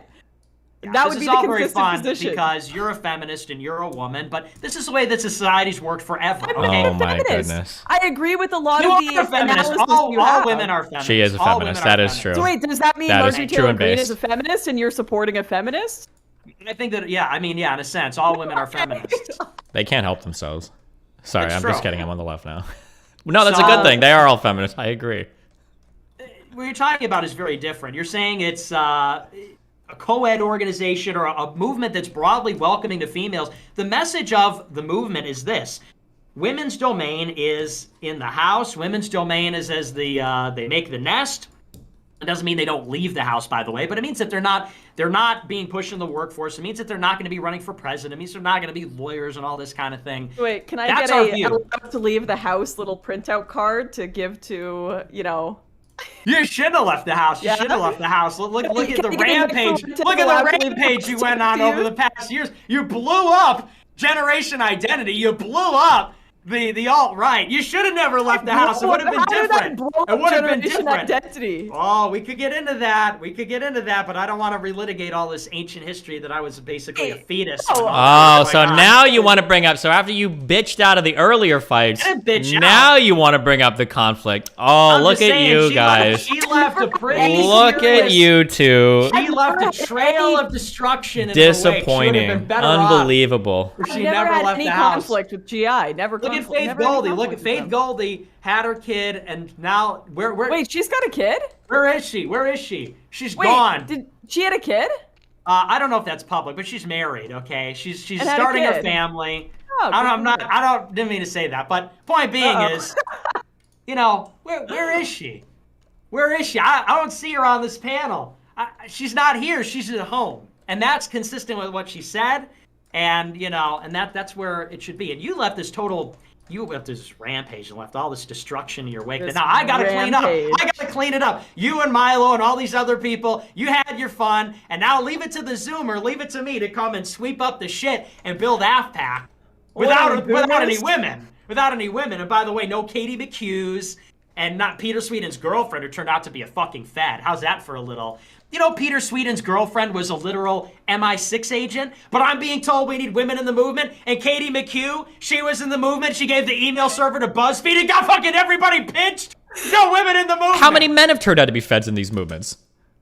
None in my circles. Really? None in any of these circles? None of any of these people have been Hope Not Hate or any of the fucking... Really? I don't know why, but none of my Peter cat Sweden boys thing, the Peter Sweden thing the... just doesn't surprise me for some reason. Yeah, he's a nice man. But... He's a nice man, but the honeypot thing, I could see a lot of sweet boys falling for fed honeypots. Unfortunately, many cautionary tales. Merritt Corrigan was another one. Merritt Corrigan was making out with every guy at AFPAC 1, and then she goes and dates Jacob Wall, and he steals her phone. And he's like a total hardcore Zionist. You can't have these people around. It's a destiny. It's like oil and water. It's like whites and blacks. Doesn't mix. No, that's a joke, obviously. I love whites and blacks. But point is, it doesn't mix. You can't have them in here. They're nothing but trouble, Destiny. You'll see. If you ever try to build something like I'm building, you'll see. You'll learn the hard way, and I'll be there for you. Shouldn't you teach your men self-control? Such self-control that, well, you can be a boys-only organization. I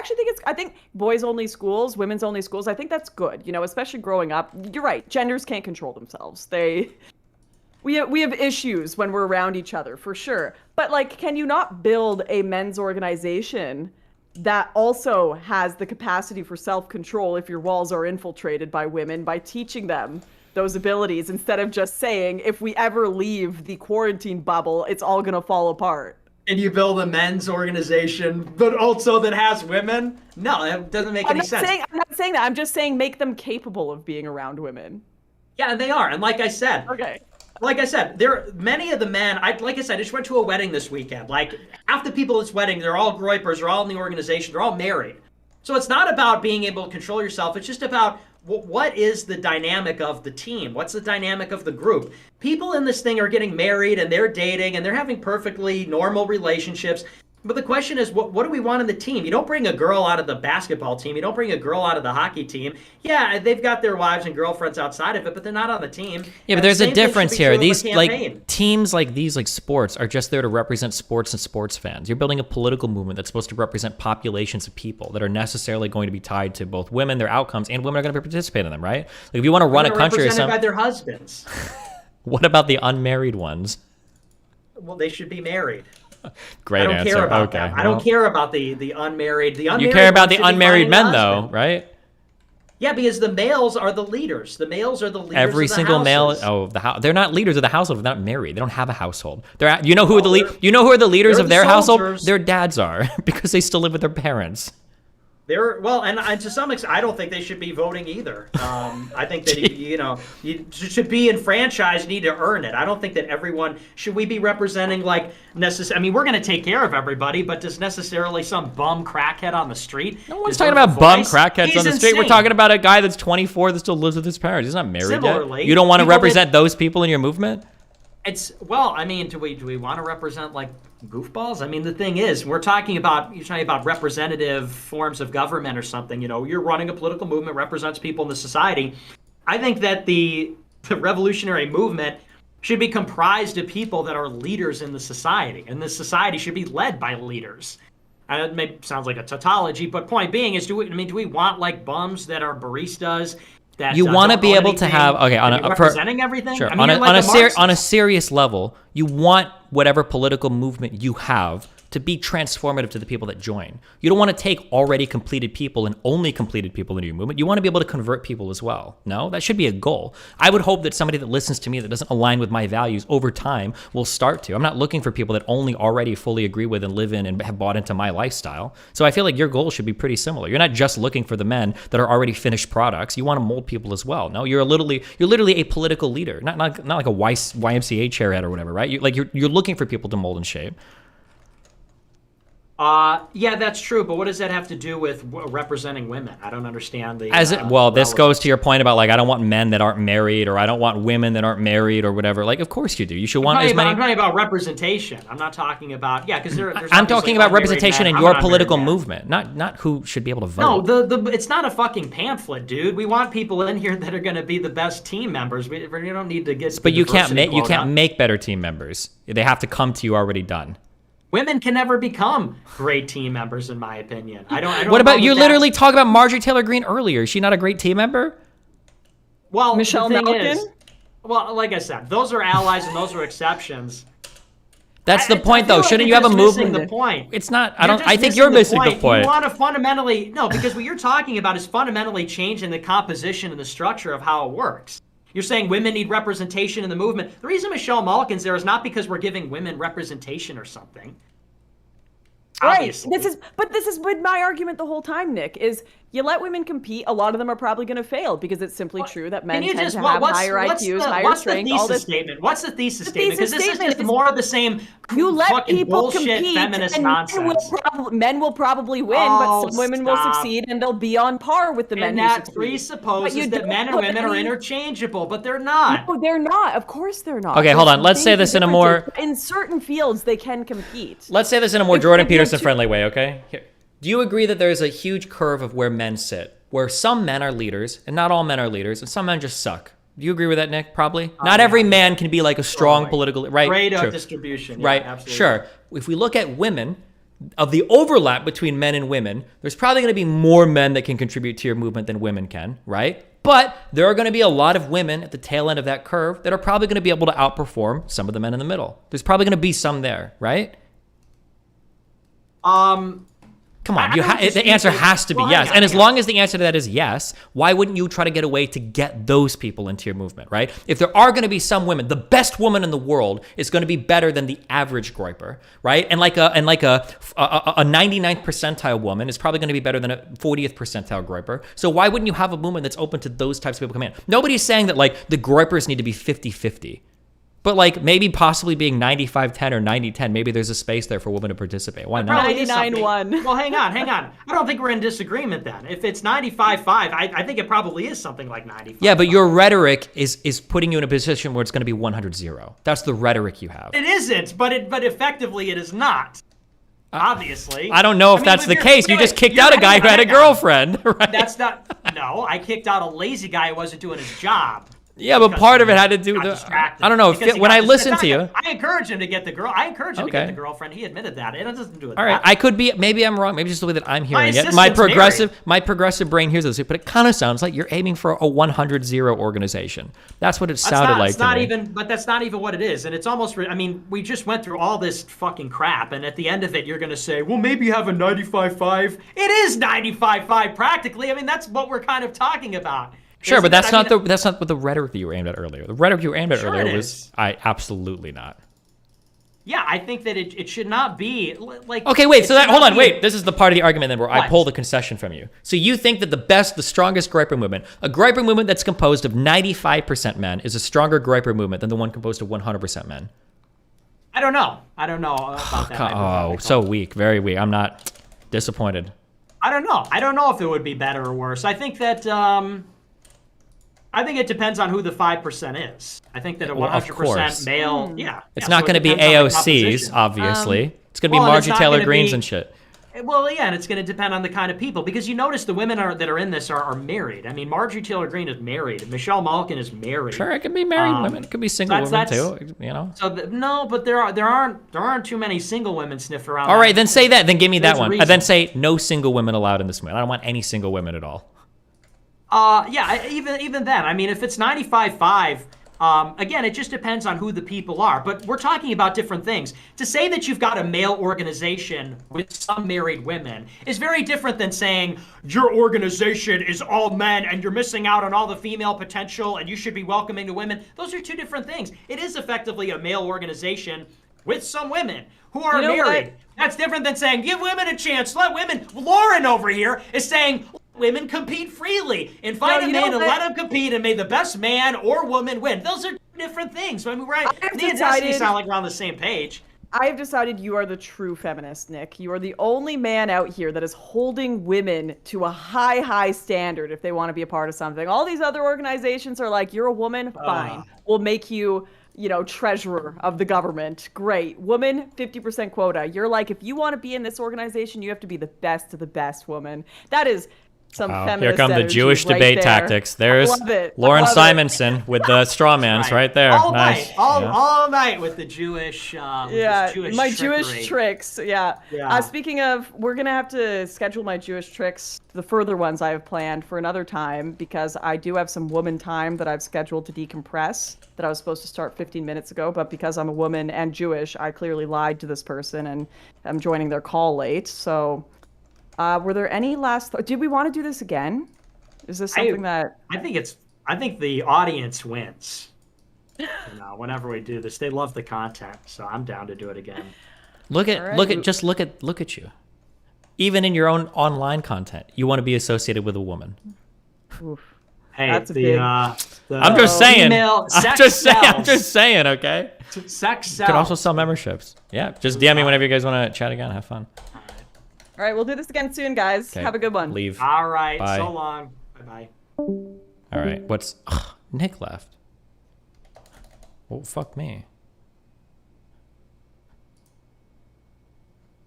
Jesus. Okay. I don't think we even talked about anything. I thought that was gonna go on for way longer. Okay. It's past 10 for me. I should take off. What do we have here? Hold on. FBI sought nuclear documents to search Trump's home. Washington Post. I see these, but like nuclear documents, I don't know what the fuck that means. That could be like a wide array of like anything. Oh wait, whoa.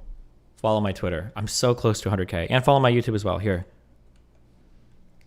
You only stream for 6 hours? What? I've been streaming for like 9.5. Fuck you. My stream went down and came up earlier though.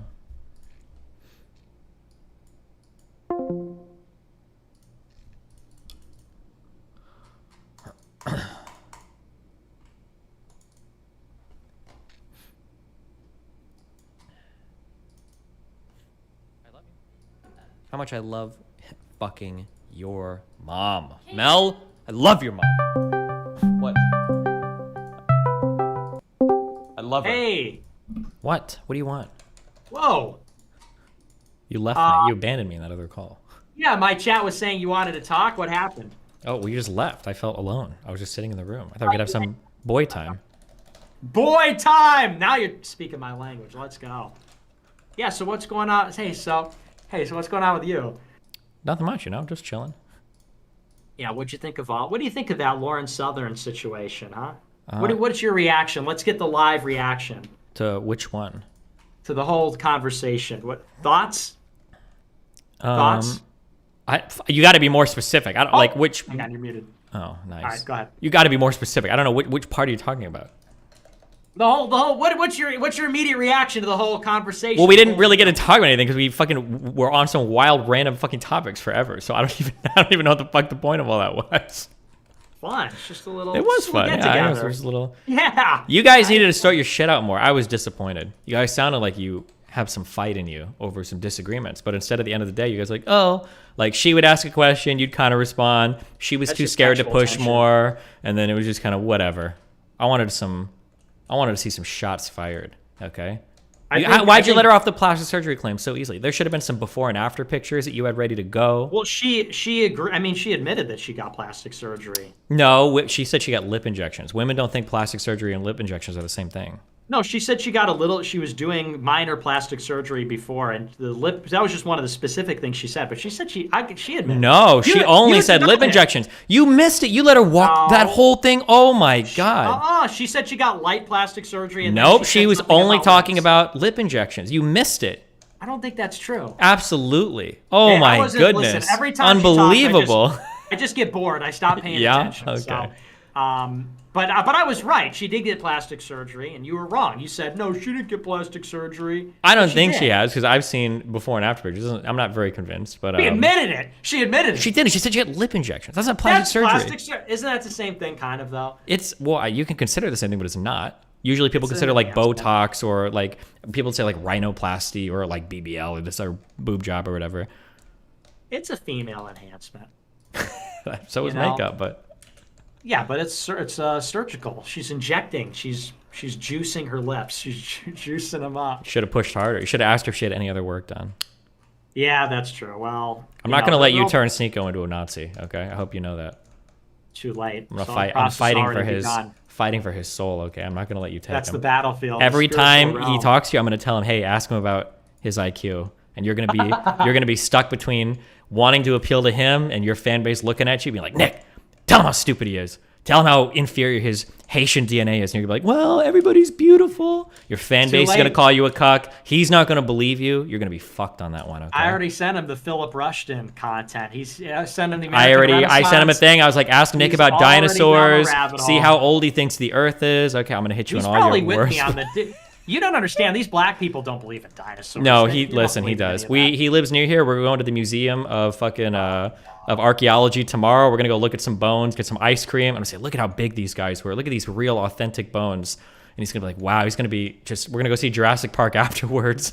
It's gonna be awesome. Be surprised. Blacks are very skeptical of science. You know, they're not like you with your willingness to believe and reason. They're especially Haitians. Oh yeah. He believes in witch doctors and voodoo magic and all that. You know, I could be wrong, but I don't know if he's part of the Witch Doctor Society. But you know, maybe it's in his soul. It's in the soul math, Destiny. The soul math that's in there. So no, I'm gonna win on that one. Okay, and you want to know why? You want to know why? Because he's a misogynist and a sexist like me. And don't worry. That's why. That's the basis. I'm pulling him out. He's gonna love women by the time I'm done with him. Okay. Me and Andrew Tate and Sneeko and Trump and PewDiePie. We're changing the culture. You'll never win. Okay, you and Hassan. Don't group me with him. Don't do that to me. Okay. Sorry. Have some respect. You and H3H3 and Hassan and ContraPoints. We call him. Oh shit! No, that's making fun of him. Lasan, I think, and L3 is what they call him. L3. Oh yeah, I saw that the other day. That was good. Yeah, well, it was fun. I was surprised on how much we agreed on there. I mean, yeah, you really anti-establishment types. You guys seem to line up on a lot. It's pretty. You're totally red-pilled. I was so surprised at this. I think there's so much. You keep saying, "I'll never be red-pilled. I'll never be red-pilled. I'll never be a groiper."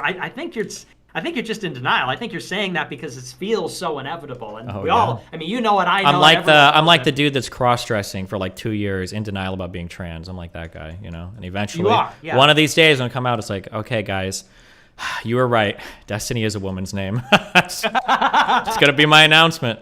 Destiny is the name, my Hitlerian name. Destiny is my. Yeah, I still have hope for you and your community members. I'm going to convert your community members. They're all going to become straight. As much as I hate it, I'm going to get them to like women. All the boys in your crowd, I'm going to get them to like women. We got a lot of femboy posters in my community. I'm not sure about that one. You'll see. They're going to turn it around. And all the trannies, they're going to embrace, trans people, they're going to embrace their boy. They're going to turn around and become boys again because they're going to look at me and they're going to say, man, Nick is such a cool boy. Being a boy is awesome. They're going to go right back to Star Wars and football, just like me. Baseball and all that. Mm-hmm. Okay, well. It's going to be good. Okay. Well. So we're hanging out for my birthday. I think that's going to be great content. I can't, honestly, it's going to be a pretty incredible meeting. Really, you're just going to sit here and we're going to not have much to say. We got to find something to argue about, okay? we'll have a lot to discuss. I'll bring my A game, Okay, gotcha. and we'll be able to relate. 19th or 20th or something, right? Yeah, I'll be down there that weekend, so Okay, gotcha. I'll be able to chill in Miami. Great city, by the way. Is it? You don't like it? You live there. This has to be like a degenerate place for you. How can it not be? I like that. I think it's Yeah, is that what exciting. you got? Yeah, it's hard to keep track of your guys' changes and. It's like sometimes. danger. It's like Coruscant. It's like danger and excitement. It's like cyberpunk. Gotcha. Okay. Yeah. All right. Well, it's late for me. I don't stay up until 6 a.m. like you do. You gotta get on a better sleep schedule, my dude. Your shit is fucked. I know. I can't sleep. I can't sleep at night. And I can't wake up. So. Okay. Well, damn. You're Get on right. that melatonin. Open your windows. Get some sunlight. Stop being a fucking vampire. Okay.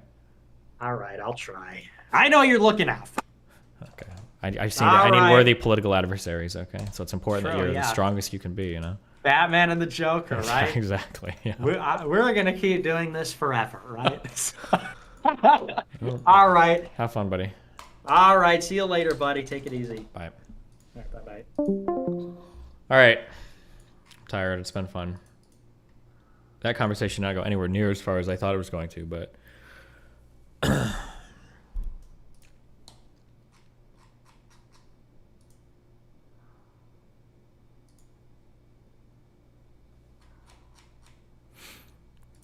Your views are popping off on social media. Drag Dan it. Dan doesn't want to be associated with anything having to do with that.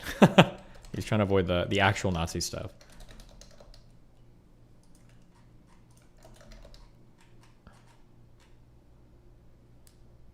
Reddit thread. Don't use folks, steroids, but if you do, start with orals only. Ooh, 200 comments. Uh-oh.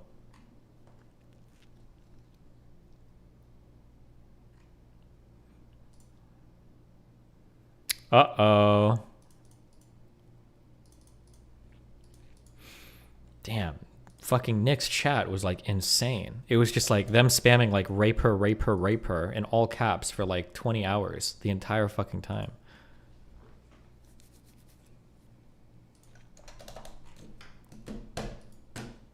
Free member message, what can I say? Wow, thanks.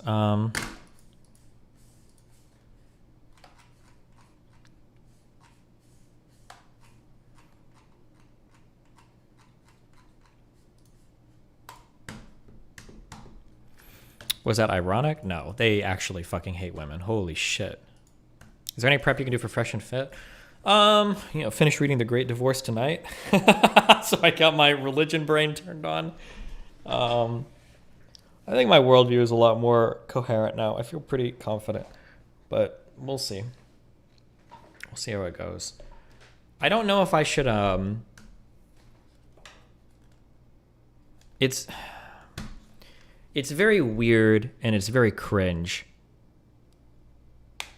It feels cringe even talking about it. No, fuck. This is something that I've thought about, like, strategy oriented for like red pill people. I know this sounds so cringe to say, but I think when people talk to me about like red pill stuff or fucking women, like Sneeko says things, people say things where they're like, you're just like this because you're jealous. You don't know what it's like to fuck like beautiful women.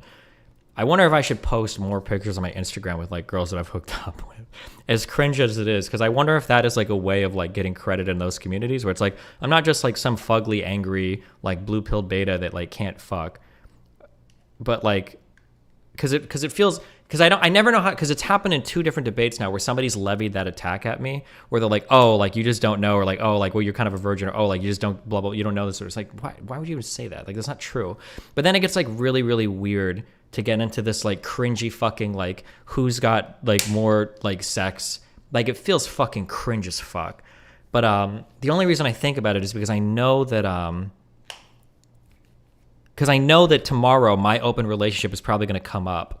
And when people bring up my open relationship, the impression that people always get, and I don't even necessarily blame them, the impression that people always get from an outsider is that like I'm at home crying in the corner while like my wife is out getting railed by like 12 black dudes. That's always going to be the impression that's brought up. So I don't know if I need to like get ahead of that by like, oh, well, you know, here's pictures of like the 7 different fucking women I fucked with my wife at the same time, or here's like these beautiful girls.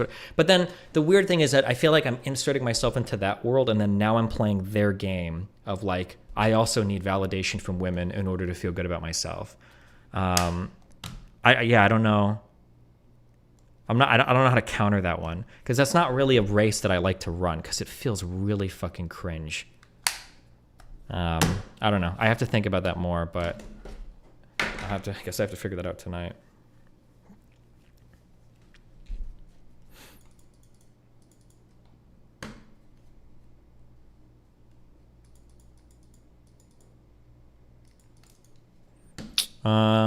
Post a picture of their mom. True.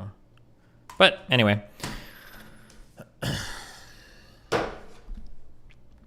I love you guys. It's been fun.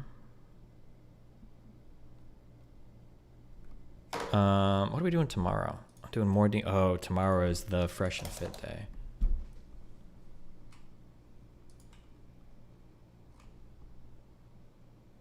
Just say you are fucking black guys too.